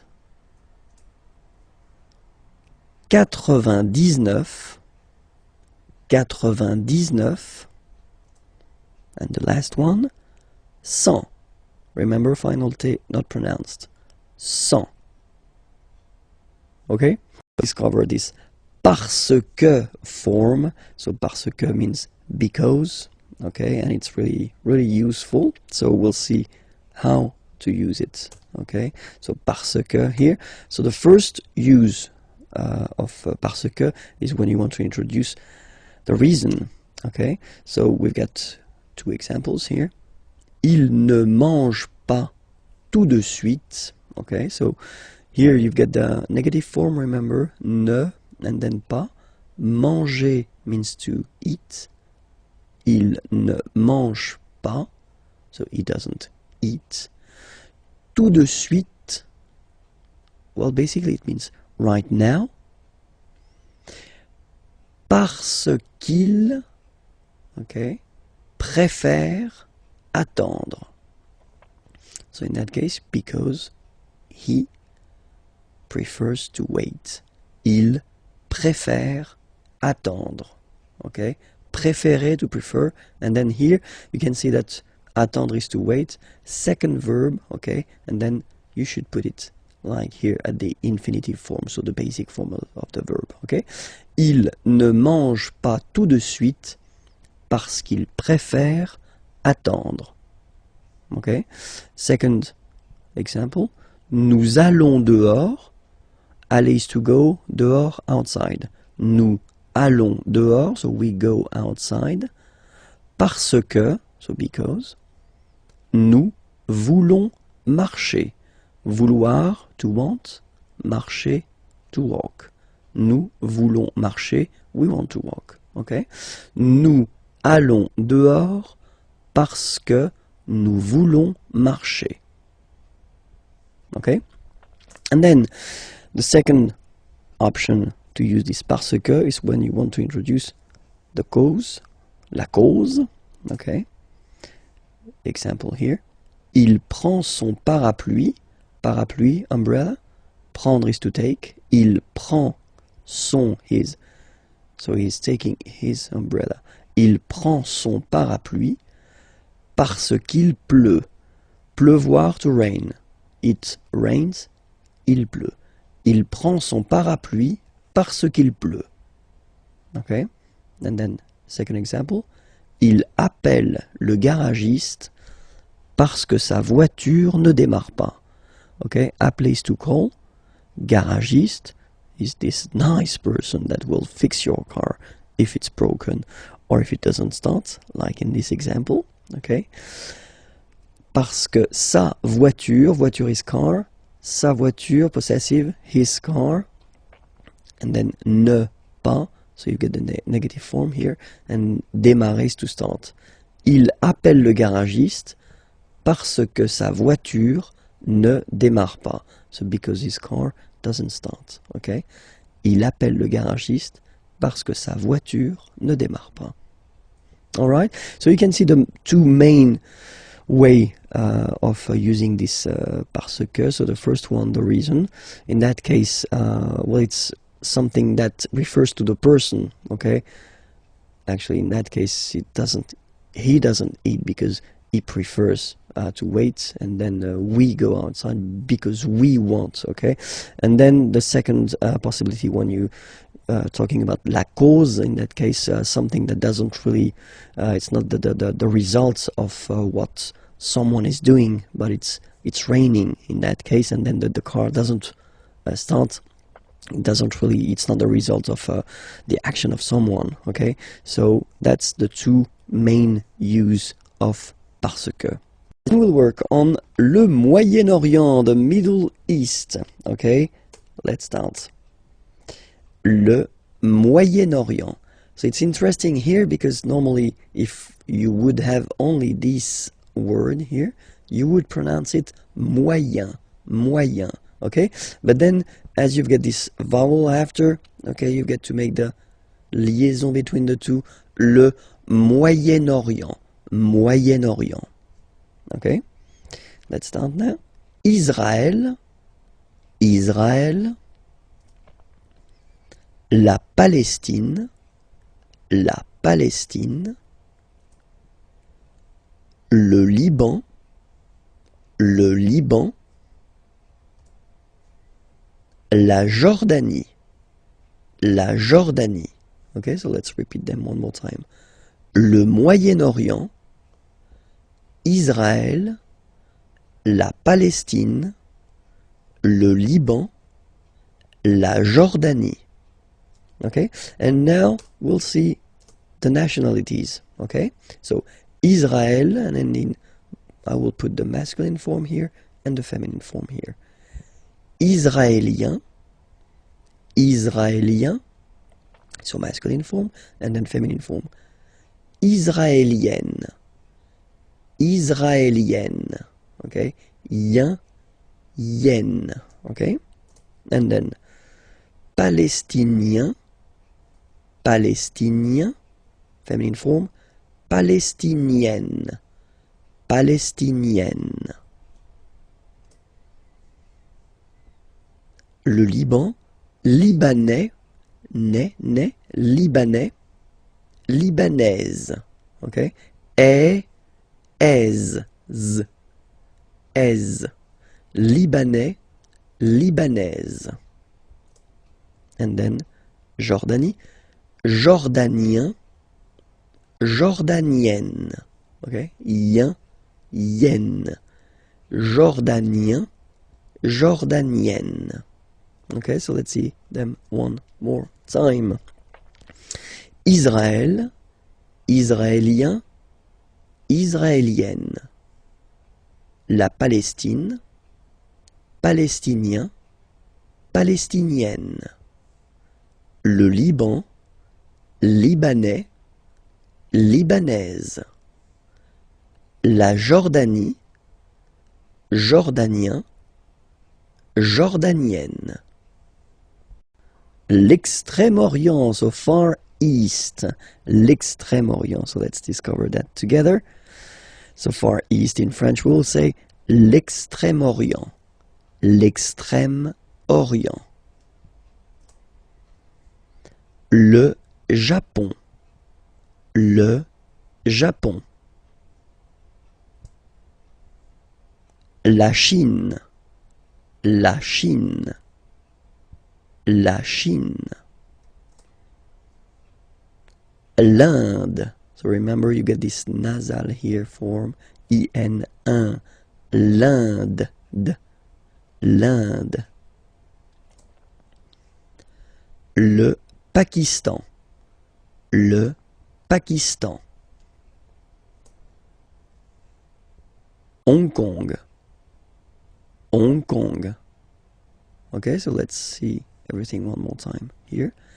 L'extrême-orient, le Japon, la Chine, l'Inde, le Pakistan, Hong Kong. Okay, and now for the nationalities, so each time I will put the masculine form and the feminine form. Okay, le Japon, japonais, japonaise. Okay, so the only difference is there. Es. Japonais, japonaise. La Chine, chinois, So it's really this wa wa wa sound, remember? Chinois, chinoise, z, z, was, chinoise. So chinois, chinoise. L'Inde, indien, yen, indien, indienne. So remember this double N, you open it, indienne. Le Pakistan, pakistanais, pakistanaise. Hong Kong, chinois de Hong Kong, chinoise de Hong Kong. So let's see them one more time. Le Japon, japonais, japonaise. La Chine, chinois, chinoise. L'Inde, indien, indienne. Le Pakistan, pakistanais, pakistanaise. Hong Kong, chinois de Hong Kong, chinoise de Hong Kong. Le verbe pronominal. So, what is le verbe pronominal? So first we'll take an example. Regarder, to look, to watch. Okay? And then se regarder. In that case it would be to look at oneself. Okay? So that's the important thing about this verb pronominal. Le verbe pronominal will be constructed all the time with this se before the verb. Se regarder, okay? And this se will basically change the meaning of the verb, because regarder, to look, to watch, se regarder, to look at oneself. Okay? So we'll take an example. So if we take the regarder verb, okay? So normally you will construct this sentence. Je regarde la télévision. Okay? I watch the television. Je regarde la télévision. Okay? But then if you use this se regarder, so as I said, to look at oneself, in that case, je me regarde. Alright, so you will have to add this me thing here before the verb. Je me regarde. Okay, so let's see how we will conjugate this verb at the present form. Je me regarde. Tu te regardes. Il se regarde. Elle se regarde. Nous nous regardons. Vous vous regardez. Il se regarde. Elle se regarde. So now you can see that you've got to add this me, te, se, nous, vous, se before the verb when you conjugate it. Okay? Let's take another example. Appeler, to call. Okay? And then the important thing in that case is that, as usual, you know, appeler is starting with a vowel. A here. And it does mean that, as usual in French, normally we should have this se,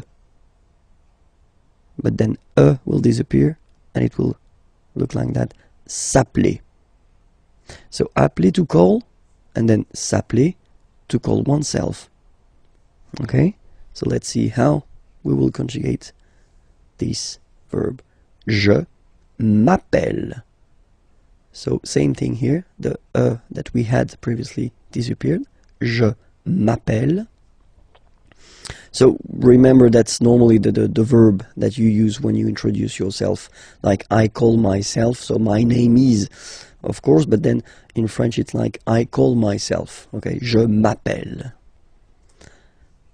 Tu t'appelles. Tu t'appelles.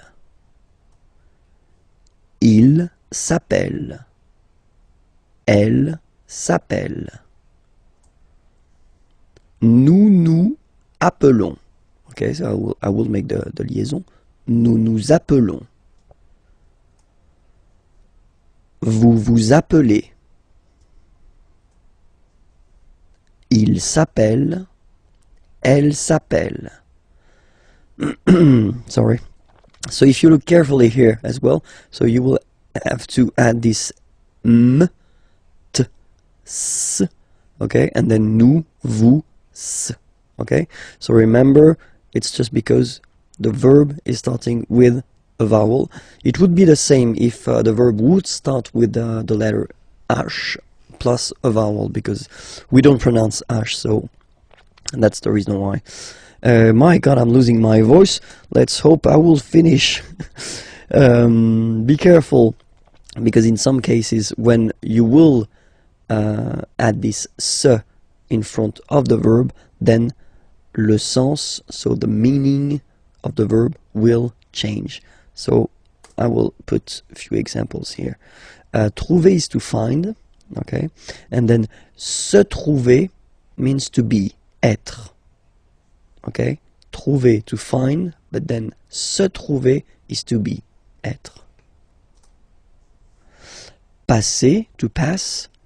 Se passer, avoir lieu, so to take place. Se passer, to take place.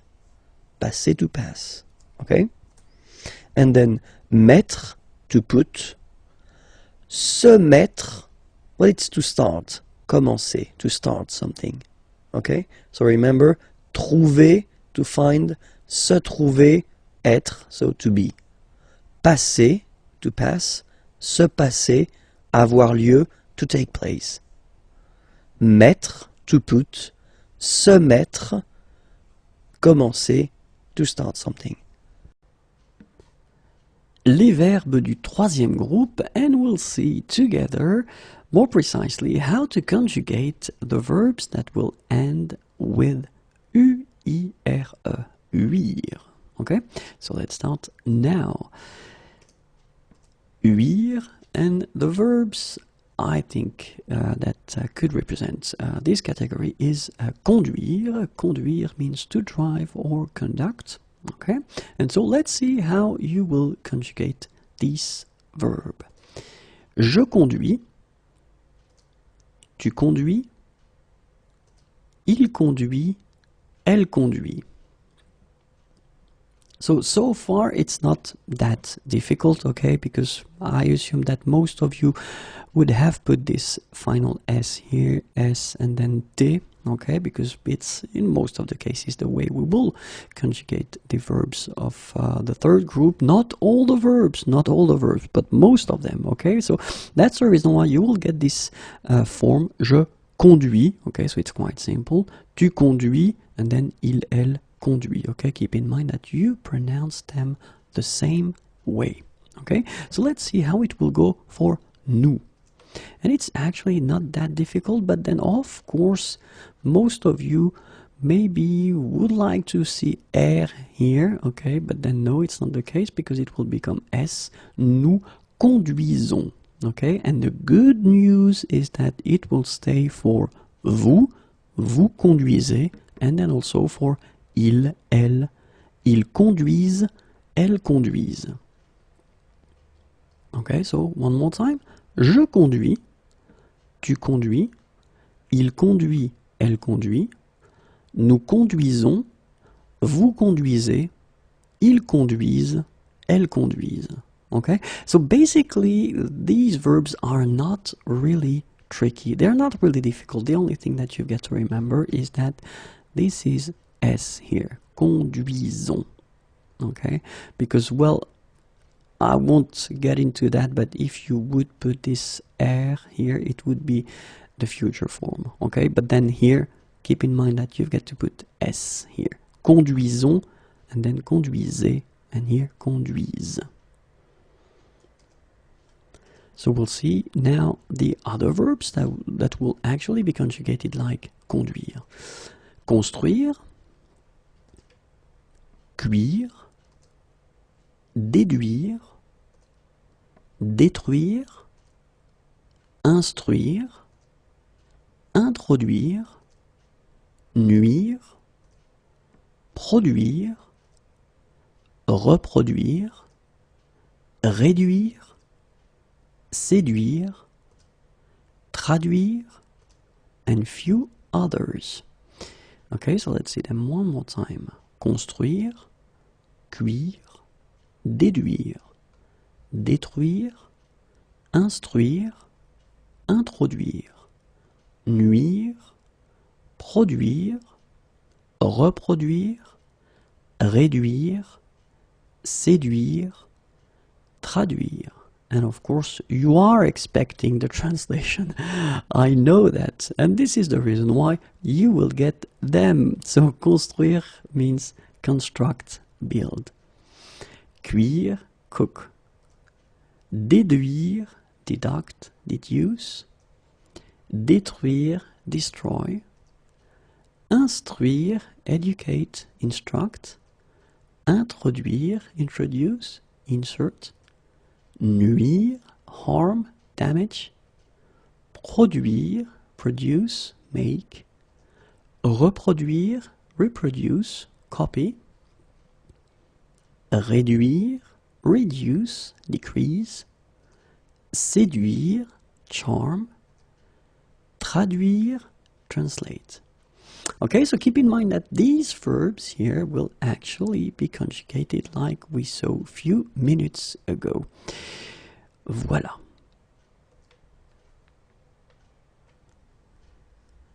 Les verbes du troisième groupe, and more precisely, we'll see the verbs that are ending with ER, okay? And remember, they can be quite tricky. So that's the reason why we will take the time to have a look at them, okay? And so basically, in that case, so the verbs ending with ER, we'll see three categories. The first one, it will be what we call les verbes à un radical, okay? So we'll see that a bit later, but radical is the stem, the root, okay? So actually, these ones are quite easy to conjugate. The second group is les verbes à deux radicaux. So now it's getting a bit difficult because it will mean that these verbs will have actually two stems or roots, if you want. So we'll see that. Don't worry. And then this third group, oh, it's a strange one here. But then actually we're talking about les verbes à trois radicaux. So in that case, we will see that, well, they are the most tricky one. But then don't worry, we'll manage to understand how it works. Okay, so let's see now, and we'll start with the easy thing, and it's better, and it's les verbes à un radical. So the verbs ending with ER, and in that case, I thought it might be interesting to take the verb ouvrir. Ouvrir is to open, okay, so it's quite useful.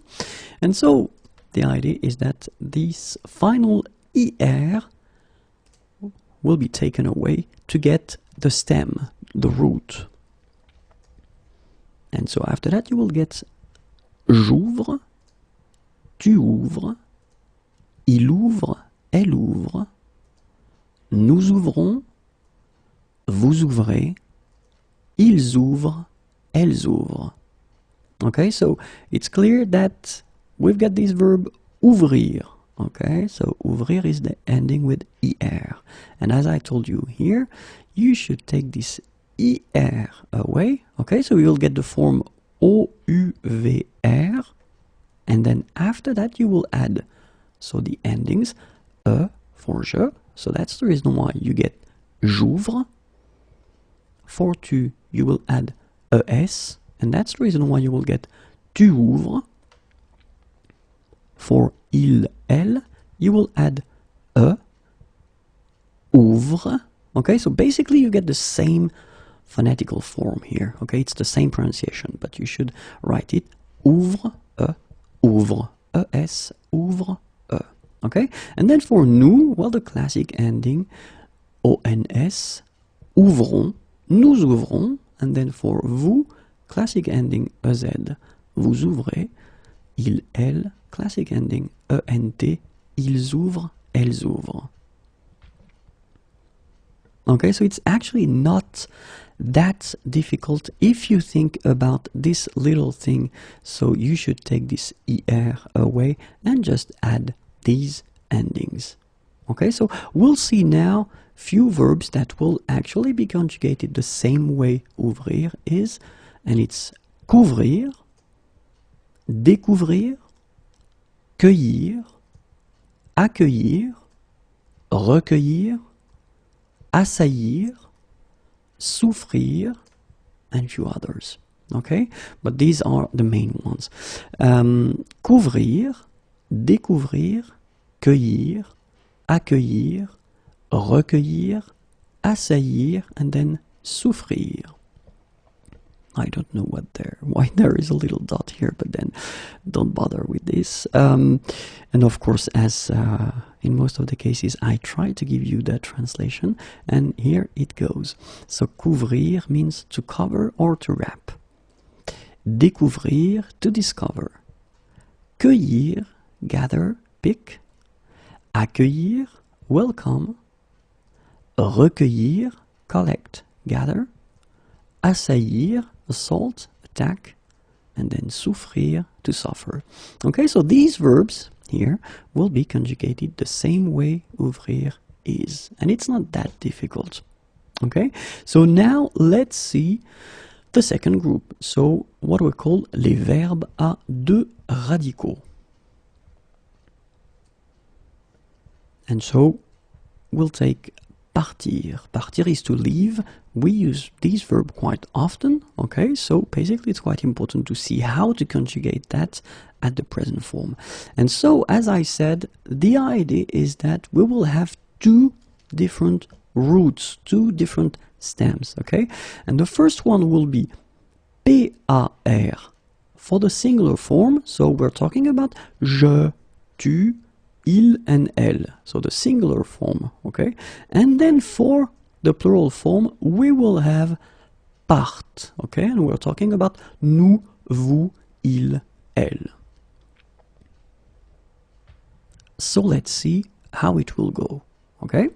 So the first form will be je pars, okay? Remember, you put this S, you don't pronounce it. Je pars.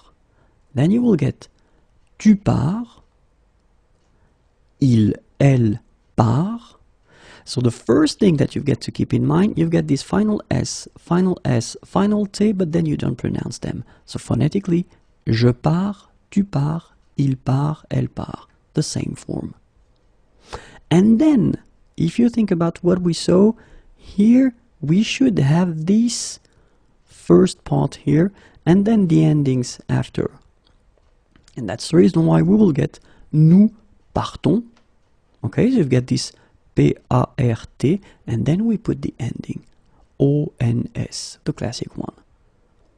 Vous partez, same way, and then obviously we'll have il part, elle part. Okay, so the first part P-A-R-T, and then the ending E-N-T. Okay, and this is the tricky thing with this verb partir. It's just to remember that when you get the singular or the plural, well, basically you will have different stems, okay? So the first one, keep in mind that you will have this PAR, and then you will add the ending S for je, S for tu, T for il, elle. Phonetically, je pars, tu pars, il part, elle part, okay? And for the plural, as we saw, you just keep this P-A-R-T and you add the endings O-N-S, E-Z, E-N-T. And you will get nous partons, vous partez, ils partent, elles partent. Alright? So, let's see now the verbs that will be conjugated like partir. Sortir, dormir, servir, sentir, mentir, se repentir, and few others. Okay, so sortir, dormir, servir, sentir, mentir, se repentir. And of course, you would like to have the translation. Sortir means to go out, dormir, sleep, servir, serve or be used for, sentir, smell, feel, mentir, lie, se repentir, express remorse. Okay, so keep in mind that these verbs will actually be conjugated like partir. Okay, and last but not least, don't be afraid. So now we've got the last group of verbs ending with er, and these verbs will belong to the group of verbes à trois radicaux. So obviously you understand now what I'm talking about, and we'll see how it goes. And in that case, well, basically the idea with venir, so I decided to take venir. Venir is to come. Same thing, it's a quite used verb, so that's the reason why I think it's important to see how it goes.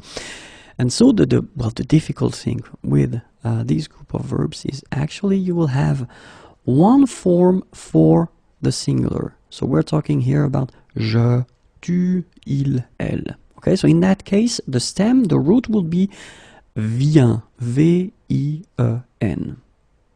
Okay, then we will have another root or stem for nous and vous at the plural form, and it will be V-E-N. Okay, so you can see that it's not the same. And last but not least, we'll have a third stem or root for il, elle at the plural form, and it will be viennent. And this is the tricky thing with venir, and we'll see the other verbs that will be conjugated like it. You've got three forms here. So vient for the singular, ven like that for the plural, but then it's only nous and vous, and then viennent for the plural, il, elle. So let's see how it goes. Je viens, tu viens, il vient, elle vient. Okay, so we do agree that we respect the rule, so you take this VEN and then you put it right here, and after that you will put the ending. Okay, then think about what we saw, nous and vous, so they're coming right now. We should use this VEN stem. So that's what we are going to do. Nous venons. Okay, so you put back this VEN, and after that you will put your ending ONS. Nous venons, then you will get vous venez. Okay, and the last one, remember here, for il, elle at the plural form, you will use this viennent here, and then you will add the ending ENT. Ils viennent, elles viennent. Okay, and so this is, well, normally what is difficult, trying to remember how to conjugate them, and especially keeping that fact in mind that for the singular you will put this VIEN, and then you will add S for je, S for tu, and T for il, elle. Okay, and phonetically it's it's the same form. So you get je viens, okay, tu viens, il vient, elle vient. And then it was quite fast. But then for nous and vous, okay, you will put this VEN, all right, and you will add the ending ONS for nous, EZ for vous, okay, and you get nous venons, vous venez. And the last part, remember, well, basically for il, elle, you will put back this VIEN, and you will put the ending ENT, and you'll get ils viennent, elles viennent. And it can be quite tricky, because if you think about that, especially phonetically, it's challenging in a way, because you get this nasal sound here, je viens, okay, viens, Tu viens, well, the same. Il vient, elle vient. Then you will get this venons. Okay, keep in mind that it's really in that case. Venons, venez. And the last one, because you've got this double N here, you need to pronounce this like eh. And that's the reason why you should pronounce it viennent, viennent. Okay, so ils viennent, elles viennent. So just one more time to make it clear. Je viens, tu viens, il vient, elle vient, nous venons, vous venez, ils viennent, elles viennent. And so let's see now the verbs that will actually be conjugated like venir, and we're talking about tenir, contenir, détenir, maintenir, obtenir, devenir, revenir, intervenir, se souvenir, and few others. Okay, so tenir, contenir, détenir, maintenir, obtenir, devenir, revenir, intervenir, se souvenir. So let's see now the translations. Tenir, hold, keep. Contenir, contain. Détenir, possess, have. Maintenir, keep, maintain. Obtenir, obtain, get. Devenir, become. Revenir, come back. Intervenir, intervene. Se souvenir, remember.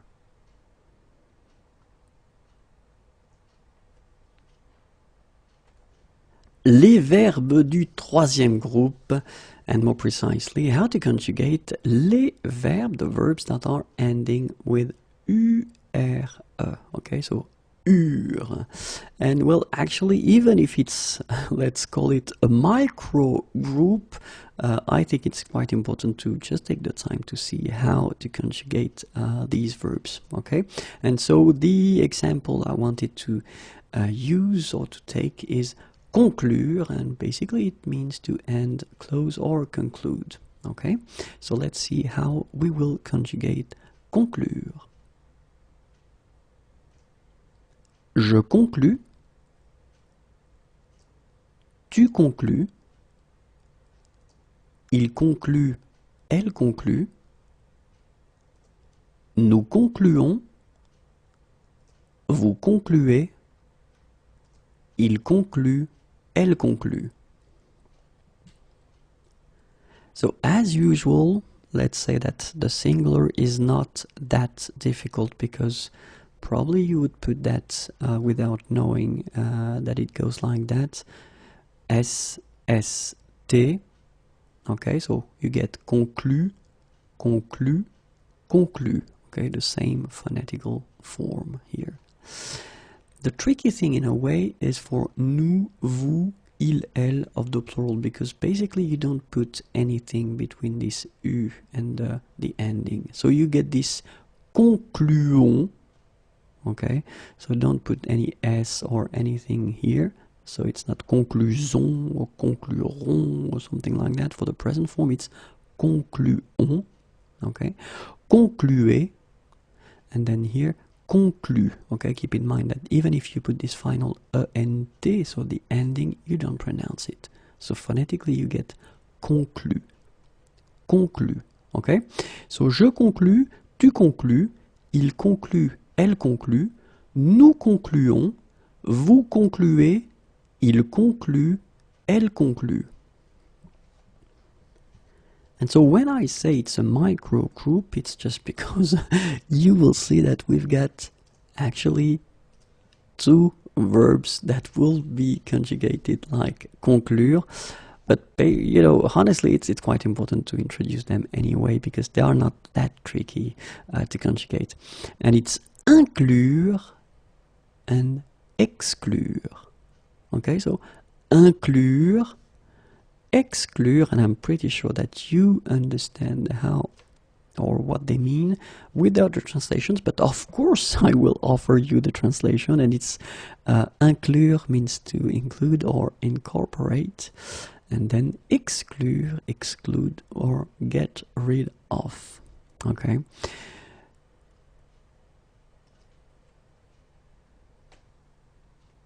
Les verbes du troisième groupe, and more precisely, we'll see together how to conjugate at the present form the verbs ending with VRE, okay, vre. So let's see that together. And so the example I wanted to take is quite useful because it's vivre, and vivre means to live.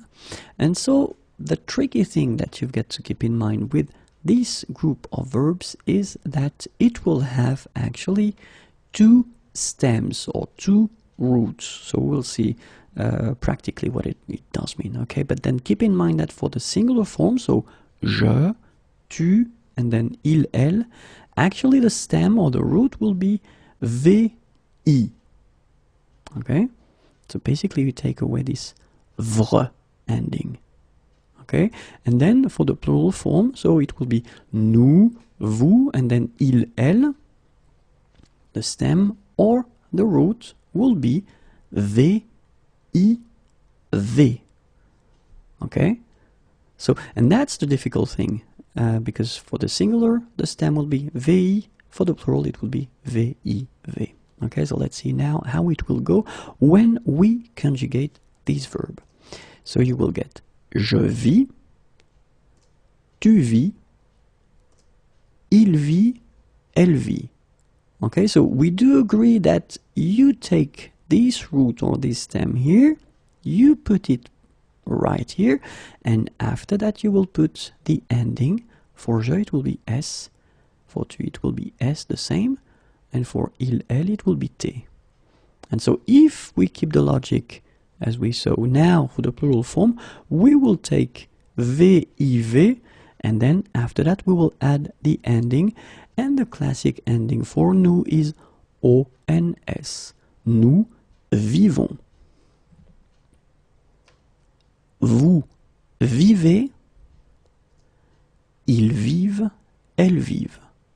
Okay, so if you have this thing quite clearly in mind that we've got two stems, so the first one for the singular is VI plus the endings, and then for the plural it will be VIV plus the ending, then you will master this verb and the other verbs that will actually be conjugated like it. Okay, so let's see now the endings. Remember, for je it's S, for tu S, and for il T. So this is the reason why we get je vis, tu vis, il vit, elle vit.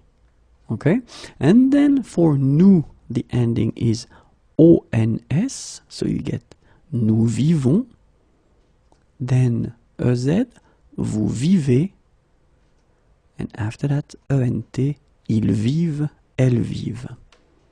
Alright, so let's see now what verbs are actually conjugated like vivre. And we've got suivre,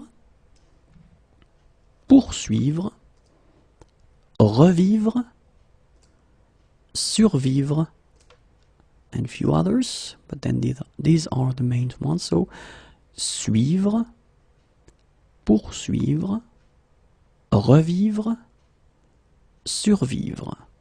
Okay, so let's see what they mean. Suivre, it's to follow. Poursuivre, pursue, chase. Revivre, relive, live through again. Survivre, survive.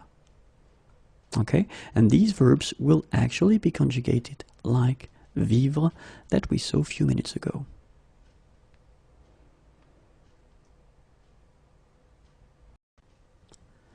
Les verbes du troisième groupe, and we'll see more precisely in this video how to conjugate the verbs that are ending with this IRE thing. So ir, okay, and we'll see that basically they are quite tricky to conjugate. Okay, so let's start right now, and I thought that it would be more logical to put them, sorry, in two groups, and the first one is actually and logically IRE, and the second one, we are talking about the verbs that will end with OIRE, war, or then AIRE, air. Alright? My advice for this video is actually to probably make a list on your own and try to learn them by heart, because it will be the only way to actually remember them. Okay, but then let's start with the first group, IRE. So the first verb that we'll see is lire, and lire means to read. Okay, so je lis, tu lis, il lit, elle lit, nous lisons, vous lisez, ils lisent, elles lisent. Alright, so je lis, tu lis, il lit. Okay, so same form here, phonetical form, but then it's S at the end, S and then T. Then you will get nous lisons, vous lisez, ils lisent. Okay, so this one honestly is not that tricky, so that's the reason why I wanted to start with this one. Let's see now the second one, and it's dire, and dire means to say. Je dis, tu dis, il dit, elle dit. Nous disons, vous dites, and now you can see the tricky thing here. So it's not vous disiez, okay, as many would think, but then it's vous dites, okay, final S not pronounced, vous dites. Ils disent, elles disent. Alright, so let's see that one more time. Je dis, tu dis, il dit, elle dit. So basically here it's not that difficult, because I'm pretty sure that most of you would actually, without knowing that, try to conjugate it and put these forms. Okay, so je dis, tu dis, il dit, elle dit. Then nous disons. So far it's actually quite logical, but this is the tricky thing here. Vous dites. Okay, so remember that, well, in most of the cases at the beginning you will say vous disiez, okay, and it's quite interesting because French kids normally when they start to learn the language they don't use this vous dites, but then they make this logical mistake, vous disiez, okay, but it's actually vous dites, and then ils, elles disent. Third verb is écrire. Écrire is to write. And then j'écris, tu écris, il écrit, elle écrit. Same thing here. It's really easy, okay? It's getting normally tricky at the plural form. Nous écrivons, and this is the strange thing here. You get to put this V here. Écrivons, okay? But then you keep the logic, in a way, vous écrivez, okay, so V is coming here as well, and it will be here for the plural form as well, okay, ils écrivent, elles écrivent. Alright, so j'écris, tu écris, il écrit, elle écrit, nous écrivons, vous écrivez, ils écrivent, elles écrivent. So keep in mind that for écrire, actually the tricky thing will be to put this V for the plural form.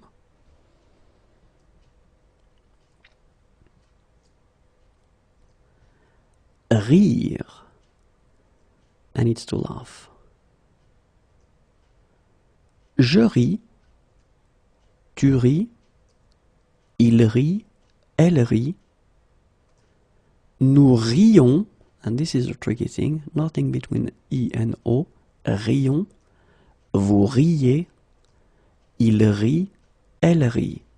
And keep in mind that here at the end, okay, you've got this E and T, but if you remember, because I've been talking about that quite many times, you don't pronounce this final E and T, and so phonetically you get the sound ri, okay, exactly like you have here, ri, ri, ri, ri, okay? So, and then here, rions, riez. Okay, so you get je ris, tu ris, il rit, elle rit, nous rions, vous riez, il rit, elle rit. So now comes the second subgroup. Okay, we're talking about the verbs ending with war or er. And so for the first verb, I decided to take plaire, and plaire is to please. Je plais, tu plais, il plaît, elle plaît. Have a look here. Accent circonflexe for il and elle, but not for tu and not for je. Okay. Nous plaisons, vous plaisez, ils plaisent, elles plaisent. And that's normally the tricky thing, because in many situations persons or students will put er here because they are logic, and in a way French language can be quite strange. So basically you will have to put s here, but then the good news is that it's coming also for vous and then for il, elle. Okay, so this is the tricky thing here. But then je plais, tu plais, il plaît, elle plaît. Well, this circonflexe also. Nous plaisons, vous plaisez, ils plaisent, elles plaisent.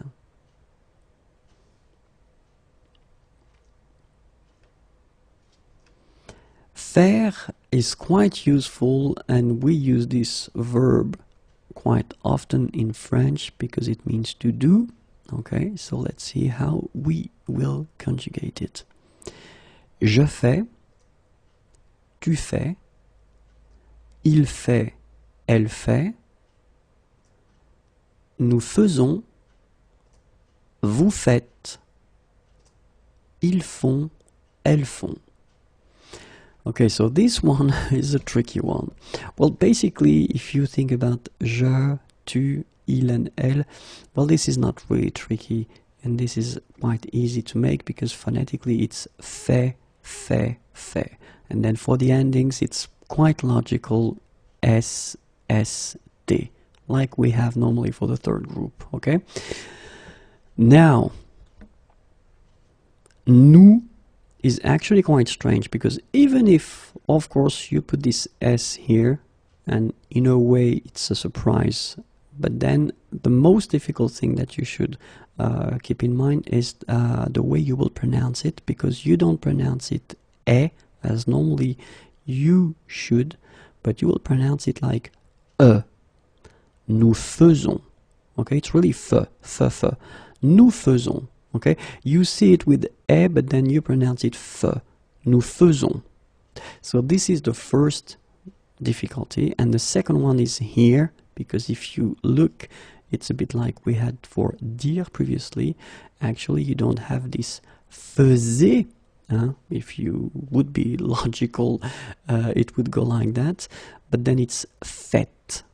Okay, so keep in mind these two things are actually quite tricky. The first one here for pronunciation, nous faisons, and the second one here because you write it like that and it's not vous faisiez but vous faites.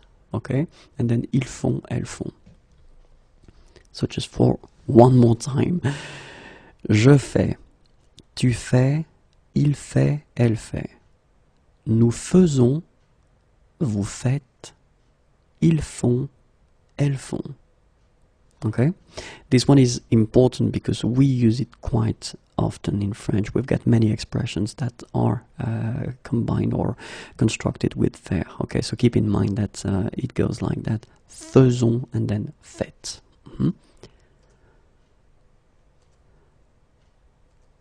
Croire. Croire is to believe, and it's quite useful as well. So, je crois, tu crois, il croit, elle croit, and now you've got this Y here, and the sound goes like nous croyons. Okay, croyons. Vous croyez, and last but not least, look, il croit, elle croit. And phonetically here, as we saw, and is not pronounced, so you get the sound croix. exactly the same sound as we've got here. Croix, croix, and then croix. Okay, so one more time. Je crois, tu crois, il croit, elle croit, nous croyons, vous croyez, il croit, elle croit. Okay, so keep in mind that here, when you get this Y and two vowels, one before, one after, it will be like yeah. So you combine it with O first, you will get croyons, croyons. And here, croyez, croyez. Okay?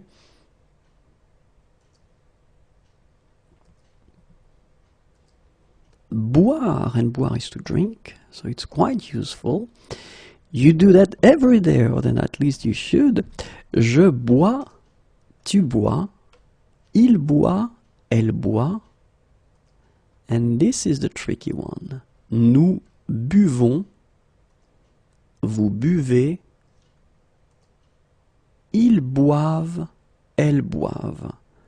Okay, so same thing here. If you look carefully, you've got, well, three different stems. So bois here, so it will be actually quite easy at the singular. So je bois, tu bois, il boit. Okay.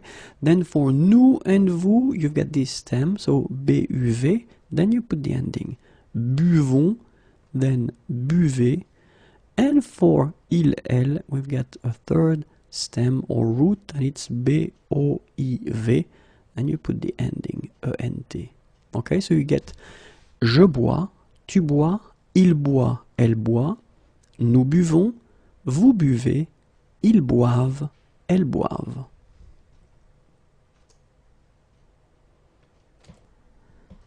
Les verbes du troisième groupe, and more precisely, we'll see together how to conjugate the verbs that are ending with dre and indre at the present form, because they can be quite tricky. Okay, so let's start. So the first group, I thought it might be interesting to take a quite common verb, attendre. And attendre means to wait, okay, so attendre. And for the second group, so the indre group, we'll see the verb craindre. Craindre is to fear, okay, so attendre and then craindre. Okay, but then let's start with attendre. So basically you've got your ending dre, okay, so the verb is attendre, and the thing that you get to keep in mind is that in that case you will take away, okay, so you will get j'attends, and then for tu it will be tu attends, for il, elle, il attend, for nous, nous attendons, vous attendez, ils attendent, elles attendent. Okay, so if you look carefully, basically you can see that the infinitive form is attendre, okay, and as I told you, then you take this away, okay, so you will get this form attend, and after that you will basically add the endings. So for je it will be s, okay, and that's the reason why you've got this attend like that, so d, and then you just add this s. For tu it will be also s, okay, same form. Then for il, elle, don't put anything, okay, so that's the reason why you've got the basic form. Then for nous, the classic ending ons, okay. For vous, you will have ez, okay, so that's the reason why you get this attendez form. And for il, elle, you will get ent. Okay, so that's the way that, well, these verbs ending with dre will be conjugated. Okay, so you get j'attends, tu attends, il attend, elle attend, nous attendons, vous attendez, ils attendent, elles attendent. All right? And, well, if you think about the verb attendre in that case, let's see the verbs that will be conjugated like attendre. Okay, so répondre, for instance, confondre, descendre, défendre, entendre, perdre, prétendre, rendre, répandre, tendre, vendre, and other verbs as well. Okay, but I cannot make the full list. Okay, so these verbs will be conjugated like attendre. Okay, but then I'm pretty sure that well, you are expecting some translations here. Okay, so that's the reason why they are coming now. So répondre, it's to answer. Okay, confondre, to get mixed up. Descendre, to go down. Défendre, defend. Entendre, to hear. Perdre, to lose. Prétendre, to claim. Rendre, to give back. Répandre, to spread. Tendre, to stretch. And then vendre, to sell.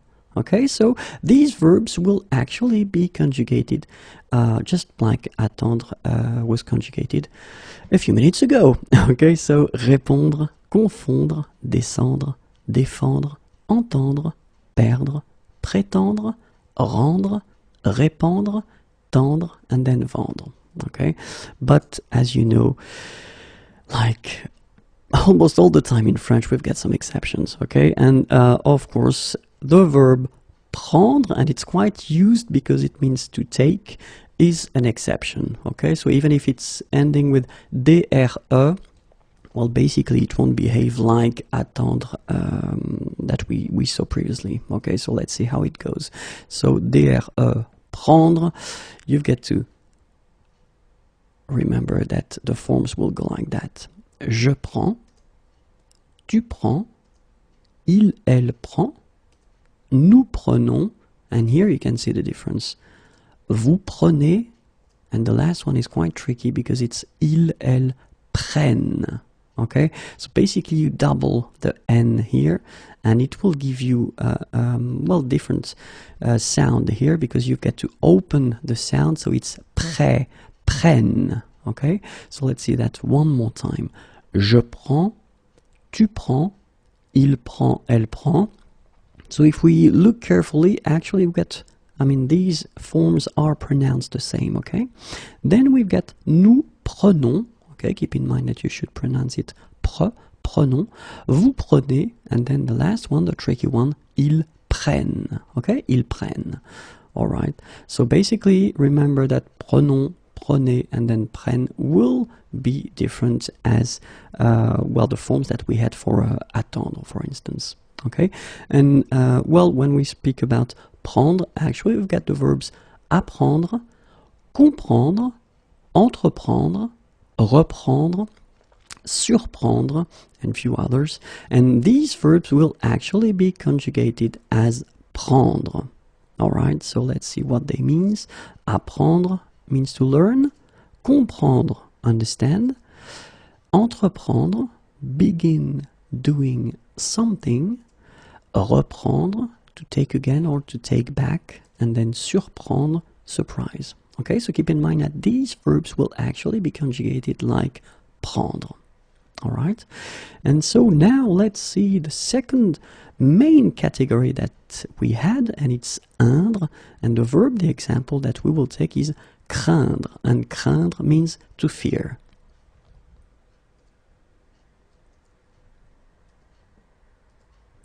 Je crains,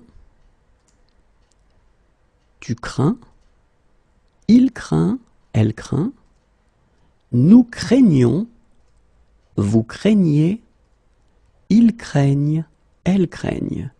Okay, so you can see that for nous, vous, and then il, elle at the plural form, it is quite tricky because you've got this GN coming right here, and then the sound is craignons. Okay, you get the ñ sound. Okay, craignons, craignez, craignent. Okay, but then if you remember to put it here, so the good news they say is that it will come for nous, it will come for vous, and then it will come for il, elle at the plural form.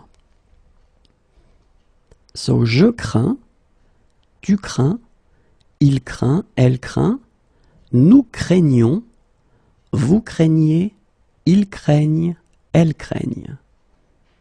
Alright, so keep in mind that ending will be S, S, and then T, okay, but then phonetically, as you know, you pronounce them the same. Craint, craint, craint, okay?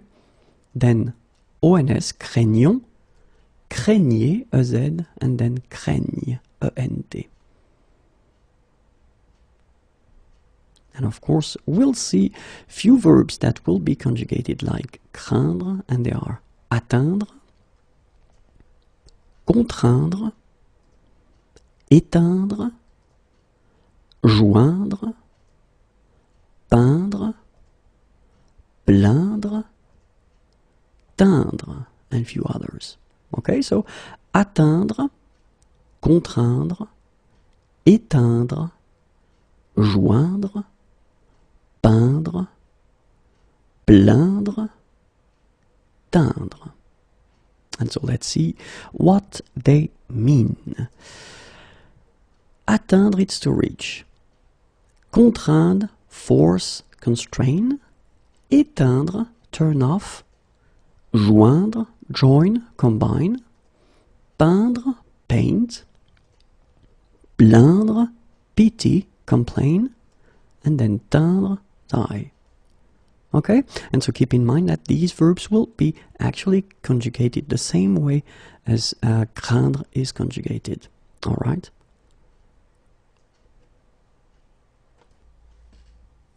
Les verbes du troisième groupe, and more precisely, we'll see together how to conjugate at the present form the verbs that will end with tre, tre.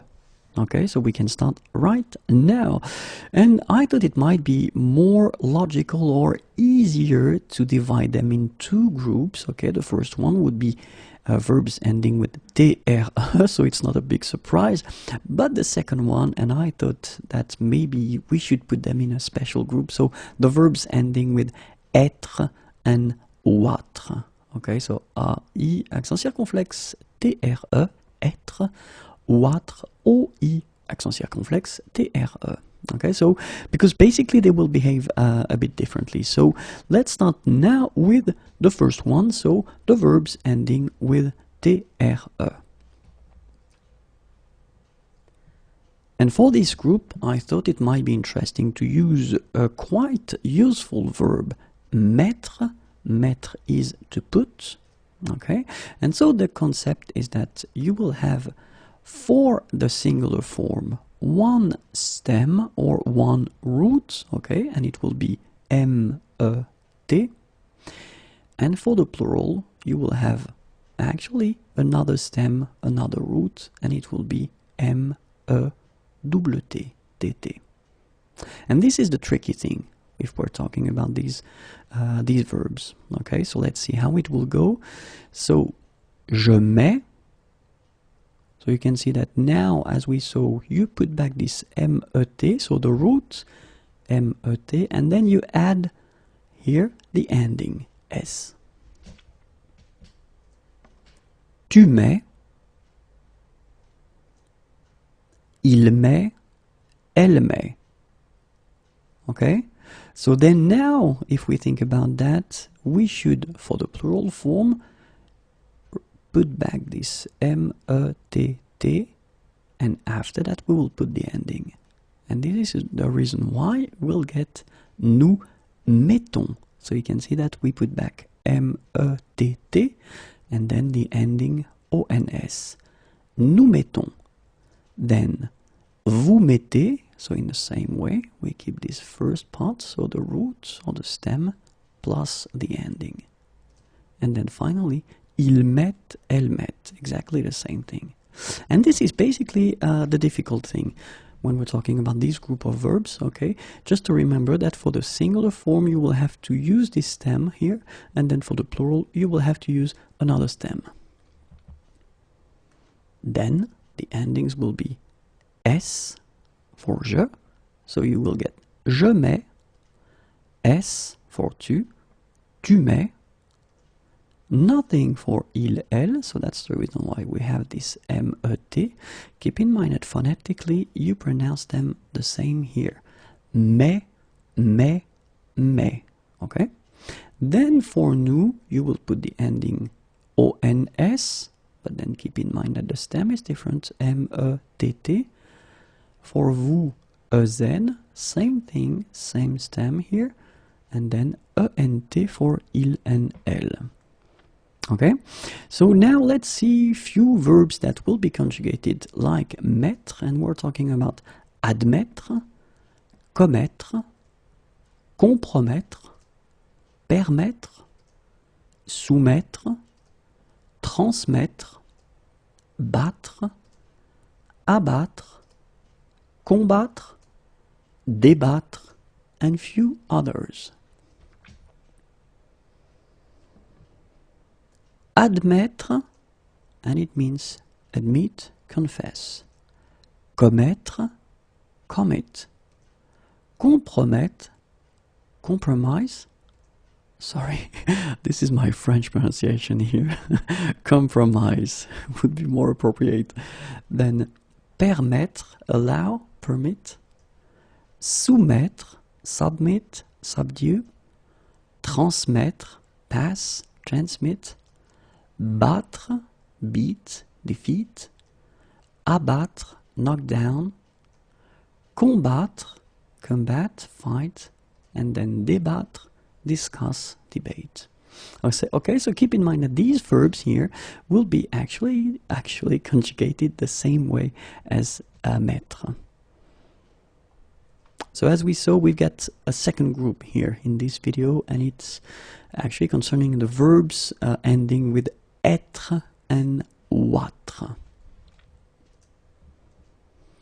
And for this group, I thought it might be interesting to have this verb connaître. Connaître is to know, okay, and we use that quite often, okay.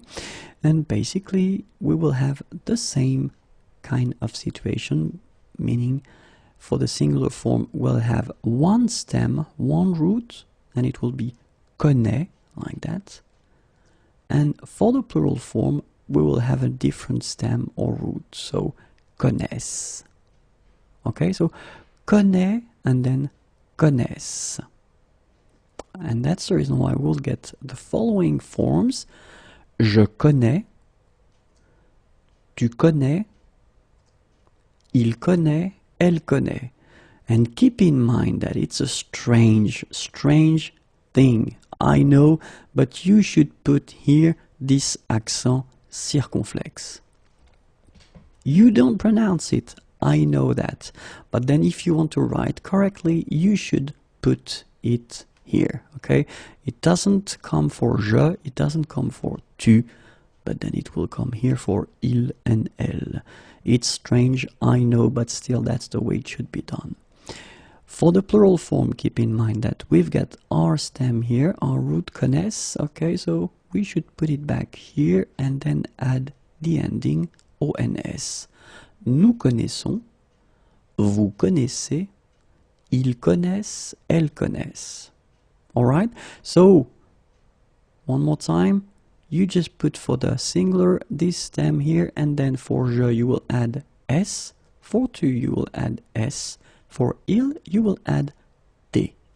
And that's the reason why you will get je connais, tu connais, il connaît, elle connaît. And then keep in mind this little circumflex thing here. But then for the plural form, we've got a different stem, connaissent, and then the endings will be the same, ons as usual, ez and ent. So you will get the forms nous connaissons, vous connaissez, ils connaissent, elles connaissent. Alright? So it's actually a bit difficult probably at the beginning, but once you have the idea that actually you've got two different stems for the singular and for the plural, then it's actually quite easy. Regarding the circumflex thing, well, it's up to you if you want to write it or not, but you should put it, of course. Let's see now together the verbs that will actually be conjugated like connaître. And they are accroître, croître, paraître, apparaître, disparaître, naître, renaître, reconnaître, comparaître, and few others. So regarding the translation now, accroître, and it's to increase. Croître, grow. Paraître, appear, seem. Apparaître, come into being. Disparaître, disappear. Naître, be born. Renaître, rise, be reborn. Reconnaître, recognize. Comparaître, appear before. Okay, and these verbs will actually be conjugated like connaître. Le futur proche, so basically if you want to translate it directly, it would be the near future. So what is le futur proche exactly? It's the possibility that we have in French and in other languages to construct basically a future with aller at the present form followed by the infinitive, so the basic form of the verb. Okay, so like in English you would say I am going to travel, for instance. In French we would say je vais voyager. Okay, so remember, first aller, that you conjugate at the present form, and then you will put your verb at the infinitive form. Okay, so first, of course, we did introduce the verb aller and the way to conjugate it, but still I think that it is really important to see how it goes. So we will see one more time the conjugation of aller at the present form. Okay, first person here, je vais. Remember, final S not pronounced. Je vais. Okay, tu vas. Same thing here, final S not pronounced. Tu vas. Il, elle va. Nous allons. Final S not pronounced, and then when you get this ON combination, you get this nasal on, really in your nose, okay? On. And then let's make this little liaison here to make it sound more beautiful. Nous allons. Nous allons. Okay? Same thing here. Vous allez. Vous allez. Alright? Remember, classic ending for vous, Z, okay? But then when you combine these two letters, you get the sound E. Okay? Allez. And then vous allez. Alright? And the last persons. Ils, elles vont. Ils vont. Elles vont. Okay, remember, final T not pronounced, so you get this ON nasal here. On vont. Okay, so let's see them one more time. Je vais. Tu vas. Il va. Elle va. Nous allons. Vous allez. Ils vont. Elles vont. Okay, so that's the first part that we will use to construct this futur proche, okay?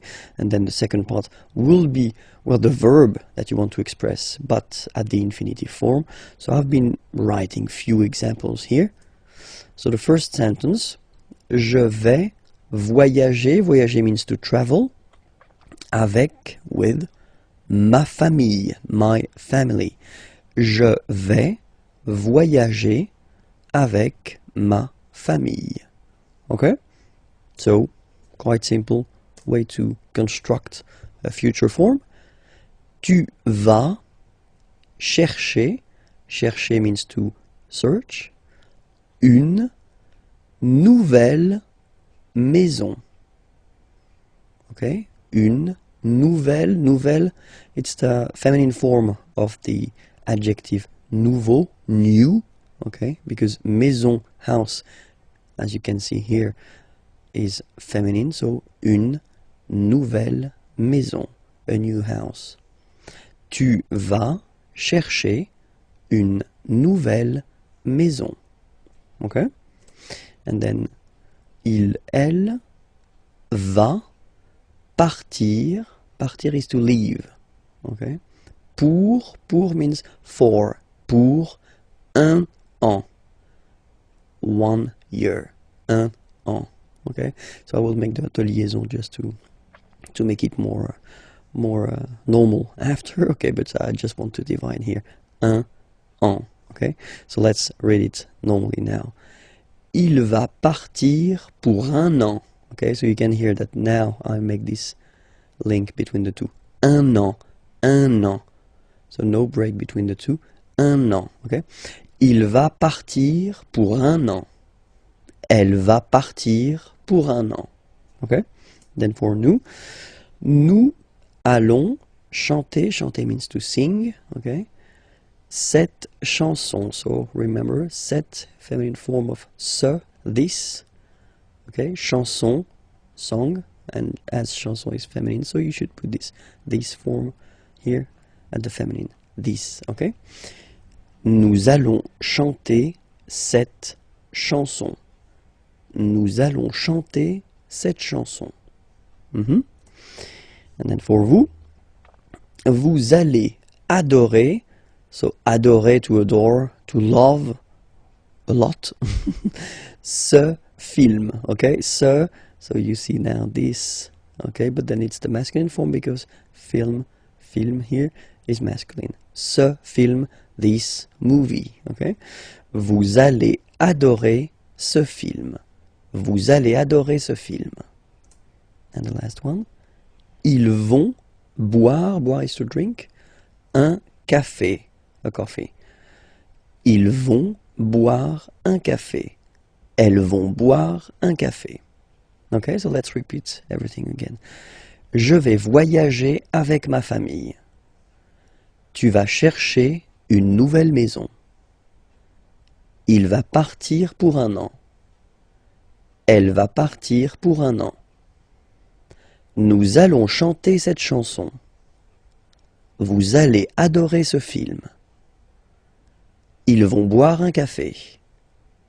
Elles vont boire un café. Bonjour à tous, hi everyone and welcome to Learn French with Vincent. This is Unité 4, leçon B. And in this lesson, we'll try to work on le genre des mots, so the gender of the words, because normally that's something a bit difficult for students to know or to remember the gender of the words. So normally what I tell them is to try to memorize, try to remember the gender when they discover or when they see a new word, but I know it's not easy. Okay, so in this lesson we'll try to see actually a few endings that give you some useful tips, and well, we'll focus only on the feminine words, and we'll start right now. Sorry. So when you see words that are ending with this ion, so you can be almost. This is quite important. Never say always when you talk about French language, because you always find some exceptions. Okay, so I won't say always. I will say in most of the cases. Okay, when they end with ion, okay, in most of the cases they will be feminine. Okay, so for instance here, la libération, or then la nation. Okay. Other ending is t, so when a word is finishing or ending with t, like that. La rapidité, rapidité means speed, and then la santé, health. Okay, in this case you can be almost sure that these words will be feminine. Okay, when they're ending with ure, ur, okay, la peinture, paint, la voiture, car, okay, so they are feminine. And then when they're ending with s, like that, esse, so for instance, la politesse, la vitesse. Vitesse means speed, okay? So these words are feminine, and these endings are classical ending for feminine form. Okay, so let's see them one more time. La libération, la nation, la rapidité, la santé, la peinture, la voiture, la politesse, la vitesse. Okay, so let's see a few more. So still for the feminine form. So when you will have a word ending with this double T, et, okay, for instance, la chaussette, la roulette, so they will be feminine, okay. Chaussette means sock, and then roulette, well, it's the same, the thing you will find in casinos.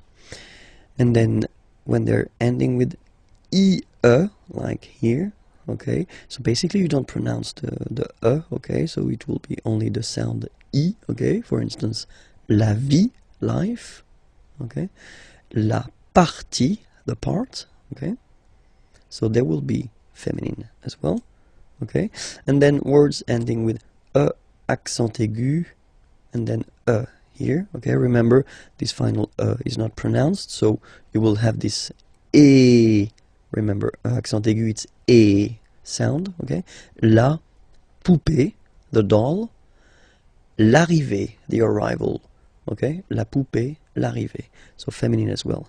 In that case, remember that normally it should be la arrivée, but as arrivée, as usual, you know, start with a vowel, then a is disappearing, and then you just put this apostrophe, okay, and then words ending with ud, like that, ude, ud, okay, are normally, in most of the cases, feminine.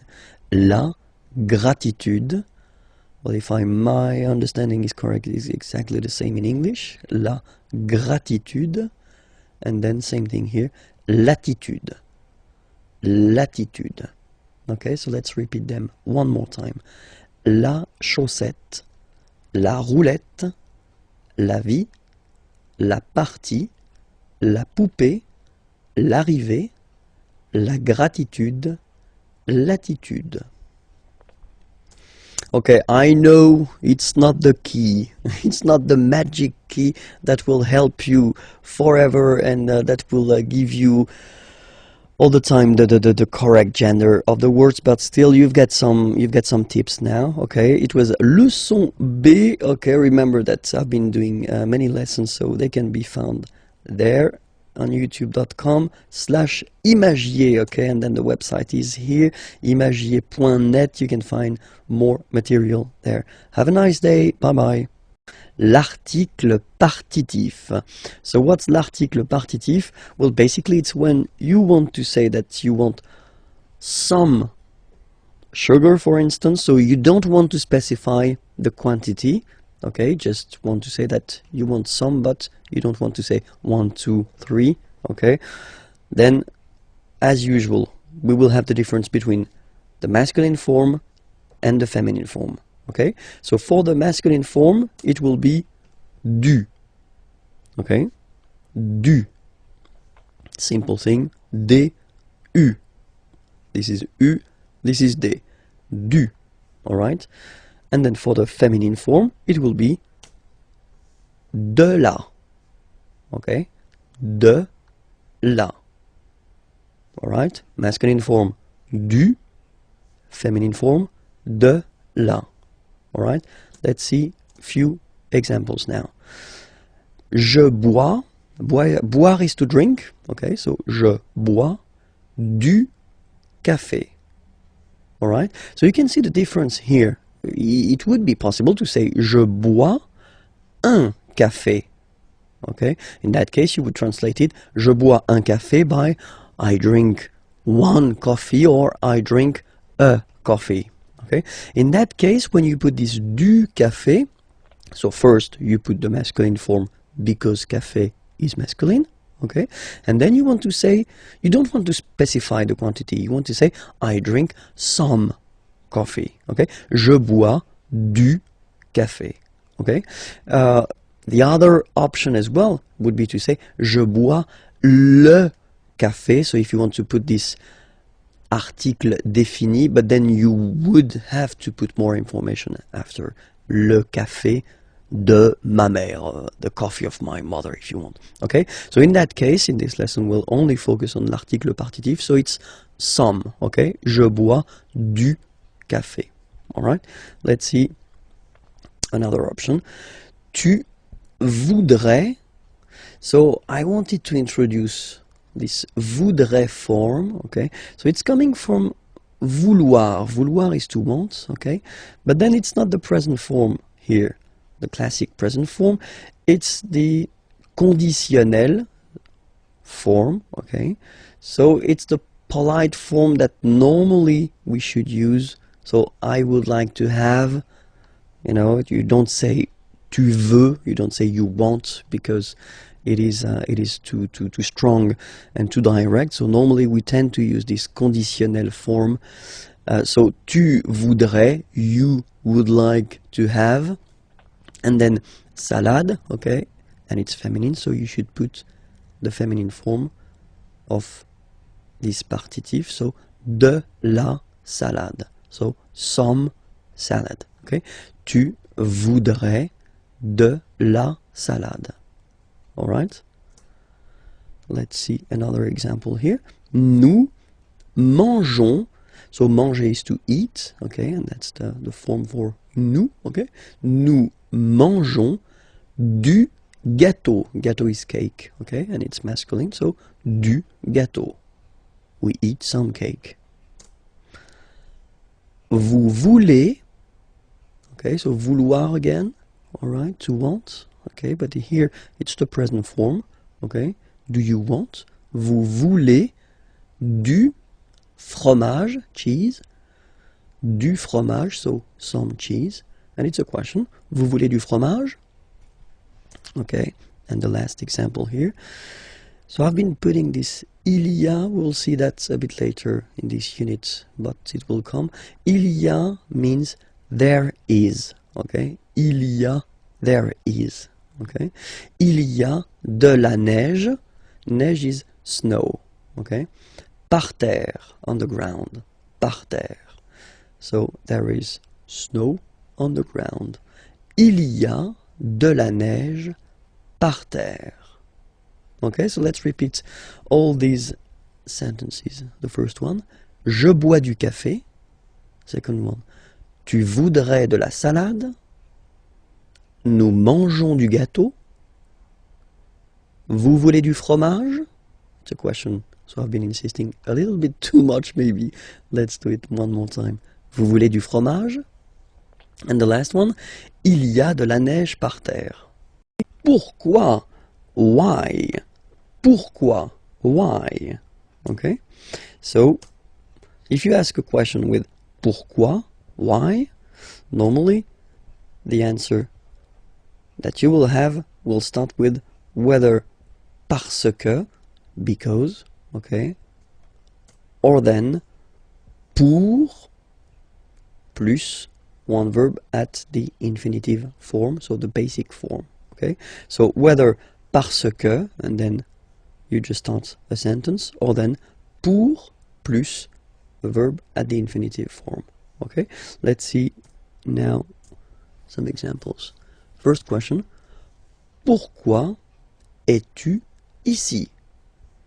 Pourquoi es-tu ici? Okay? Ici means here. Es-tu, are you? Why are you here? Pourquoi es-tu ici? So the first answer, parce que, so because, je suis invité, I am invited, by Nicolas. Because I am invited by Nicolas. Parce que je suis invité par Nicolas. Okay, so normally when you start with the parce que, so you want to express the reason why, okay? Parce que je suis invité par Nicolas. Alright? And then, other option would be pour passer la soirée. So in that case, passer should be translated like spend, okay? Pour, to spend, pour passer la soirée, the evening, avec, with vous, you. Pour passer la soirée avec vous. To spend the evening with you. And in that case, when you will start your answer with pour, okay, so you will express what will you will do after that, okay, pour passer la soirée avec vous, okay, and in that case, parce que you want to introduce the reason why, okay, so that's the way we will construct answers when you will ask a question with pourquoi, okay. Où est le cube? Where is the cube? Où est le cube? Okay, so let's see that together. So here, first situation, here, okay, so this is le cube and this is le cylindre, okay, so just to make it clear, because that's the things we'll use to introduce, well, the prepositions. Le cube est sur le cylindre. So you can see it's on, okay, so sur le cylindre, okay, and there is contact here, okay, it's quite important. Second option, same thing, but it's basically under here. Le cube est sous le cylindre, okay, le cube est sous le cylindre. Don't pronounce the final S, and then this OU combination of vowels is pronounced OU, okay? Sous, sous. Le cube est sous le cylindre. Alright? Then, here, no contact, and that's really important, okay? Le cube est au-dessus du cylindre. So let's repeat it. Le cube est au-dessus, final S not pronounced here, au-dessus du cylindre. Okay? Then, same situation, sorry, but then the opposite, so it's here and no contact here. You can see no contact. Le cube est au-dessous du cylindre. Okay? Au-dessous, final S not pronounced, du cylindre. Le cube est au-dessous du cylindre. Alright? So here, I've been putting the plural form because we've got two here. Les cubes sont à côté du cylindre. So next to, okay? Les cubes sont à côté du cylindre. Le cube est à gauche du cylindre. Okay, gauche, left, on the left of le cylindre. Le cube est à gauche du cylindre. Okay, then the next one. Droite, obviously it's right, on the right.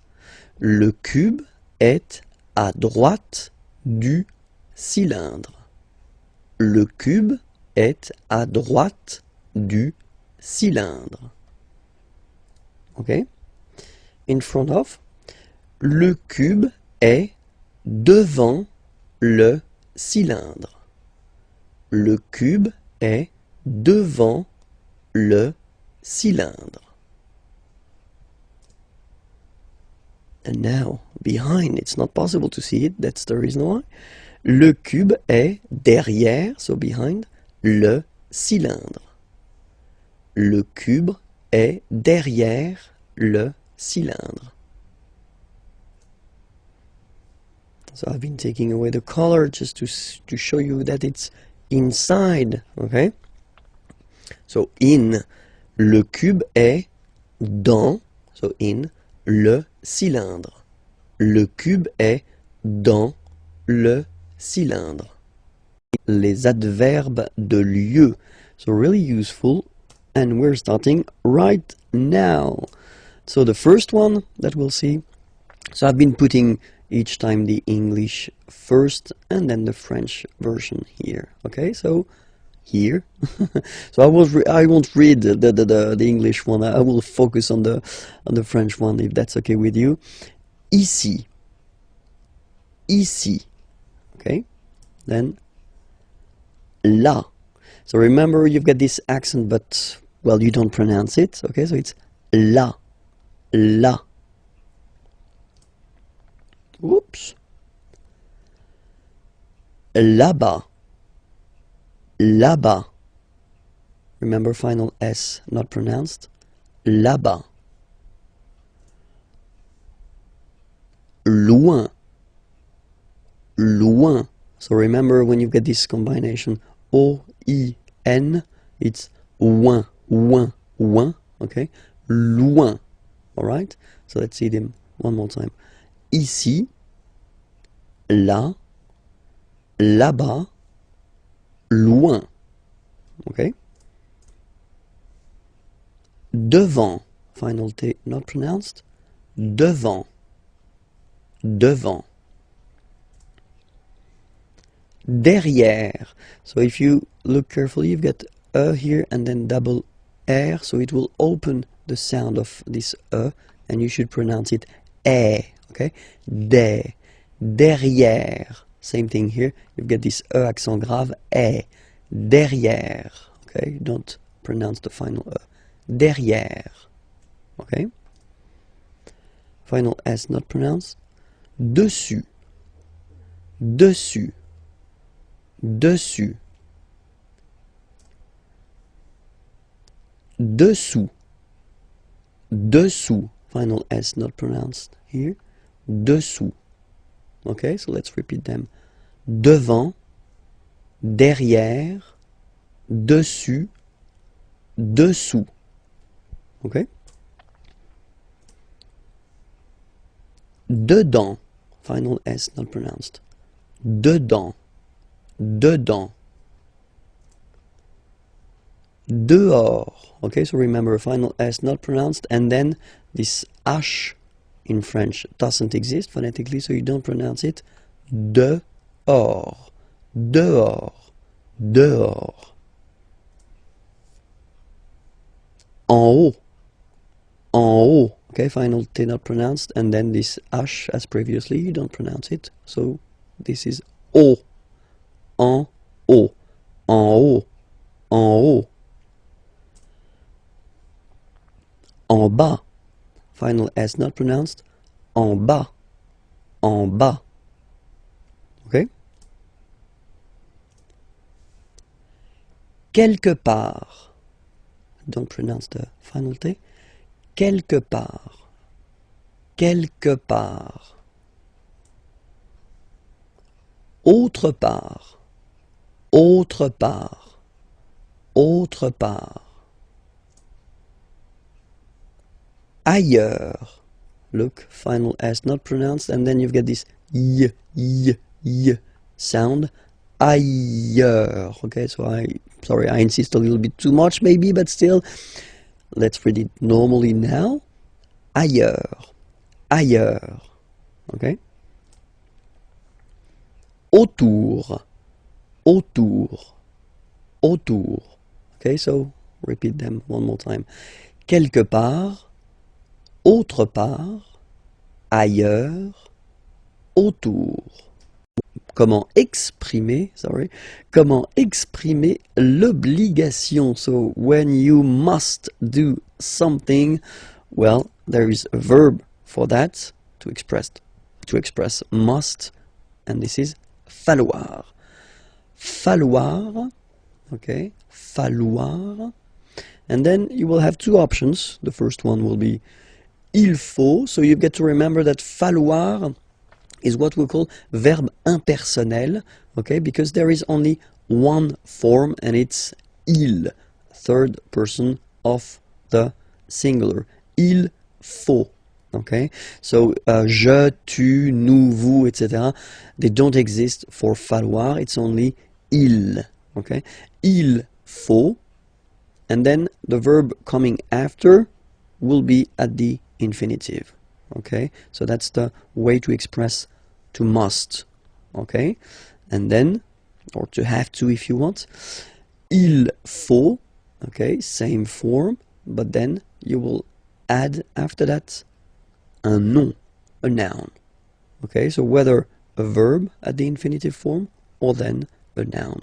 So we'll see few examples now. So the first scénario, as we would say in French, is falloir plus infinitif. Okay, so here, il faut respecter les règles. Alright, il faut respecter, so to respect, les règles, the rules. Il faut respecter les règles. Alright, and then another option, so I've been putting here and here the two parts of the negative form. Il ne faut pas fumer, fumer is to smoke, ici, here. Il ne faut pas fumer ici. Okay, so now we'll see the way it works with noun, a noun. And here, for instance, il faut, so still il faut, remember as I said, it's only il faut, so it's a verbe impersonnel, okay? Une carte d'identité. Il faut une carte d'identité. Second example here, il faut un parapluie, umbrella, un parapluie, car, because, il pleut. It's raining. It rains. Il faut un parapluie, car il pleut.